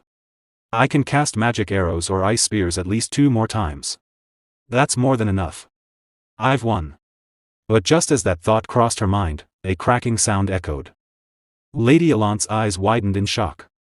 The ice shield began to fracture from within. Before she could react, a hidden fireball burst through the shield. Lady Eisline had cast it in secret, using the ice barrier as cover. With a desperate motion, she released the fireball forward, but the force of the spell pushed her backward. She lost her footing and fell hard onto the ground, her face pale with pain as she struggled to control herself. Meanwhile, the fireball surged toward Lady Alant, shattering her moment of certainty. As Lady Eisline fell to the ground, she could no longer control the fireball. It veered off course, narrowly missing Lady Alant and shooting up into the sky. Lady Alant stood still, momentarily frozen by the sudden attack. Then she slowly calmed herself, remaining silent as she watched Aisline. On the ground, Lady Aisline's body trembled. She had exhausted nearly all of her mana. Looking at her shaking hands, frustration filled her thoughts. Please. Just one more time. If I can just do a little more. She tried to gather mana again, attempting to cast another spell, but only a faint trace of energy formed in her palm. It wasn't enough. Lady Allant stepped forward and stopped in front of her. She said nothing, simply watching her opponent in silence. Lady Aisline slowly lifted her gaze. As her eyes met Allant's, fear began to show on her face. Lady Allant's thoughts swirled in her mind. To be honest, no noble lady in Ebelstein shone brighter than her. But where there is brilliant light, a shadow is always bound to follow. And that forgotten, dark corner had always been where I stood. You were born with everything and pampered your whole life, weren't you? Did you really think people would always be kind to your face? Hey, look over here. Show us that face you make when you're losing it with rage. As Lady Allant looked at her, Lady Aisline still wore a gentle, almost radiant smile. She was like a precious gem, the more she was polished, the brighter she shone. That radiance was so blinding it completely overshadowed me, dragging me deeper into an abyss of inferiority. Even so, I kept sharpening my blade in that darkness, telling myself that one day I would surpass her and prove my own worth. That I would crawl out of this bottomless pit. Snapping back to reality, Allant found herself still standing before Lady Aisline, who remained on her knees, exhausted, her mana nearly depleted. Her trembling hands betrayed her disbelief. Yet Allant continued to think, even in this state. Lady Aisline is elegant, composed, and beautiful. Even with her hair in disarray and her body covered in mud. Even after stumbling and falling in front of everyone. How can she still maintain that perfect, calm expression? It's as if she has no image she's desperately trying to protect. She's just always herself, giving everything she has to the task right in front of her. The crowd erupted with shouts, "Go for it, Lady Aisline. You can do it, I know you can. Get up, Lady Aisline." Still on her knees, Aisline struggled to steady her shaking hand. Allant stepped forward, raising her hand as she tried to form another flame arrow. But then, her gaze shifted briefly toward Derrick. Can I really win against Aisline? I'll be able to win soon enough. Mana gathered once more in her palm, flames flickering to life. Yet beneath her, that dark, negative energy continued to surge and coil, threatening to consume her again. So this is the end, then, but even if I win, in the end, I'll just return to where it all began. On the other side, Lady Aisline struggled to gather what little mana she had left. She stared at her trembling hand in disbelief, unable to accept that she had exhausted nearly all of it. Even so, she forced herself to try again, barely managing to form a faint flicker of mana in her palm. Her hand shook as she tried to hold it together. Suddenly, Lady Allant spoke. Ah. What a shame. Startled, Lady Aisline looked up, still clutching that small trace of mana.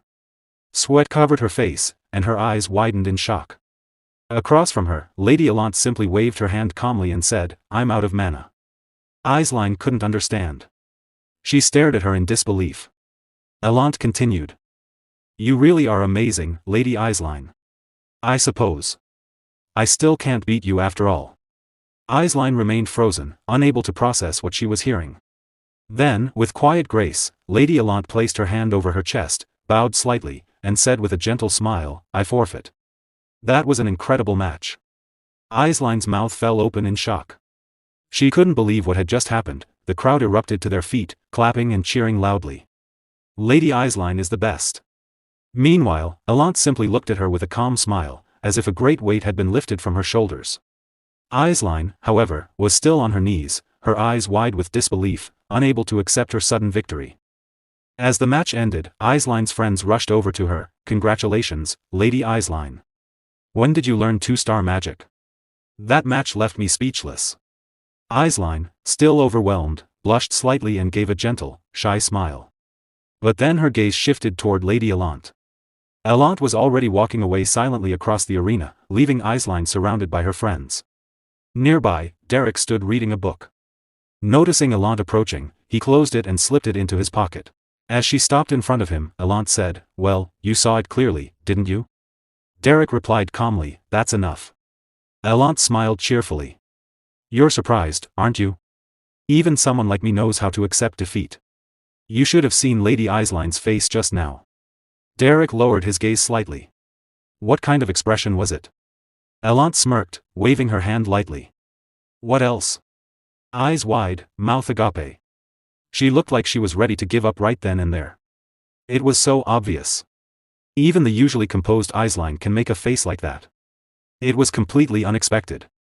She began to laugh, but tears welled up in her eyes. As she wiped them away with her finger, she added, anyway. It was hilarious. Honestly, it was worth losing just to see that. Thanks to you, I finally feel like I have the upper hand against Eisline. I'm in a great mood today. She tilted her head slightly and asked, so, what do you think of me? The ending wasn't perfect, but I wasn't that bad, right? I'm a quick learner. Aren't I? Derrick remained silent, watching her carefully, his eyes focused on her emotions. Suddenly, Elant's expression wavered. Tears began to fall from her eyes. Hey! Don't just stand there. She seemed confused by her own reaction, unable to understand why she was crying. Why? Derrick said nothing. Noticing her tears, Elant looked down at her trembling hands. Her vision blurred as both her eyes filled with tears.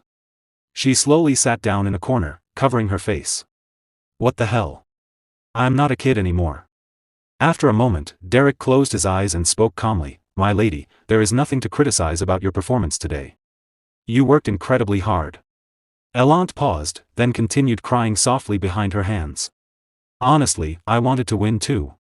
But right when I was about to deliver the final blow, it suddenly hit me.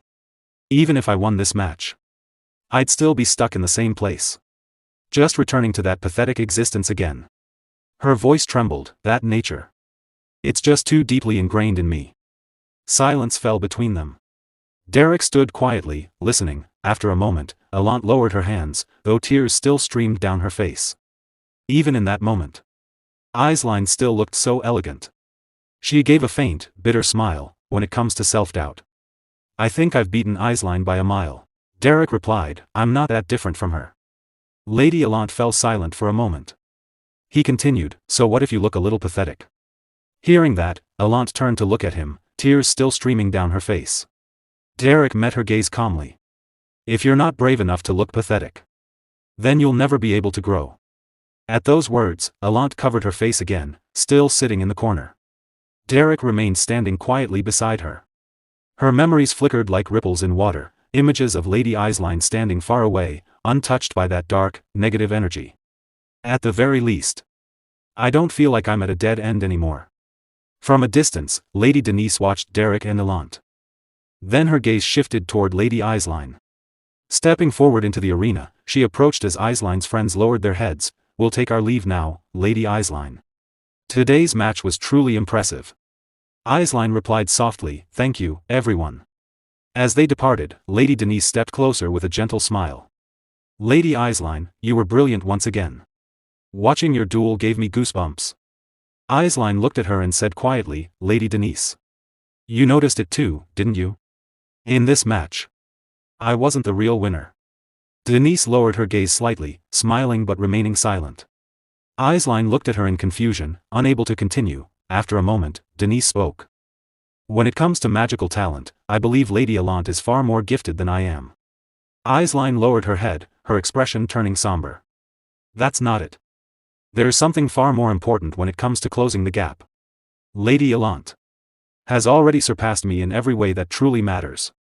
The fact that her abilities improved so drastically in such a short time. Suddenly, Derrick's face appeared in her thoughts. Startled, she quickly shook her head and turned to her maid. Daisy. Yes, my lady. I need to send a letter to the main estate. Then she turned back, her eyes sharpening with determination. Derrick. I need him. The scene shifts to the Duplain household, where maids and servants carry out their daily routines. Inside, Raymond Oswood Duplain sat reading a letter, his expression tense. Dreist Wolfzil. What is a 6-star travel pass doing in Ebelstein? He murmured with concern. Across from him, Valerian Duplain looked at his father and replied, the reason is unclear, but it seems the customs agreement was moved forward earlier than expected, likely in response to Sir Dreist's movements. Raymond fell silent for a moment, lowering his head in thought. I was wondering why the Count of Belmiard was coming to Ebelstein of all places. It seems that, too, is connected to Dreist. If it's someone at the pinnacle of searching arts, someone who possesses foresight, then there must be a reason. Seated on the couch, Valerian continued, Father, a letter has arrived from Isline. They've sent a request to find a magic teacher. Raymond looked up at him. Can't you simply find one for her? Valerian hesitated before answering, the thing is. She specifically requested Derrick. But there's a problem, Derrick is currently at the Belmiard estate, teaching magic to Lady Allant. Raymond placed a hand on his chin, deep in thought. I was considering sending our butler to personally handle the negotiations. Valerian looked at him, confused. After a brief pause, Raymond continued, on second thought, there's no need. I have to go to Ebelstein because of the Dreist matter anyway. I'll handle it while I'm there. The scene shifts to Lady Allant's residence. The sun is partially hidden behind drifting clouds as she sits outside across from Derrick. With a relaxed expression, Lady Allant says, Derrick, I'm going to rest for a while. Derrick looks at her curiously. With a calm smile, she continues, studying or anything else, I just need a short break.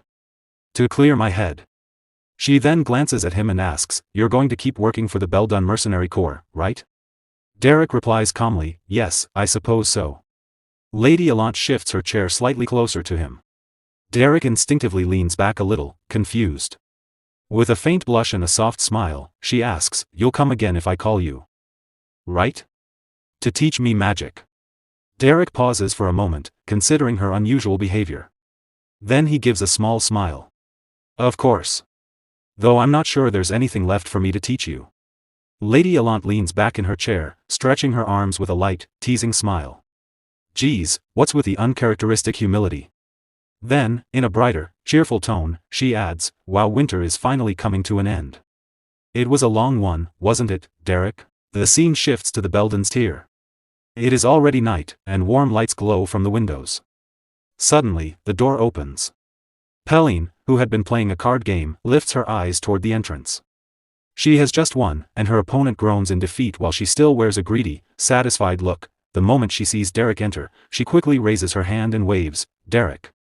Derrick's uncle also notices his arrival. As Derrick steps inside, he smiles calmly and says, I'm back. The scene shifts again. A carriage speeds along the road as the sun rises higher in the sky. The horses gallop steadily toward Ebelstein. Inside the carriage sits Belmiard, silently gazing ahead. Waiting to reach his destination, meanwhile, at Lady Allant's residence, she sleeps peacefully in her room. Suddenly, someone knocks on the door. Hearing the sound, Lady Allant pulls a pillow over her head and groans, come on. I said I'm resting starting today, so no lessons outside. Her maid stands nervously and replies, My lady. I think you need to come out and see this. Still half asleep, Lady Allant lazily gets up and walks toward the door.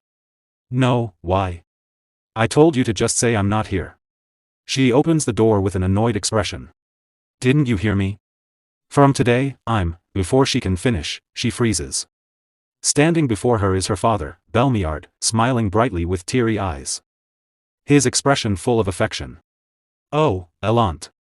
It has been quite a long time. My pride, my jewel, my treasure. Startled by his sudden appearance, Lady Allant immediately slams the door shut. Inside, panic sets in. Why is father here? After a moment, she forces a nervous smile and speaks through the door, trying to sound calm. Father, what brings you all the way here? I'll just change my clothes and be right out, please wait a moment. Outside, Belmiard continues warmly, Oh my love, my jewel. But the door closes again before he can finish, leaving him standing in silence. A few minutes later, the sun shines brighter outside as the clouds slowly drift away. 2 cups of tea rest on a table. Belmiard, holding his cup, speaks calmly, the young lady of the Duplain family. She surely wasn't an easy opponent. Lady Allant nervously waves her hand with a small smile, Yes, but I learned a lot from her. Taking a sip of tea, Belmiard continues, If that mercenary teaches so well. It would be best to keep him exclusively at the Belmiard estate. Hearing this, Lady Allant looks surprised. But the vassals will oppose it. She says hesitantly. Belmiard laughs softly. Don't worry. Is there anything I wouldn't do for you? Just trust your father. At his words, Lady Allant blushes, her eyes shining as she smiles softly. The scene shifts to one of the deeper levels of the Ebelstein dungeon. Inside, the space is dim, illuminated only by flickering light. The echoes of battle and sharp screams resound through the cavern. Helene fires an arrow from her bow, striking a goblin cleanly. As soon as it falls, her expression changes to alarm. She turns and shouts, "Derrick! Behind you!" A goblin, letting out a wild scream, leaps toward Derrick to attack. Derrick notices just in time. With a sword in one hand and gathering mana in the other, he prepares to counterattack, but suddenly, his mana shatters and shifts. His eyes widen in shock. This feeling. He quickly turns, forming a red sphere of mana in his palm. Dark energy flickers around it, his eyes glowing faintly as he prepares to release it. At the same moment, a fire spell forms, what should have been a 3-star fireball. To his surprise, his mana changes again, transforming unpredictably into a blazing fireball. Without hesitation, Derrick releases it toward the goblin still mid-air. Seeing this, Helene cries out again, "Derrick!" A massive explosion erupts, echoing throughout the dungeon.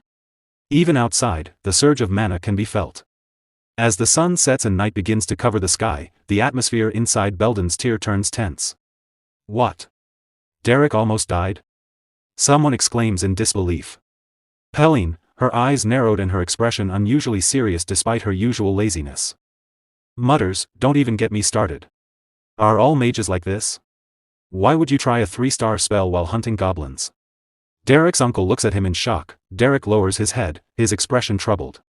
He glances at his hands and says quietly, in the middle of it, "I felt something strange. A kind of incongruity. Just like when I first reached the 2nd star."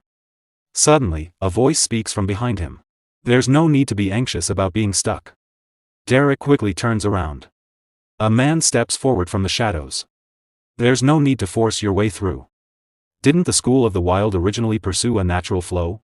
As he speaks, he draws everyone's attention. Reaching up, he removes his hood. "Of course, such advice doesn't usually work on mages like you."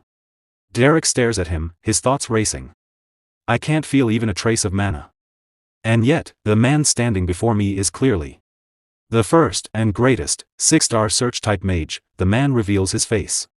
It is the wandering spirit, Dreist Wolftail. With a calm expression, he says, "If you have any decent alcohol, please bring some out. The fatigue from my travels has piled up." The scene shifts to the Duplain estate. The full moon shines brightly in the night sky, casting a pale glow over the training arena. Lady Diella stands at the center, chanting softly as ice mana gathers around her. The energy swirls in the air, and she struggles to hold it steady. Focusing intently, she raises her hand and begins to control the flow, gradually forming several sharp ice arrows. With a swift motion of her palm, she summons them into shape. Trying to push further, she clenches her hand and forces more mana out, attempting to create additional arrows. But as she does, her mana suddenly destabilizes, her mana shatters. Her hands tremble, and she loses control. The ice arrows break apart mid-air, scattering into fragments. Exhausted, she drops to her knees and shouts in frustration, "What the heck is this? This is so annoying." At that moment, her brother Raig approaches, letting out a light laugh. "I thought you'd grown up a bit, but your temper is exactly the same." Startled, Lady Diella looks at him, "When did you get here?" Raig places a hand on his chin and smiles, "Still, you managed to draw out 5 arrows. Is that thanks to a good teacher, perhaps?" Diella looks away and replies stubbornly, "That's because I'm talented. What does that selfish guy Derrick have to do with it?" Raig folds his arms calmly. It seems Aisline is planning to hire that selfish guy as her magic teacher. Diella's eyes widen in shock. "What? No way. What if she gets treated the same way I did?" Raig sighs lightly. "Don't say things that would make people misunderstand Derrick. I heard at a recent ball that Lady Allant also wants to keep employing him." Diella narrows her eyes, thinking to herself, "Why is that guy so popular?" Raig smirks slightly. "Well, he managed to turn a rascal like you into a proper person. It's no surprise he's in demand." Diella immediately snaps back, "Who are you calling a?" Then she pauses briefly and mutters, "Yeah, I was one."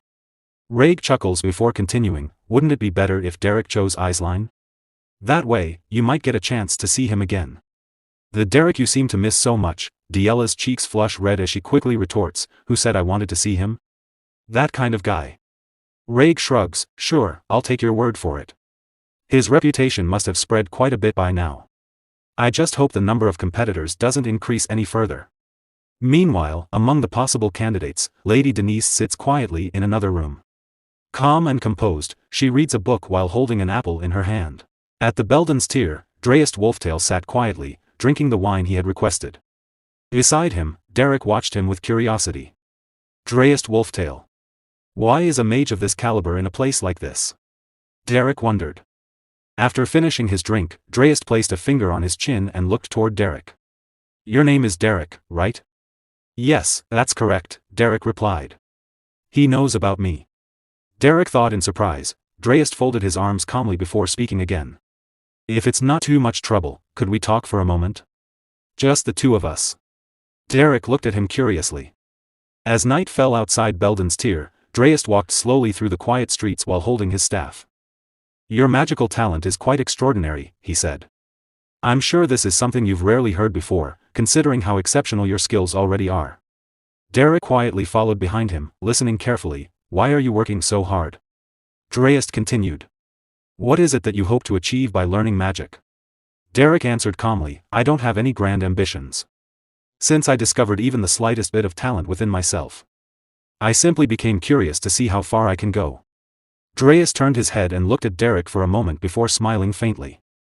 As a commoner, if you wish to reach heights beyond where you stand now, you are still lacking. He paused briefly before asking. Would it be alright if I helped you? Derrick's eyes widened in surprise. A 6-star mage. Dreyest Wolftail, born as a commoner, Dreyest had already reached the 2-star realm by the time he became an adult. By the time he started a family, he had advanced to the 3-star realm. The commoner-born mage became a symbol of hope for ordinary people, and his village turned into an ivory tower for commoner mages, but in the year he reached the 4-star realm, tragedy struck. One stormy night, under heavy rain, Dreyest returned home and opened the door, only to find the bodies of his family lying before him. They had been murdered. Not long afterward, several nobles gathered together, speaking carelessly. Has Dreyest finally calmed down a little? One noble asked. Yes, Count, another replied. Dreyest Wolftail has gone into hiding, and those arrogant commoner mages have quieted down as well. Holding a wine glass in his hand, another noble laughed mockingly. How vulgar. They became frightened and tucked their tails so quickly. Honestly, why should commoners be so greedy for magic in the first place? As he turned toward a bearded noble beside him, preparing to continue, his eyes suddenly widened in terror. A severed head flew through the air before him. Standing there was Dreyest Wolftail. Using nothing but his fingers infused with magic, he had sliced the bearded noble's head clean off. The remaining noble trembled in panic. Dreyest Wolftail. But Dreyest stared at him with murderous intent. With a single motion, he cut off the noble's legs. The man collapsed to the ground screaming in agony as blood spread across the floor. Dreyest did not stop. The noble smashed face first into the ground, trembling in fear. Please spare me. I'm sorry. I'm so sorry. Please. Ignoring his pleas, Dreyest unleashed another attack. Blood sprayed into the air alongside the man's desperate screams, and then silence followed. For the next 30 years, Dreyest lived while being hunted by both the imperial family and the nobility. But when he surpassed the 5-star realm and became a 6-star mage, the imperial family finally realized the truth. If we continue treating Dreyest as an enemy, the kingdom itself will be in danger. In the end, they acknowledged that his revenge had been justified. To preserve their authority, they granted him a noble title. Thus, Dreyest Wolftail became a man who earned nobility through magical power alone. Derrick looked at him in disbelief, and I can actually be taught by someone like him. There was no reason to refuse. The scene shifted to the central conference room of Cleon Hall in the noble district of Ebelstein. Grand Duke Veltus Andert Kellogg Veltus waved his hand calmly as he spoke to Raymond Oswald Duplain. Grand Duke Duplain, if you intend to expand north of the Belcos Peninsula, you should be cautious of the labyrinth within the White Zone. With a faint smile, he continued, if necessary, I can dispatch our knights to assist you. Raymond Oswald Duplain glanced at him while holding a chess piece in his hand. The knights you speak of? He replied calmly, could they perhaps be those lowly mercenaries? The moment those words were spoken, Veltus fell silent, anger appeared across his face. And a powerful aura spread throughout the room. It must be difficult managing such a vast territory using only private soldiers, he replied coldly. If it becomes too burdensome, giving up the territory is also an option. Hearing that, Raymond Oswald Duplain released his own aura as he stared back with sharp eyes filled with anger. Beside them, Belmiard nervously waved his hands, attempting to calm the tension. Since you've both come all the way to Ebelstein, he said awkwardly, why not visit your children first? Raymond turned toward Belmiard before speaking again. Now that I think about it, I heard your daughter, Elant, fought evenly against Aisline. Belmiard smiled proudly. Ah, yes. Although she unfortunately lost, it seems Elant's talent is finally beginning to bloom. With guidance from a skilled instructor, I'm certain she'll eventually surpass Lady Aisline. Raymond Oswald Duplain remained silent for a moment. Then, adjusting his glasses calmly, he said, right.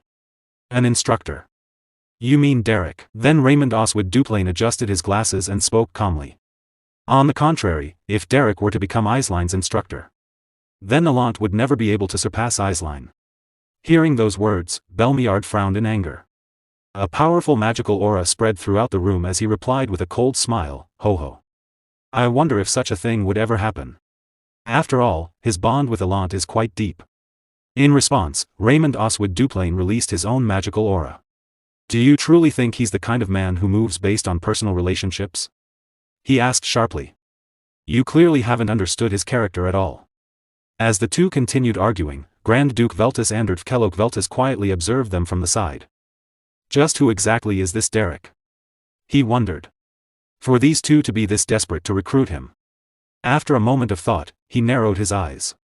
I should tell Denise to investigate him. The scene then shifted back to Belden's Tier. Morning sunlight shone through the windows as the tavern door suddenly opened. Belmiard entered alongside his subordinates. Derrick's uncle turned toward them with a welcoming smile. Welcome, but the moment he recognized Belmiard, his expression stiffened nervously. Belmiard placed a hand on his chin before calmly asking, are you the commander of this mercenary corps? Derrick's uncle quickly served him a fine bottle of wine. Belmiard folded his arms and spoke seriously. Since there was no reply to the letter sent by my head butler, I decided to come personally. Ah. I sincerely apologize, Derrick's uncle replied nervously. The truth is, Derrick has been missing for several days. Belmiard's eyes narrowed slightly. We've been searching everywhere for him as well, the uncle continued. A few days ago, he announced that he was refusing all requests. And then he suddenly disappeared. Belmiard looked confused. He disappeared. He slowly placed a hand against his chin as he began thinking. Has Duplain already taken him? Or perhaps Veltus?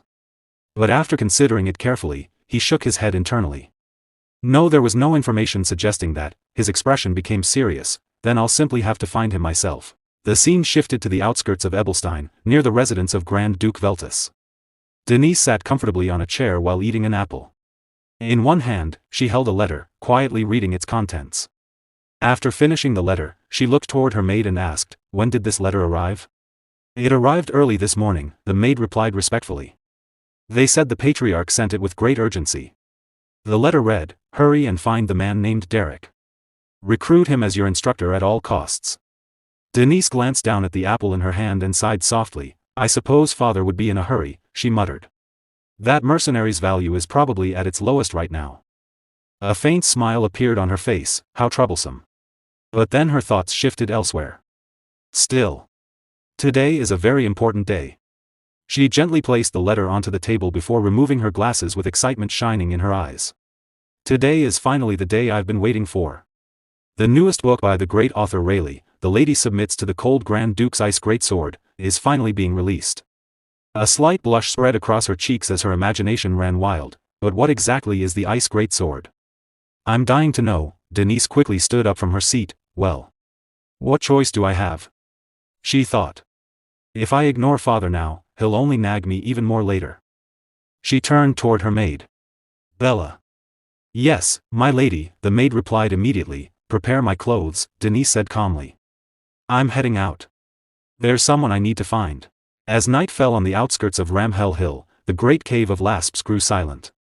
Cold ice slowly spread across the cave walls, covering the entrance in frost. Deep inside the quiet cave, Derrick and Dreist sat cross-legged facing each other. With his eyes closed and his expression calm, Dreist spoke softly, close your eyes and release your mana like a fine mist. Then feel your mana as it touches objects and returns to you. Hearing his instructions, Derrick closed his eyes and released his mana. The flow of energy spread throughout the cave, brushing against every stone and object around him. Dreyest continued, what you are doing now is the foundation of search-type magic. At 1 star, it is only simple threat detection. At 2 star, you can track locations and sense magic. At 3 star, you can see through disguises. At 4 star, you gain the ability to see through your opponent's intentions. At 5 star, you can communicate with the dead. And finally, at 6 star, you gain the power to see the future. Derrick slowly opened his eyes. See the future? He asked quietly. Dreyest remained still, his hands folded as he replied, that is correct. I saw the future and came to find you. Because I need you. Curious, Derrick asked, what exactly is going to happen to me? Dreyest opened his eyes and looked directly at him. You know of a man named Valerian, don't you? The eldest son of House Duplain. Derrick's eyes widened in surprise. Before you reach adulthood, Dreyest continued calmly, he will dabble in necromancy. That is why you must kill him. A look of panic flashed across Derrick's face, though he remained silent for a moment before asking, why would he practice necromancy? What exactly is he planning? Dreyest Wolftail shook his head slightly. I'm sorry, but I cannot tell you more. That is the nature of the future. If you learn too much recklessly, the days ahead will become even more unpredictable and may change in complicated ways. After a brief pause, he added, there is one more thing I can tell you. You are destined to die. Hearing those words, Derrick showed no reaction. Dreyest Wolftail looked surprised. You do not seem very shocked. Derrick calmly replied, you said I was destined to die. You never said that I would definitely die. Dreyest smiled to hearing those words, then Dreyest slowly rose to his feet and replied, correct. And I do not wish for you to die either. As he turned around, magical symbols began forming in his hand. You must not die, he continued. So I will make sure that you don't. But to survive, you will have to become stronger. He stepped toward the opening above the cave and raised his hand toward the sky, releasing an overwhelming wave of mana. The energy surged upward, piercing through the darkness as it reached toward the moon hidden behind thick clouds. Dreyest focused deeply as his mana connected with the moon itself. In an instant, the entire sky cleared. The clouds scattered away, and the moonlight grew brighter than before, illuminating the frozen mountains and the cave below. Moments later, the mana returned to Dreyest's body as if it had never left. Witnessing such power, Derrick's eyes widened in shock. The scene then shifted to Ebelstein. Lady Denise's carriage finally arrived within the city, and the horses came to a stop. Denise and her maid stepped out gracefully from the carriage.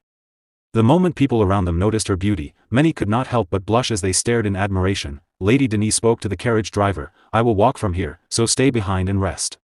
Yes, my lady, the driver replied respectfully. As they walked through the streets, Denise noticed the stares around her and turned toward her maid. Bella, why is everyone staring at me? Bella lowered her head slightly. I wonder why, my lady. Denise smiled proudly. Could it be because I'm pretty? Bella glanced at her with narrowed eyes before replying, my lady, your room is always messy, you barely wash properly, and you spend most of your time lying around reading books. Your usual appearance is already quite something. Then she gave a polite bow and added, but I think you are even worse when you act like this. Denise looked at her maid with disbelief. Oh, Bella, you really are good at joking. I was not joking, Bella answered calmly. Shouldn't we hurry? If another house recruits that man named Derrick first. Denise waved her hand dismissively. Do not worry, Bella. Even if I move slowly, I am still faster than everyone else. Bella sighed. You are always late when preparing for your lessons, though. Ignoring the comment, Denise narrowed her eyes thoughtfully. You said that mercenary rejected every request and disappeared into hiding. Did you even hear what I just said? Bella muttered. But Denise ignored her completely and continued thinking, he is not someone who values money above all else. So why would he suddenly disappear? Did something more important than money appear before him? For someone capable of handling magic at such a young age, there were only a few possibilities: magic. She placed a hand against her chin. Either he discovered an extraordinary grimoire, or he found an incredible teacher. If that is the case, then of course he would no longer have time for mercenary work. Her eyes narrowed further. But that mercenary left the Duplain mansion of his own accord, didn't he?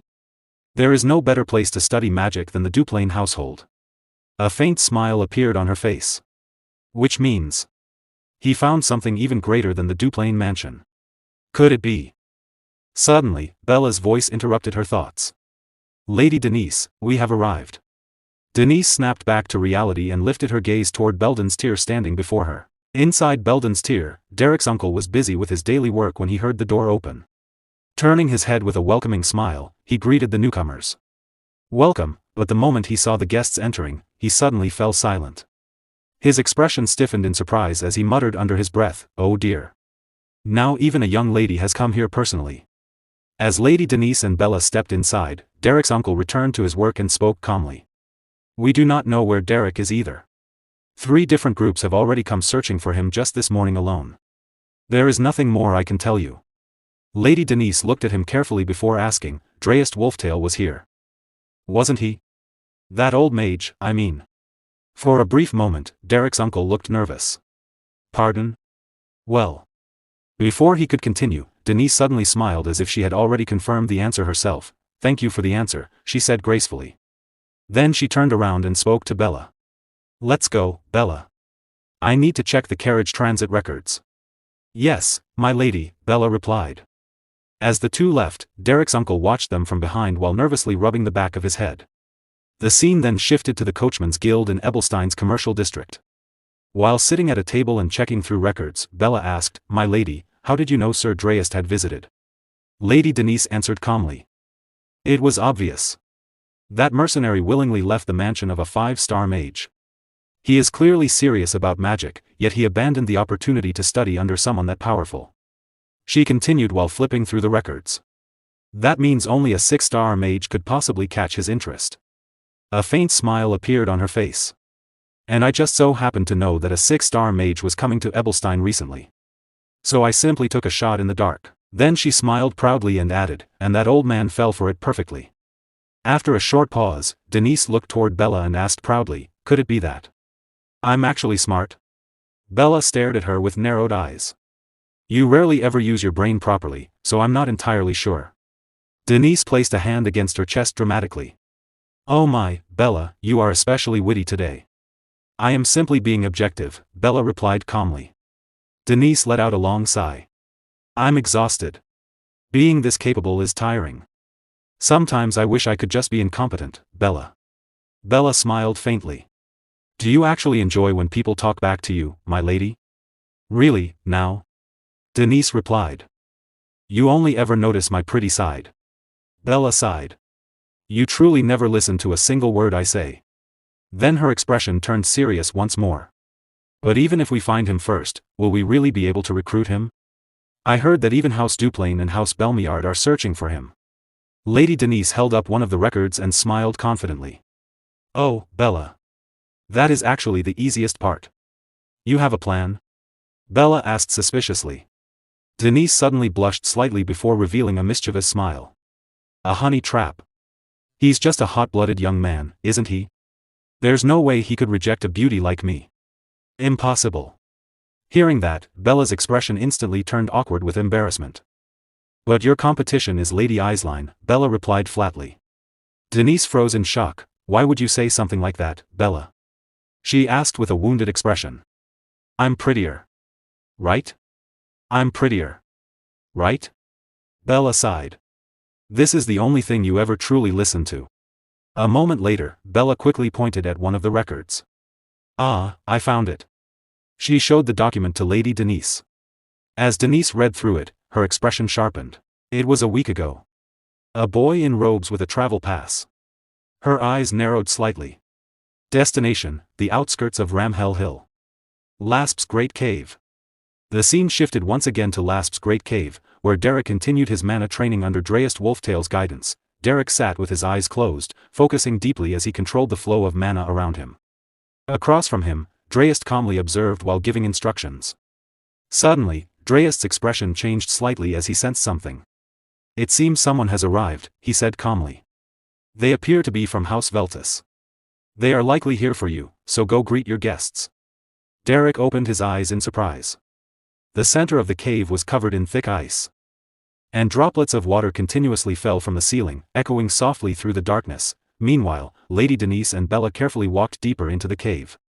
Water splashed beneath their feet as they stepped forward cautiously. Bella trembled nervously and whispered, "Lady Denise. I think it would be better if we did not go any farther." Maybe we should report this to the patriarch and return with soldiers. Denise lifted the edge of her wet dress slightly as she continued walking through the cold water. I cannot do that, she replied firmly. If we bring soldiers, I will not receive any credit for finding him myself. Then she glanced back at Bella. Besides, what if moving soldiers attracts the attention of another house? After doing all the work ourselves, someone else might end up taking the reward. Suddenly, Bella pointed forward in panic. Ah! My lady, over there. Denise immediately turned her gaze ahead, her expression stiffening in shock. It's a monster. Bella cried out. In the darkness ahead, two glowing red eyes slowly approached them. Denise quickly stepped in front of Bella. Bella, stay behind me. As she stared into the darkness, unease filled her mind. Wasn't this cave supposed to be completely cleared? Her hands trembled slightly. I'm not confident in offensive magic. But I have no choice except to try. Denise immediately began chanting a spell while raising her hand. Behind her, Bella stood frozen in fear. The figure slowly stepped closer into the light, then the glowing red eyes were revealed to belong to Derrick. He calmly stepped forward from the shadows. Denise's eyes widened in surprise. What brings you to such a humble place, Lady Denise? Derrick asked calmly. Denise slowly lowered her hand, her expression filled with disbelief. The mercenary. Silence echoed throughout the cave for a brief moment as she cancelled her spell, then, a gentle smile slowly appeared on her face. As she looked at Derrick, a confident thought crossed her mind, now then. It's time to make him mine. As Derrick arrived, Lady Denise and Bella froze for a moment. Then Lady Denise nervously asked, Derrick. Right? Derrick replied coldly, yes, that's correct. Lady Denise smiled faintly while holding her fork. What a relief. I came here because I really wanted to meet you, Derrick. I wanted to have a conversation with you, even if only once. Meanwhile, Bella watched her with cold eyes. Derrick's expression did not change after hearing those words. Indeed, he said flatly. What a pleasant conversation. Hearing that, Bella quickly covered her mouth, trying to hold back her laughter. Lady Denise froze in embarrassment, and a trace of anger appeared on her face. Well. Actually. She said nervously. Then, with a shy smile, she continued, I can't tell you how many times I've met you in my dreams. I heard you're quite excellent as both a mage and an instructor. So. How should I put this? If I could be taught by you, Derrick, I think I'd be so happy. Standing behind her, Bella lowered her head in embarrassment. Derrick replied coldly, why are you speaking in such a theatrical tone? Are you practicing for a play because the cave echoes? Bella once again put her hand over her mouth, struggling not to laugh. Lady Denise fell silent for a moment. She glanced at Bella, who had already turned around to hide her laughter. Feeling slightly irritated, she thought to herself, so the beautiful girl act doesn't work on him? Then. Just as Derrick turned to leave, Lady Denise hurriedly spoke again, actually.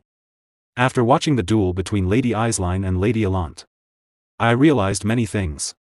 As one of the Rosia trio, I felt like I was the only one falling behind. Fake tears formed in her eyes as she continued pitifully, I was anxious that eventually everyone would surpass me while I remained in the same place. Then, acting desperate and vulnerable, she suddenly grabbed Derrick's hand. Please. Please save me. At the same time, she thought smugly to herself, oh my, we're so close. He can probably feel my breath. His heart must be thumping right now. He won't be able to refuse me. But suddenly, Derrick pulled his hand away, causing Lady Denise to freeze in shock. Rubbing his hand, Derrick said calmly, I'm not so sure.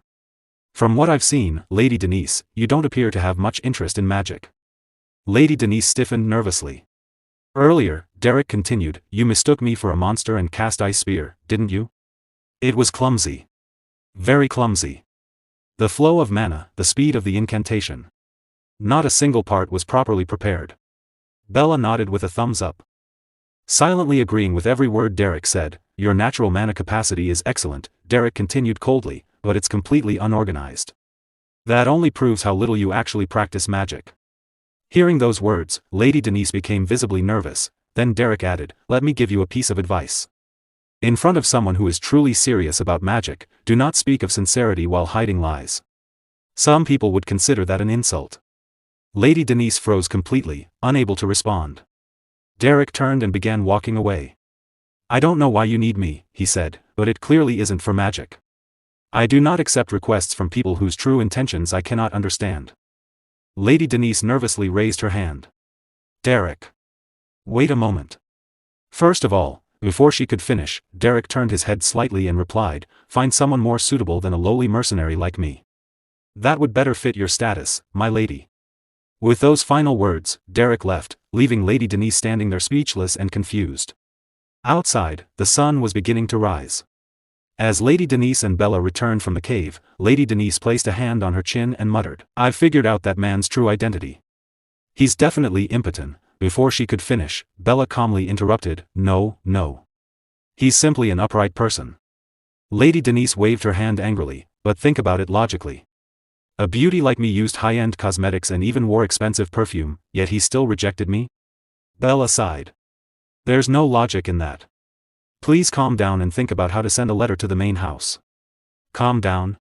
Lady Denise snapped. That's funny, Bella. What exactly do I need to calm down about? Do I look angry over something like this? I'm not angry at all. You're clearly furious, no, yes. I'm sorry, Bella corrected herself quickly. Lady Denise finally calmed herself, taking a deep breath. It's just. She said softly, a gentle smile appearing on her face. I'm starting to feel competitive. Later that night, a campfire burned quietly outside their tent. Lady Denise sat beside the fire while Bella asked carefully, Are you really going to be all right, Lady Denise? Resting her hand against her head, Lady Denise replied calmly, If I back down now, another house will snatch him away. I need to win him over as soon as possible. Bella bowed her head slightly. Please don't push yourself too hard. I'll be leaving now. Ah, Bella, Lady Denise called out gently. I know you suffer because I'm always so selfish. But this is a very important favor. I truly hope you'll do it for me. She smiled brightly before adding, When you come tomorrow, bring volume 4 of the Duke's Pillar of Fire Melts the Commoner Lady.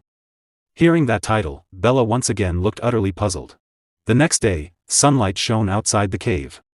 Derrick sat quietly with his legs crossed, deep in concentration. Suddenly, his eyes shifted as he heard approaching footsteps. It was Lady Denise, struggling to carry several bags and boxes toward him. After setting them down, she took a deep breath, clearly exhausted. Derrick looked at the pile curiously. What is all this? Oh, it's nothing much, Lady Denise replied gently. She sat down beside the supplies and smiled warmly. There isn't much I can do, but I'll help you however I can so you can focus entirely on your magic training, Derrick. Derrick answered coldly, doing this won't change anything. That's all right, Lady Denise replied calmly. I feel like I'm growing just by watching you, so please don't mind me. At the same time, she smiled inwardly. If you're human, eventually you'll grow attached to someone who keeps giving you so much. Admire me all you want. Be grateful all you want. In the end, I'll be the one laughing. Derrick picked up the supplies and said, Then I'll accept these gratefully. Seeing that, Lady Denise smiled brightly. He took it. He finally took the bait. However, while calmly eating a piece of bread, Derrick added, But I still won't become your teacher. Lady Denise froze. He's rejecting me while eating the food right in front of me? What kind of man is this? The next day, Lady Denise returned once again. This time carrying another box. With a cheerful smile, she said, Derrick, I brought some food and a few magic crystals today. Thank you, Derrick replied calmly. But I still won't be your teacher. The day after that, Lady Denise arrived again, this time accompanied by a chef. Good morning. She greeted brightly. Our head chef personally prepared a full meal for you, Derrick. Thanks, Derrick replied without hesitation. But I still won't do it. The following day, Lady Denise dragged over the refined orc. She trembled slightly from exhaustion as she forced a smile. Derrick. Look at this. It's a refined orc. I thought it might be useful for your research. You can leave it there, Derrick replied casually. But I still won't do it. Back at the camp later that evening, Lady Denise finally snapped. With an angry shout, she slammed her fist into a wooden support beam, cracking it instantly. Every single time he rejects me. She growled through clenched teeth. That selfish exploiter. If I'm being this nice, shouldn't he at least act a little moved? Suddenly, Bella came running toward her while carrying a large bag on her back. Lady Denise, we have a problem. Lady Denise turned toward her in shock. You're saying there's a bigger problem than this? Bella quickly nodded. The head butler of House Duplain is heading this way. Hearing that, Lady Denise's eyes widened in panic. Bella, let's hide for now. She whispered urgently as she grabbed Bella's arm and started running. What about the tent? Bella asked hurriedly. I don't know. They'll probably assume it belongs to Derrick. Just hurry and hide. Soon, the sound of footsteps echoed through the area. The head butler arrived alongside several maids and armed soldiers, all heading toward the cave. While secretly watching from hiding, Lady Denise frowned. What is this? Are they preparing for war or something? Inside the cave, the head butler respectfully handed Derrick a letter. Derrick silently read through it, then rested his hand against his chin thoughtfully. To become Lady Isline's magic instructor. He said calmly. It would be an honor. Hidden nearby, Lady Denise's eyes widened in disbelief. What? A vein bulged on her forehead as rage exploded inside her. She immediately tried to yell, but Bella quickly covered her mouth and whispered frantically. Quiet. The head butler asked, I see. Then will you be prepared to leave with us immediately, Derrick? Derrick calmly replied, no. Hearing this, Lady Denise, who had been hiding nearby, looked confused. Derrick continued, only after I finish my training. Though, I'm not sure when that will be. The butler asked, what if I increase the payment? Derrick shook his head. I'm sorry. Lady Denise was surprised that even the offer of more money could not change Derrick's decision. Derrick calmly explained, at my current level, I cannot be of much help to Lady Isline. I do not wish to teach magic half-heartedly. After hearing his words, Lady Denise lowered her head sadly. The scene shifted to Lady Isline's residence. Inside the mansion, Lady Isline looked surprised and happily asked, oh, really? You found where Derrick is? The maid nodded. Yes, Lady Isline. Yesterday evening, the head butler went to see him personally. Oh, you should have told me sooner. Lady Isline exclaimed, waving her hand. I was going to ask him myself. Turning around excitedly, she declared, I must go now. Gather the swiftest soldiers at once. The maid replied calmly, but, Lady Isline, the terrain is very rough. With a joyful smile, Lady Isline answered, this is about welcoming my teacher. A student should go in person. The scene shifted back to the cave. Outside, Lady Denise sat beside her maid as night fell. The cold wind made her shiver, and she wrapped herself tightly in her cloak while trying to suppress a sniffle. Let's head back tomorrow morning, Bella, she said quietly. Yes, I understand, Bella replied. You certainly gave up quickly. Because you're smart, Bella added. Lady Denise looked at her curiously. Bella, you actually think I'm a fool, don't you? Bella became flustered. Oh, how did you? No, of course not. What are you saying? Lady Denise lowered her eyes. I used to achieve anything once my stubbornness kicked in, but this time, I don't even want to be stubborn. After a brief pause, she continued softly, why? Why do I feel so drained? Bella looked up at the night sky. That mercenary mage is not someone who can be moved by status or money. He seems to act according to something much more important. Lady Denise remained silent.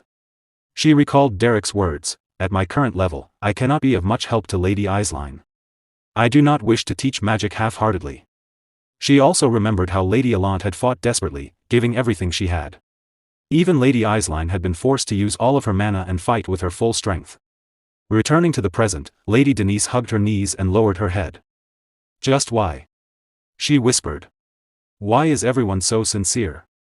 Above her, the full moon hung brightly in the night sky. Inside the cave, several small stones suddenly began to tremble and rise into the air. Derrick sat cross-legged with his eyes closed, using mana to levitate the objects around him without touching them. Suddenly, he heard approaching footsteps. His eyes opened instantly. The floating stones dropped to the ground as his attention shifted toward the sound. Lady Denise appeared at the cave entrance. Sorry, she said with a small smile. I interrupted your training. After a brief pause, she asked, can I sit next to you? Derrick said nothing. He simply looked at her with a cold expression. Lady Denise sat down behind him. You look a bit different today, Derrick said calmly. Because I'm speaking casually, she asked. Derrick shook his head.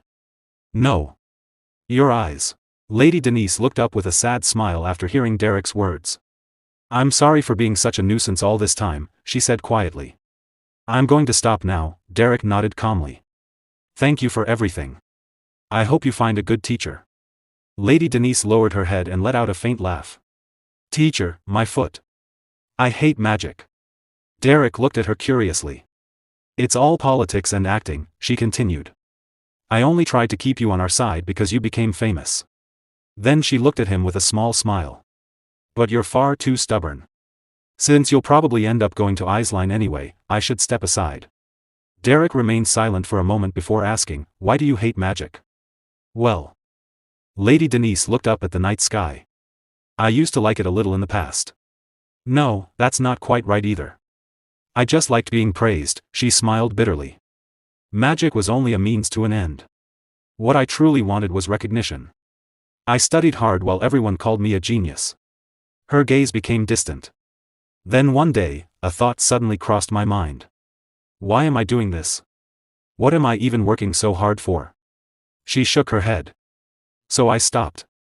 That's all. Derrick listened quietly before replying, one is bound to grow tired of praise eventually. Lady Denise blinked in surprise. You're actually listening to my story? She asked with a gentle smile. I thought I was just talking to myself before leaving. Derrick simply replied, safe travels. Lady Denise frowned slightly. Then she stood up and looked at him. I'm jealous. Derrick raised an eyebrow. I'm jealous of someone like you, she continued. Someone who never questions the value of hard work. A faint smile appeared on her face. You'll become a great mage, won't you? Derrick calmly met her gaze but said nothing. Well, she said as she turned to leave, if we ever meet again, at least say hello. The next day, the sun shone brightly high in the sky. Lady Isline traveled toward Derrick's location with a group of soldiers, her face filled with confidence and excitement. From atop a nearby cliff, Lady Denise and Bella spotted the approaching group. The moment Lady Denise saw Isline, a trace of jealousy flashed across her eyes. She had failed to recruit Derrick herself. Without another glance, she quickly turned around and continued on her way. The scene shifted to the Veltus Grand Duchy's mansion. Inside the residence, Lady Denise sat nervously on a couch. Isline was rejected, she asked. Bella, who was brushing her hair, nodded. Yes. He's truly an unpredictable person. Lady Denise rested her chin on her hand. Because his training isn't over yet, she wondered aloud. That's different from rejecting her, though. After getting ready for the day, Lady Denise and Bella walked toward the guest dining room. You should stop worrying about this matter now, Bella advised. You're right, Lady Denise replied. I suppose he'll live in that cave forever and eventually turn into a bear, like that legend from the East. Bella sighed. In that story, it was a bear that became a human. Same thing, Lady Denise replied dismissively. Then she took a deep breath and thought to herself, does he think he's the only person in the world capable of using magic? As they arrived outside the guest room, Bella suddenly remembered something. Oh, a guest has arrived to share a meal with you. A guest? Lady Denise asked curiously. Who is it? She opened the door and respectfully bowed. Father, good morning. As she raised her head, her eyes widened. Sitting across from her father at the dining table was Derrick, calmly eating a piece of meat. Lady Denise froze in shock. Her father and Derrick were casually sharing a meal together as if it were the most natural thing in the world. Behind her, Bella's eyes widened as well. Last night, inside Lasp's great cave, Derrick sat cross-legged while carefully controlling his mana. He focused intently as the energy flowed around him. It's aligning. Just a bit more. Sweat poured down his face. He poured every ounce of his strength into the technique. Suddenly, his eyes snapped open. He slammed his hand onto the ground. The mana he could no longer contain erupted from his body. The entire cave shook violently from the impact. Small rocks and pebbles floated into the air for a moment before clattering back down. After releasing all the built-up mana, Derrick gasped for breath, his face drenched in sweat. A calm voice echoed from behind him. At this rate, you might collapse. Derrick turned his head. Dreist Wolftail stood there, watching him. After seeing Derrick's exhausted state, the man spoke calmly. It would be a waste to die right after finally learning it. Dreist Wolftail looked at him and continued, it's time for you to leave this place.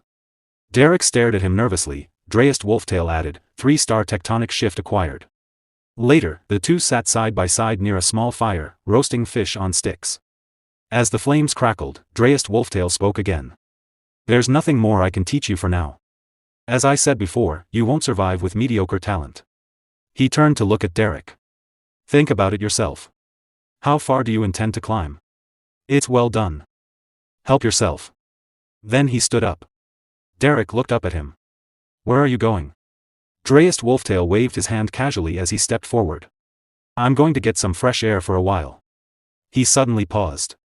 Without turning around, he called out, Derrick. Derrick looked at him again. Beware of Kohila, Dreist Wolftail warned. With that, he left the cave. Derrick remained seated, still holding the roasted fish. He stared into the fire, repeating the words in his mind. Beware of Kohila. Scene shift, Grand Duchy of Veltus, Veltus Mansion. Inside the elegant mansion, Lady Denise's father smiled warmly. I am truly pleased. Thanks to you taking the lead, a precious magic instructor walked in on his own feet. Lady Denise, calmly holding a cup of tea, replied, Thank you, father. I only did what I had to do. Her father continued, By the way, you must have had a reason for rejecting Duplain's request. Tell me. I'll assist you as much as I can. Derrick, also holding a cup of tea, answered calmly, I don't need anything other than the reward I mentioned. I only accepted because of Lady Denise's attitude. Lady Denise's father smiled broadly. Yes, yes. Denise's attitude is indeed wonderful. What other lady on the continent could compare to our Denise? Anyone in the world who sees our Denise wouldn't be able to resist teaching her. Her father continued, Denise, do you remember that time when the maid broke the plate? Lady Denise's expression remained calm, though a flicker of frustration crossed her face. Her father went on, the maid said she had committed a grave sin and begged for forgiveness, right? Then you, Denise, gave her an angelic smile and said, Rather than such a plate, I value you. Before he could finish, Lady Denise looked at him and gently interrupted, Father? I think we should discuss the lessons now. Just between me and the instructor. Her father smiled knowingly, stood up, and left the room, leaving the two of them alone. Lady Denise turned her gaze to Derrick, her eyes filled with curiosity. What are you doing here? Derrick replied quickly, I am drinking tea. Lady Denise narrowed her eyes. Are you joking? Derrick looked at her innocently. Pardon? Lady Denise pressed again, her tone serious. No, didn't you say you wouldn't do it? Didn't we have a clear break? Derrick calmly replied, I was grateful for what happened in Lasp's great cave. I received great help thanks to you. Lady Denise folded her arms and looked at him seriously. I already told you. That was just a political approach. I have no intention of learning magic. Derrick answered calmly, to be honest, I didn't feel good about it. He looked directly at Lady Denise, his voice turning cold. Jumping to conclusions about whether magic is good or bad. Without even properly knowing what it is. Because of that attitude. Lady Denise paused for a moment, then lowered her head slightly. Ah, right. It must have been unpleasant for someone like you. But what I dislike, I dislike. Derrick interrupted, it's a pity. Lady Denise's eyes widened as she looked at him. Derrick released his restrained anger and continued coldly, without knowing a single good thing about that beautiful and brilliant magic. To think you hold such disillusionment and antipathy toward it. He stared at her with an intense gaze and added threateningly, I will not tolerate this. Lady Denise felt a surge of fear. She froze for a moment. Seeing Derrick like this, she thought to herself, this is absurd. I shouldn't have provoked him. Scene shift, Ebelstein Noble District. Inside her room, Lady Eislein sat alone in a chair, gazing out the window. She lowered her head, a wave of sadness washing over her as she recalled her conversation with Derrick in the cave. In the memory, Lady Eislein had arrived at the cave and approached Derrick. He had told her directly, you have nothing to learn from me. Your foundation is already firmly set. It would be better for you to study under an instructor from the same school of magic. Lady Eislein had been surprised but remained silent. Derrick lowered his head slightly and added, my apologies. She couldn't believe she had been rejected. Her head dropped in sadness. Back in the present, Lady Eislein thought bitterly, he's already made a firm decision. That definitely wasn't a compliment. She raised her hand and stared at it. The standard I believed in. I thought that was everything. I was simply not good enough. Suddenly, a voice echoed from behind her. My lady? Lady Eislein turned around. Ah, yes. Come in. The maid entered the room and bowed. A letter has arrived from the main house. Lady Eislein stood up, curiosity in her eyes. What kind of letter? The maid replied, it concerns young Master Valerian's departure ceremony next week. Lady Eislein brought her hand to her mouth. Oh, is it next week already? Since it's his first departure ceremony. I must prepare a good gift. I'll go to the shopping district. She paused, then added firmly, the White Zone is a dangerous place, so I must be well prepared. As Lady Eislein left the room, the chair she had been sitting on suddenly broke with a loud crack and collapsed onto the floor. Scene shift, Ebelstein Noble District, Denise mansion lying on her bed. Lady Denise grumbled, "He's truly out of his mind. He was glaring with his eyes wide open, saying he doesn't know a single good thing about magic. Magic is only good for him, why force it on others?" Bella stood beside the bed, smiling. "Oh my. If you've realized that, then you won't force me to read those vulgar novels anymore, right?" Lady Denise quickly sat up. "To think that you don't know a single good thing about those beautiful and brilliant works. I will not tolerate this." Bella chuckled. "Like teacher, like student." Lady Denise tilted her head. "How so?" She sighed and lay back down on the bed. "Bella." "Yes, my lady." "I don't find those novels interesting," Bella replied calmly. "No, that's not it." Lady Denise continued. "If I bring in someone as a teacher who solved Duplain's headache, gained Alon's recognition, and even kicked Eislein to the curb, do you know what the worst part is?" Bella smiled gently. "Please go to sleep, my lady." Lady Denise ignored her. "Just listen to me. If even under such a talented teacher I don't achieve anything, it'll make me look completely incompetent." She pulled the blanket over herself. "Can't I just fire him with my own authority? I just want to lie down and read novels all day." Bella replied calmly, "If you fire Derrick, won't your allowance for those novels be cut off? I shall take my leave now." Lady Denise fell silent. As Bella left the room, she remained lying on the bed, still feeling frustrated. She slowly clutched the blanket, then pulled it down and said seriously. Earlier that night, Derrick sat beside Dreist Wolftail in front of a campfire outside the cave. Dreist Wolftail looked at him and said, "It would be wise to maintain good relationships with the three major noble houses." Derrick listened quietly. "That being said," Dreist continued, meeting Derrick's gaze, "there is no need to swear loyalty to any of them. Instead, walk the tightrope between the three houses and keep them anxious. Only then will you be able to protect yourself."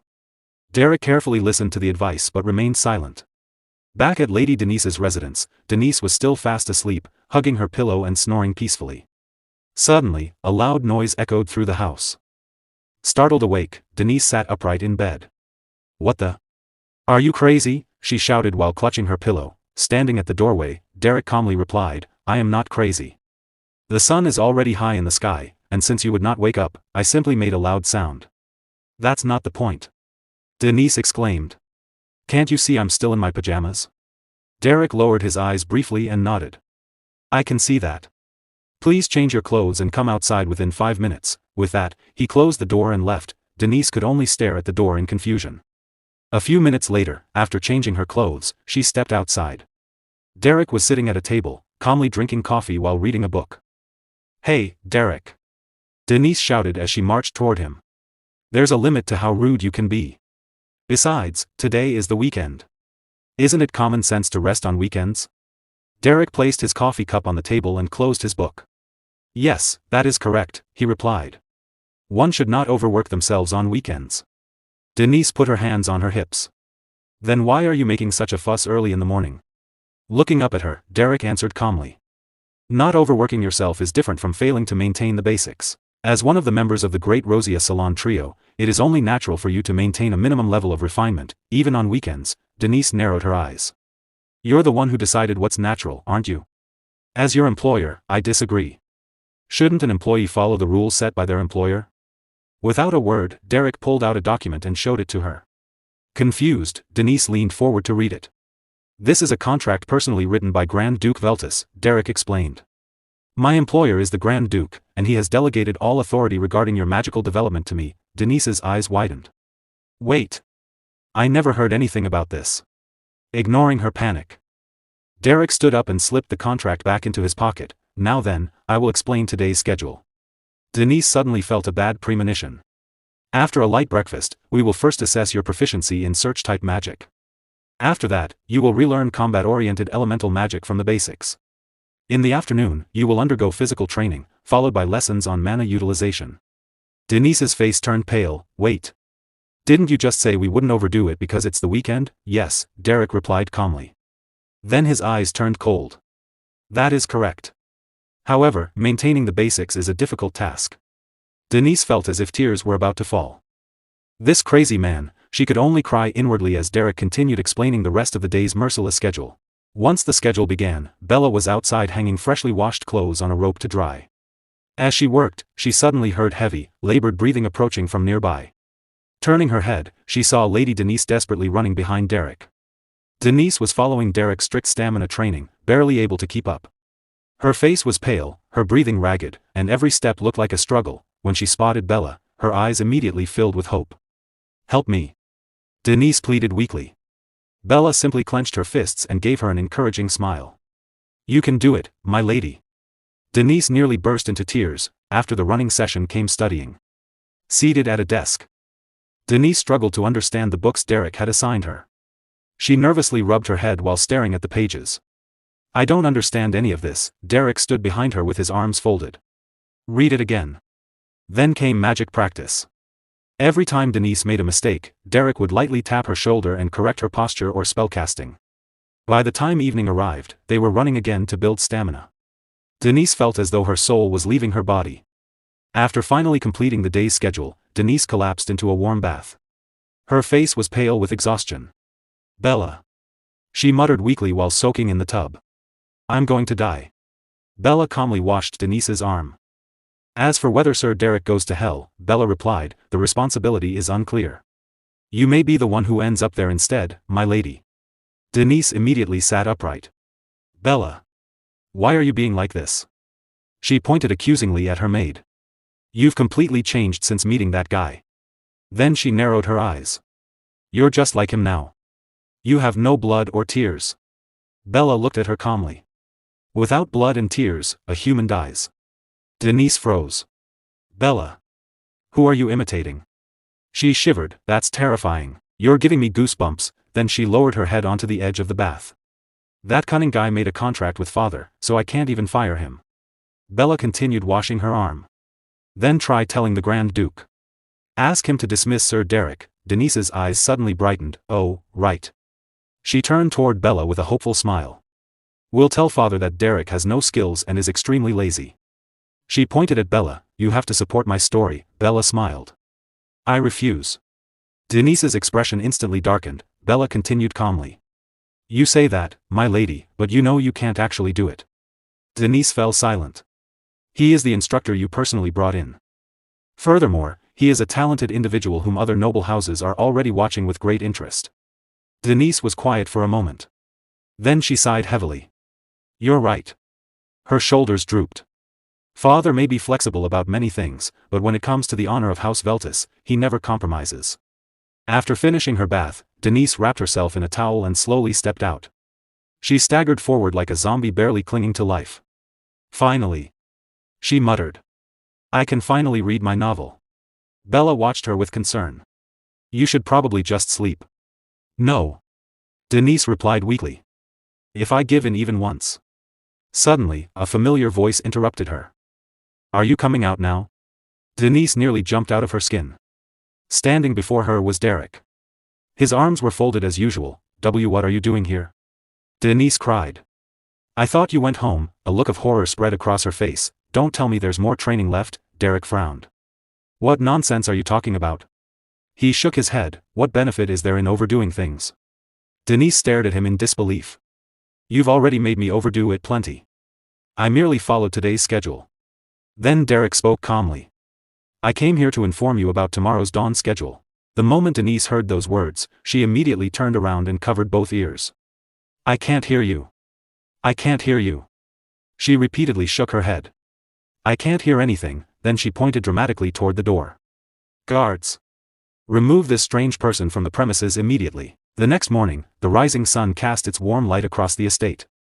As usual, Lady Denise was awakened by a familiar voice. A short while later, she sat in front of a mirror while Bella brushed her hair. Denise let out a long sigh. "Bella. It feels like it's been 3 years since all of this started." Bella calmly continued brushing her hair. "It's only been 3 days, my lady." Denise immediately turned toward her. "Liar." Bella ignored the accusation and continued her work. "More importantly, since you're attending the Rosia Salon meeting today, there won't be any training." Denise's eyes instantly lit up. "Oh, right. Today's the meeting day." She immediately jumped to her feet. "Let's hurry, Bella. We need to leave before that crazy man shows up." Bella remained perfectly calm. even if you don't run away, I think Sir Derrick would let you attend the meeting. After finishing her preparations, Denise headed toward her carriage. Just as she was about to leave, a familiar figure appeared before her. Derrick. The moment she saw him, her entire body stiffened. A look of fear instantly appeared on her face. Derrick spoke in his usual calm tone. Today, regarding the lessons on physical conditioning and theoretical studies. Before he could finish, Denise rushed forward and grabbed the brim of his hat. I don't care. She pointed dramatically toward the road. Today is my meeting day. Do you know how important social activities are? I am aware, Derrick replied. Denise blinked. Derrick continued calmly, I will wait at the mansion until the meeting is over. The Rosia Salon and other social gatherings are important activities, after all. Denise froze. What? She stared at him in disbelief. Please take your time, Derrick added. For a moment, Denise simply stood there. Her thoughts raced. What? That wicked man is actually letting me go? He must know I'm only going there to waste time. Suspicion filled her eyes. Meanwhile, Derrick merely looked at her calmly without changing his expression. After a few moments, Denise straightened herself. Well, whatever, even those annoying meetings can be useful sometimes. With that thought, she quickly stepped forward and departed. Derrick remained standing where he was. His eyes narrowed slightly as he silently watched her leave. After returning from the social gathering, Lady Denise sat inside the carriage looking completely drained. It seemed as though she had no energy left at all. Sitting opposite her, Bella observed her exhausted expression and said calmly, You were so energetic during the gathering, but now you look like someone being dragged to their execution. Lady Denise slowly turned her head and replied weakly, Obviously. Dark circles hung beneath her eyes as she continued, Derrick is waiting at home. That devil. Pervert. Beast. She let out a faint laugh. Suddenly, Lady Denise began casting a spell in her hand. Seeing this, Bella asked curiously, What are you doing? I'm going to flip the carriage with magic. Lady Denise replied. I'll disguise it as a carriage accident so I can skip today's training. Am I a genius or not? Bella immediately panicked and grabbed both of her hands, forcibly cancelling the spell. My lady, Lady Denise screamed in frustration. When they arrived at the mansion, they saw Derrick talking with Mr. February, the gardener. The two were chatting happily, both wearing warm smiles. Lady Denise and Bella noticed them immediately. Holding her scarf, Lady Denise slowly walked past while muttering in surprise, What? Why is he chatting so happily with Mr. February, the gardener? Meanwhile, Derrick continued speaking with Mr. February with a gentle smile. At that moment, Derrick noticed Lady Denise.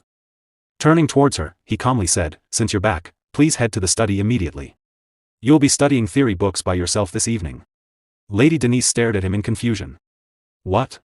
Later, sitting by the window in the study while reading, she frowned. How come he's not sticking to me and pestering me today? Is he slacking off? I'm grateful, but... Her thoughts were interrupted when she glanced out of the window. Once again, she saw Derrick practicing swordsmanship with the mansion's soldiers. Later, she secretly observed him helping the head chef with cooking. Another time, she spotted him using magic on the plant while casually chatting with the maids. Each time, Lady Denise secretly watched from a distance. Eventually, while sitting in her room with her arms folded, she muttered, This is suspicious. Very suspicious. Bella was cleaning the floor nearby. What is, my lady? I'm talking about Derrick. Lately, he's been chatting with the servants quite a lot. She unfolded her arms and looked directly at Bella. I don't know what he's plotting, but Bella, you must never fall for it. You're on my side, right? You won't be swayed, will you? Bella smiled warmly. Don't worry. My lady. I like being by your side more than anything. However, the very next day, Lady Denise saw Derrick helping Bella carry laundry while chatting cheerfully with her. Watching from the study room window, Denise noticed Bella blushing during their conversation. The moment she saw that, tears filled her eyes. What? That evening, Lady Denise stormed into Derrick's. Derrick. What on earth are you up to?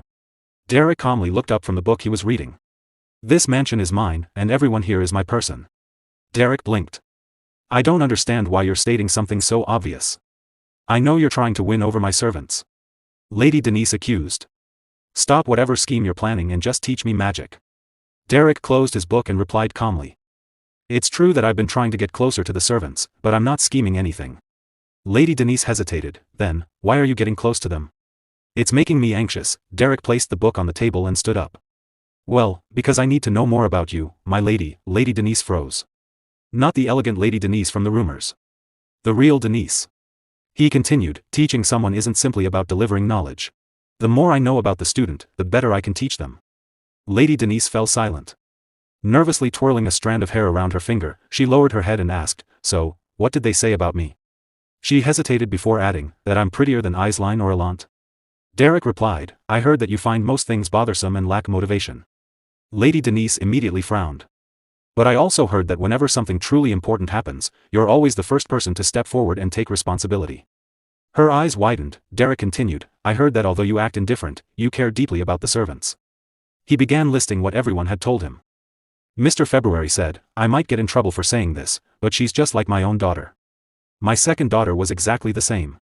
The head chef said, "Sometimes she complains that the seasoning is off, but the next day she orders expensive salt for the entire kitchen." The soldiers said, "Not long ago, one of us became seriously ill. Somehow, Lady Denise found out and personally provided medicine. We'd gladly risk our lives to protect her," and Bella said. Derrick glanced towards her. "When I became ill, she stayed by my side and looked after me all night. When I woke up and saw her asleep beside me, she looked so cute that I almost wanted to bite her." Hearing all of this, Lady Denise became emotional. She quickly turned away and touched her hair again. They were only being polite." A small smile appeared on her face. "I was merely doing my duty." Derrick then added, "I also heard that you're a talented writer." Lady Denise instantly froze. "Writer? What are you talking about?" "I don't know anything about that," Derrick smiled. "You're the author of the novel The Arrogant Sir Robin, aren't you?" Lady Denise's face immediately turned bright red. "What? Who knows about that, and why is Derrick reading it?" "I enjoyed it," Derrick continued. "I particularly related to Tracy's backstory. However, Sir Robin was a bit excessive." Lady Denise trembled with embarrassment. She covered her face with both hands. Derrick continued mercilessly, "Developing faint romantic feelings is one thing, but 7 entire pages describing his wild masculinity, the level of detail was quite impressive." Lady Denise let out a shrill scream and ran out of the place. Watching her flee, Derrick smiled, "I wasn't lying. Understanding my student is only natural. And so is learning about her greatest strengths." Meanwhile, Lady Denise continued running through the hallway with tears in her eyes, overwhelmed by embarrassment and unable to show her face. The next morning, the sound of knocking echoed through Lady Denise's room. A moment later, Derrick entered and greeted her politely. "Good morning, my lady." Lady Denise was sitting in a chair while Bella stood behind her, brushing her hair. As soon as Bella heard Derrick's voice, she turned around with a smile. Derrick stepped forward, folding his hands behind his back. "Did you do some writing again last night, my lady? It's better to sleep during the night." The moment she heard those words, Lady Denise stiffened in embarrassment. "What are you talking about?" she asked nervously. "Writing?" Bella looked equally confused. "Writing?" Derrick replied casually, "I mean The Arrogant Sir Robin. Which I mentioned yesterday. Have you forgotten already?" He paused before continuing. "By the way, regarding the balcony scene in Volume 9, the sudden graphic description was rather startling." Lady Denise froze. Her face instantly turned bright red with embarrassment. Without another word, she lowered her head, quickly grabbed Derrick's hand, and began dragging him away while forcing a nervous smile. "Oh my. Am I still dreaming? I need to wake up. I need to train my magic immediately." Derrick simply smiled as she hurriedly pulled him away. Later that evening, Lady Elant arrived at Lady Denise's residence. The two noblewomen sat opposite each other on a sofa while enjoying tea. Holding her teacup gracefully, Lady Elant asked, "It's already been about 10 days since you hired that magic instructor. How has it been? Have you adjusted to the lessons?" Lady Denise's hand trembled slightly as she held her cup. With an awkward smile, she replied, "Yes, well, if hell truly exists, I think this might be it." Lady Elant took a sip of tea. "I don't even need to see the details to know. She must be having a difficult time." Setting her cup down on the table, she changed the subject. "By the way, have you heard the news?" Lady Denise tilted her head. "Pardon? What news?" Lady Elant replied, "I heard that Lady Daila's debutante will be held soon. She'll be attending the next regular gathering alongside Lady Aisline." Lady Denise blinked. "The good-for-nothing Lady Dailas." Meanwhile, at the Grand Duchy of Duplain. Inside the Duplain mansion study room, Lady Dailas sat on the floor reading a book. Looking up, she asked, "Rosia Salon? Why would I go there?" Standing respectfully before her, the head butler answered, "You will be attending next week's social gathering. It is part of the preparations for your debutante." Lady Dailas nodded. Placing her book down, she looked at the butler and said, "Fine. I'll give it a try." A small smile appeared on her lips. "There's someone I want to see anyway." The butler nodded. "Her name is Denise." Lady Daila's eyes gleamed with interest as the room fell silent. At the Duplain mansion, Lady Aisline sat across from Lady Daila, with a cup of tea resting on the table between them. Folding her arms, Lady Daila calmly said, I don't see why I have to join the Rosia salon. She glanced to the side before adding honestly, besides you, Lady Allant, and Lady Denise, the rest aren't really worth much, are they? Lady Eislein smiled gently. No, Daila. There are many people who are both highly cultured and charming. Lady Daila looked up with an uninterested expression but remained silent. After a moment, she leaned forward, resting her folded arms on the table. I'm curious about life outside the mansion, she said, but I'm not interested in social circles. Everyone just says things that sound nice. Lady Eislein listened carefully. After a brief pause, she softly called out, Daila, resting her head on her arms. Lady Daila shifted her gaze toward Lady Eislein. Leaning forward slightly, Lady Eislein folded her hands and calmly said, think about the difference in perspective. For you and me, entering high society is something we've always taken for granted because of the Duplain name. But it's different for those who weren't born into our position, she continued with a gentle smile. For them, becoming part of high society is an incredibly important opportunity. We shouldn't take lightly a privilege we received without any effort. Instead, we should be grateful for it and strive to make the most of it. Hearing those words, Lady Daila straightened up, looking slightly nervous. Lady Eislein continued, in that sense, belonging to a salon is a valuable experience. You'll have the chance to meet all kinds of people. Lowering her head, Lady Daila replied, if you say so. I'll think about it. I was planning to visit at least once anyway. Lady Eislein looked at her with a puzzled expression. Picking up her teacup, Lady Daila continued, by the way, now that I've completed my basic education, I'll be getting my own mansion in Ebelstein, right? Lady Eislein smiled warmly. Yes. You'll also be able to hire your own servants. Then, Lady Daila asked, could I hire that mercenary from the village as my magic teacher? Lady Eislein immediately looked uneasy. Waving both hands nervously, she replied, Daila, I know what you're thinking, but, you do know that Derrick is currently teaching Lady Denise, don't you? Yes, I know, Lady Daila answered calmly. It would be rude to take someone from another house. Still holding her teacup, she forced a faint smile and added, I was only thinking about it. Just thinking. Lady Eislein looked at her in confusion but chose to remain silent. Scene shifts to the Ebelstein noble district, at the Denise mansion. After finishing her training, Lady Denise collapsed onto the ground, exhausted. She panted heavily as sweat dripped down her face. Suddenly, Derrick's voice came from behind her. You've improved a lot. Hearing him, Lady Denise turned her head toward him. Standing calmly with his hands folded behind his back, Derrick looked at her and said, you should now be able to intercept enemies even outside your field of vision. He tilted his head slightly upward, closed his eyes, and took a deep breath. Then, opening his eyes with an intense gaze, he asked, isn't magic just so much fun? Lady Denise froze the moment she saw that expression. Behind them, Bella cheerfully approached while carrying a cup of tea. Yes. It's so much fun. Lady Denise looked at Bella in complete disbelief.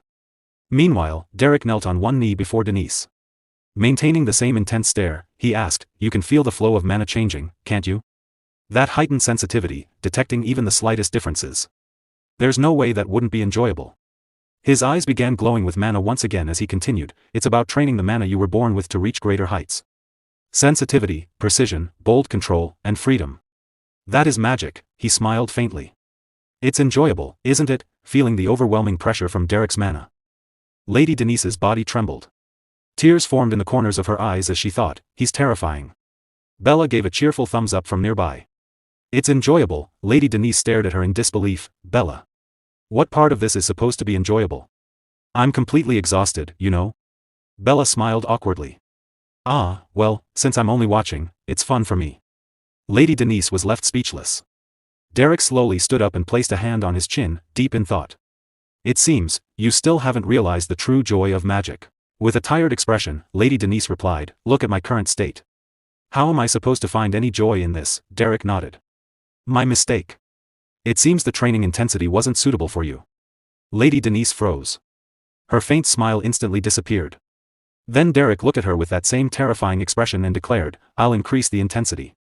Enough for you to truly experience a sense of achievement. Lady Denise's eyes widened in horror. Without hesitation, she grabbed Derrick's leg with both hands. Trembling in fear, she looked up at him and cried, wait. It's fun. I'm having so much fun right now, Derrick. I really am. I love magic more than anything in the world. I love it. I really do. Ignoring her desperate plea, Derrick gently pulled his leg free. I must hurry. Turning around, he folded his hands behind his back and calmly walked away. I'll go draw up a higher intensity training schedule. Still kneeling on the ground, Lady Denise clenched her fists in anger and shouted after him, you don't have to do that, you bastard. Scene shifted to the Rosia salon. The noble ladies chatted quietly among themselves. So that's the young master. Oh my, that's truly surprising. Nearby, several ladies sat around a table, gracefully enjoying tea together. That piece of artwork was simply beautiful. Meanwhile, Lady Daila stood silently, observing the room with her arms folded. Her expression was filled with disdain as she glanced around. I can't stand watching these girls pretending to be so elegant and noble. Seriously. Taking a deep breath, she began walking through the salon. Suddenly, something caught her attention. Her eyes landed on Lady Denise, who was speaking with another noblewoman. Daila stared at her for a brief moment before walking straight toward her. Lady Denise of House Veltis? Hearing her name, Lady Denise turned around. With her arms still folded, Lady Daila introduced herself in an indifferent tone. House Duplain. Daila. Lady Denise looked at her for a moment before placing a hand on her chest and politely replying, It's a pleasure to meet you, Lady Daila. I'm Denise. Daila raised a hand, interrupting her. I called out to you because I already know your name. She looked at Denise with a calm but arrogant expression. The greetings are over. Let me ask you something. Lady Denise forced a polite smile, though irritation began to build inside her. Look at that attitude. Of course. What would you like to know? I'll answer to the best of my knowledge. Still folding her arms, Daila asked, You have Derrick with you, don't you? Why is this little brat asking when she clearly already knows? Denise thought. Yes, that's right, Denise replied. Derrick is teaching me magic. The moment she heard that, Daila clicked her tongue. Lady Denise's eye twitched. Did that little brat just click her tongue? Where should I kick her? Looking back at Denise, Daila said, You seem to be doing well. Denise blinked in confusion. Pardon? Are those buttons in her eye sockets? How exactly do I look like I'm doing well? As Denise continued staring at Daila, she suddenly realized something. Her eyes sparkled. She's jealous of me, because I have Derrick. The irritation on Denise's face instantly disappeared, replaced by a delighted smile. In that case, she's not a little brat anymore. She gently placed both hands on her cheeks, smiling brightly as she looked at Daila. She's a little angel. Lady Denise looked at Lady Daila with a sympathetic expression and gently asked, Isn't that right, my little angel? You want to have Derrick by your side right now, don't you? Lady Daila lowered her head, though the arrogance in her posture remained unchanged. Lady Denise thought to herself, You've come to free me from this living hell, haven't you? Twirling a lock of her hair with a smug smile, Lady Daila said, You don't seem to realize it, but you should be nervous. Derrick is the type to do whatever he pleases. He can change his mind whenever he feels like it, you know. Oh, of course, Lady Denise replied without hesitation. Lady Daila looked at her in surprise. Clasping both hands together with a gentle smile. Lady Denise continued, After all, Derrick's choice is what matters most. Lady Daila felt a flicker of unease. Huh? She thought. I openly provoked her, yet she's so composed. Is she really that confident Derrick won't choose me? Regaining her proud smile, Lady Daila asked, You know very well, don't you? If, by any chance, House Duplain presents Derrick with a better proposal, what do you think will happen? Still wearing the same calm smile, Lady Denise answered, That would be wonderful as well. Perhaps having Derrick teach Lady Daila would be even better. Lady Daila clenched her teeth in anger. What is this? She thought. She's not even flinching, maintaining her gentle expression. Lady Denise said, If you'd like to speak with Derrick, I can arrange a meeting. Lady Daila turned away. That's enough. As she walked away, she glanced back at Lady Denise's unwavering smile, which only fueled her frustration. Just how did she seduce Derrick into making her so confident? She thought. Just you wait and see. The moment Lady Daila disappeared from sight, Lady Denise's smile remained on her face, but inside she silently pleaded, Please, save me, my little angel. Scene shift, Lady Denise's residence. As night fell outside, silence settled over Lady Denise's residence. Inside her room, Lady Denise, dressed in a flowing nightgown, sat quietly on her bed. She folded her arms and her feet, closed her eyes, and sank deep into thought. A moment later, a smile spread across her face as an idea crossed her mind. Of course. She murmured. She quickly got off the bed, knelt before her desk, and reached for a sheet of paper and a pen. After all, my little angel and I want the same thing. Derrick joining House Duplain. A teasing smile appeared on her lips as she began to write. Make sure you read this carefully, my little angel. You won't be able to refuse. Lady Denise wrote into the letter, to Lady Daila, I believe we are both pursuing the same goal. The truth is, I wish to dismiss Derrick, while you wish to bring him into your house. Therefore, I would like to make you a proposal. Let us settle this with a magic duel. I will wager Derrick. In return, Lady Daila, you may wager whatever you wish. No matter the outcome, I intend to lose the duel on purpose. Once the duel is over, House Veltis will have no choice but to hand Derrick over to you. Sincerely, Denise of House Veltis. Seated at her desk, Lady Denise smiled to herself as she finished writing the letter, convinced that everything was proceeding according to her plan. Heavy rain poured outside, its relentless sound echoing throughout the Duplain mansion. Inside the grand hall, Raymond Oswald Duplain sat calmly before two young warriors. So, Raymond asked, how did the White Zone expedition go? Valerian Duplain stepped forward and replied, it seems the subjugation will take some more time, but it wasn't without results. Results? Raymond repeated with interest. How commendable. What did you bring back? The other young warrior answered, well, while clearing one of the labyrinths in the White Zone, we discovered a magic weapon. Hearing this, Raymond nodded thoughtfully. If it came from a labyrinth within the White Zone, it must be an item of exceptional quality. I shall have to examine it myself. Valerian hesitated before speaking again. However, there's something you should know about it. Raymond looked at him curiously. It was a large staff, Valerian continued. Judging by its appearance and magical aura, it seems to be a weapon designed for necromancy. Raymond slowly removed his glasses, his expression turning serious. Necromancy? Scene shift, Lady Denise's residence. Heavy rain continued to fall outside as morning arrived. Inside her bedroom, Lady Denise trembled in her sleep, clutching her bedsheets tightly as soft mutters escaped her lips. Please. Derrick, stop. She murmured. I'm at my limit.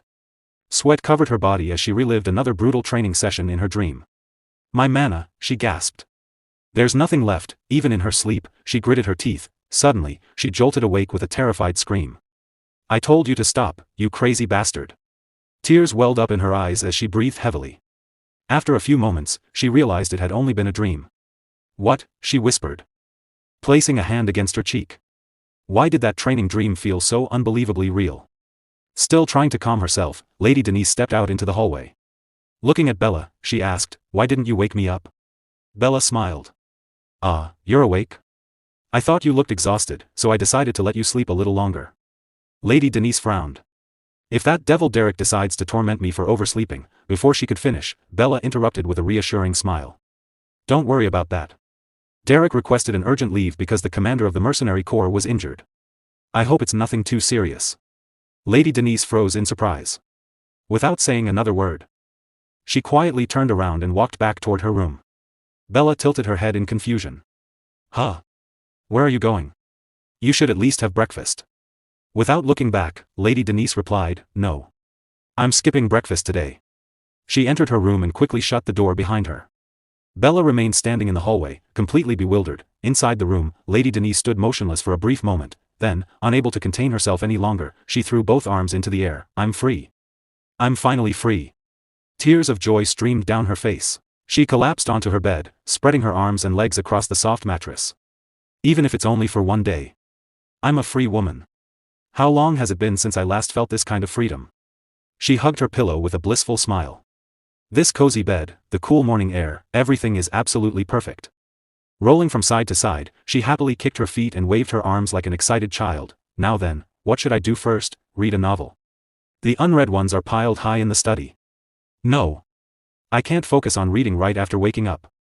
I usually enjoy novels at night. Her smile widened. Then, maybe I should start writing a novel instead. Scene shift. Belden's Tier, Ebelstein Commercial District. Heavy rain poured over the streets as Derrick arrived at Belden's Tier, his hood pulled over his head to shield himself from the downpour. He pushed open the tavern's door and stepped inside.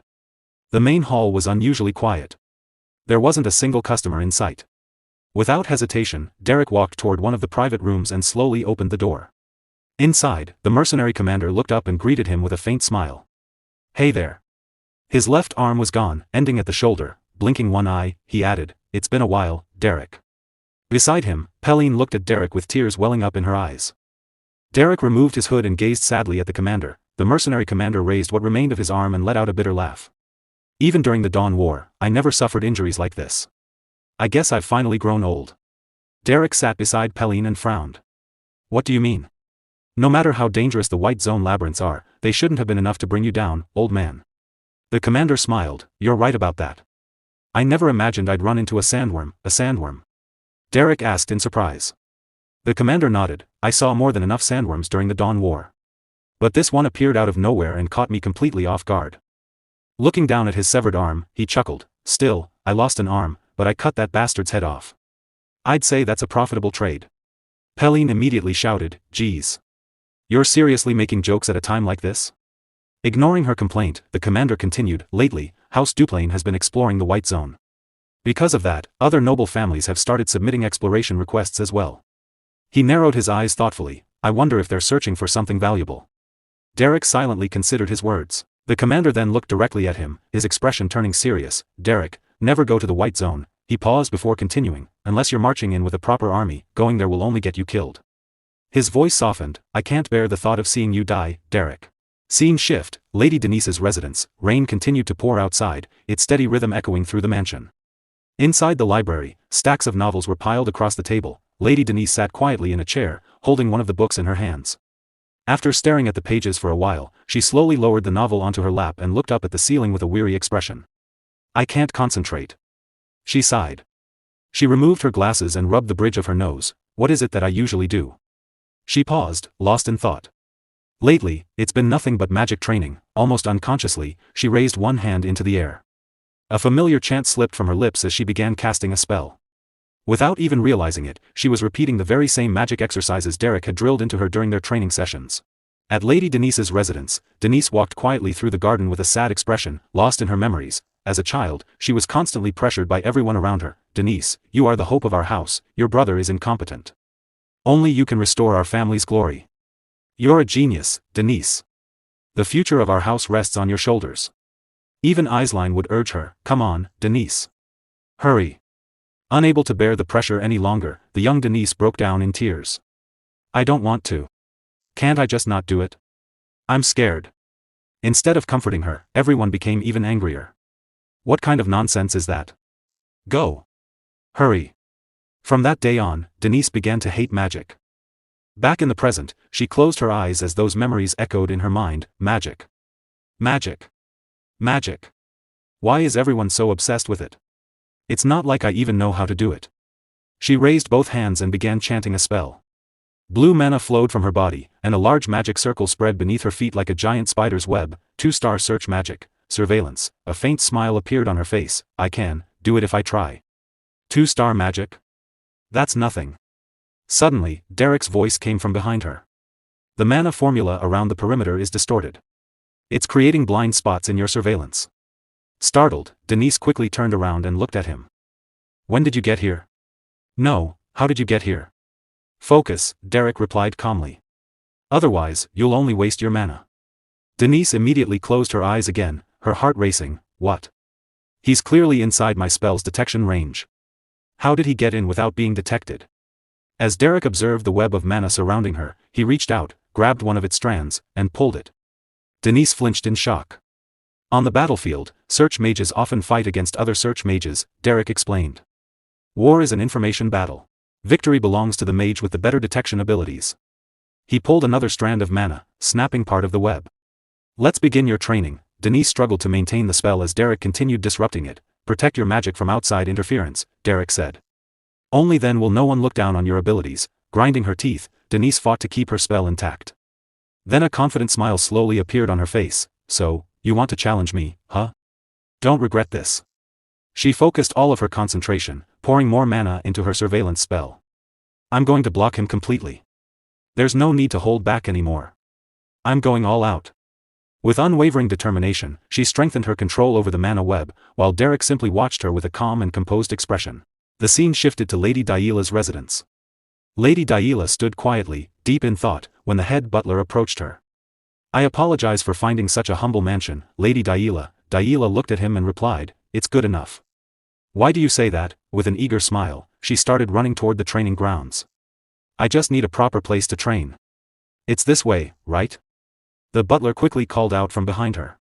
Lady Daila, please wait a moment. A letter has arrived at the main house, so I brought it with me. It's from Lady Denise of House Veltus. Daila stopped in her tracks and looked at the letter with a puzzled expression. She opened it and began reading. After finishing the letter, she paused for a moment.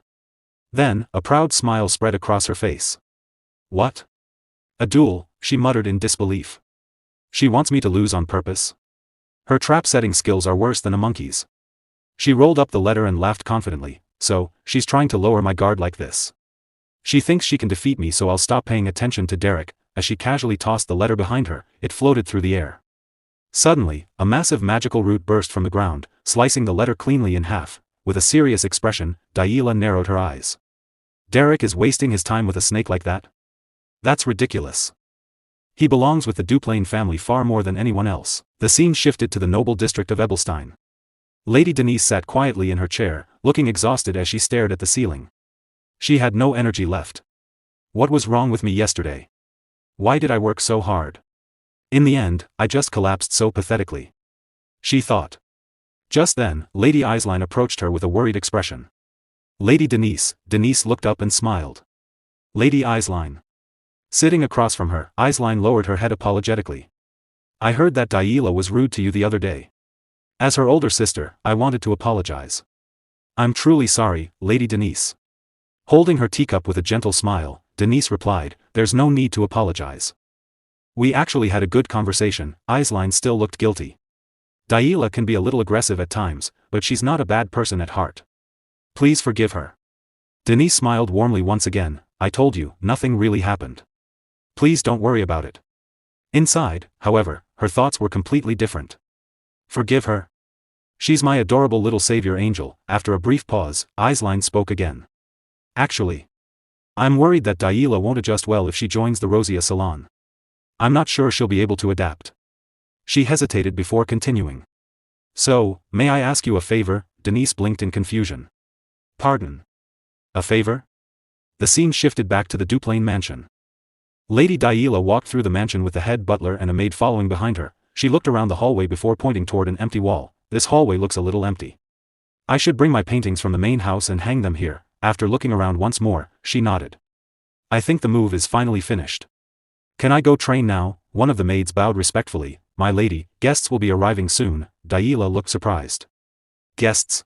The head butler answered, you have a luncheon meeting with the Renfell Trading Company, and this afternoon you'll be meeting representatives from the Magic Society.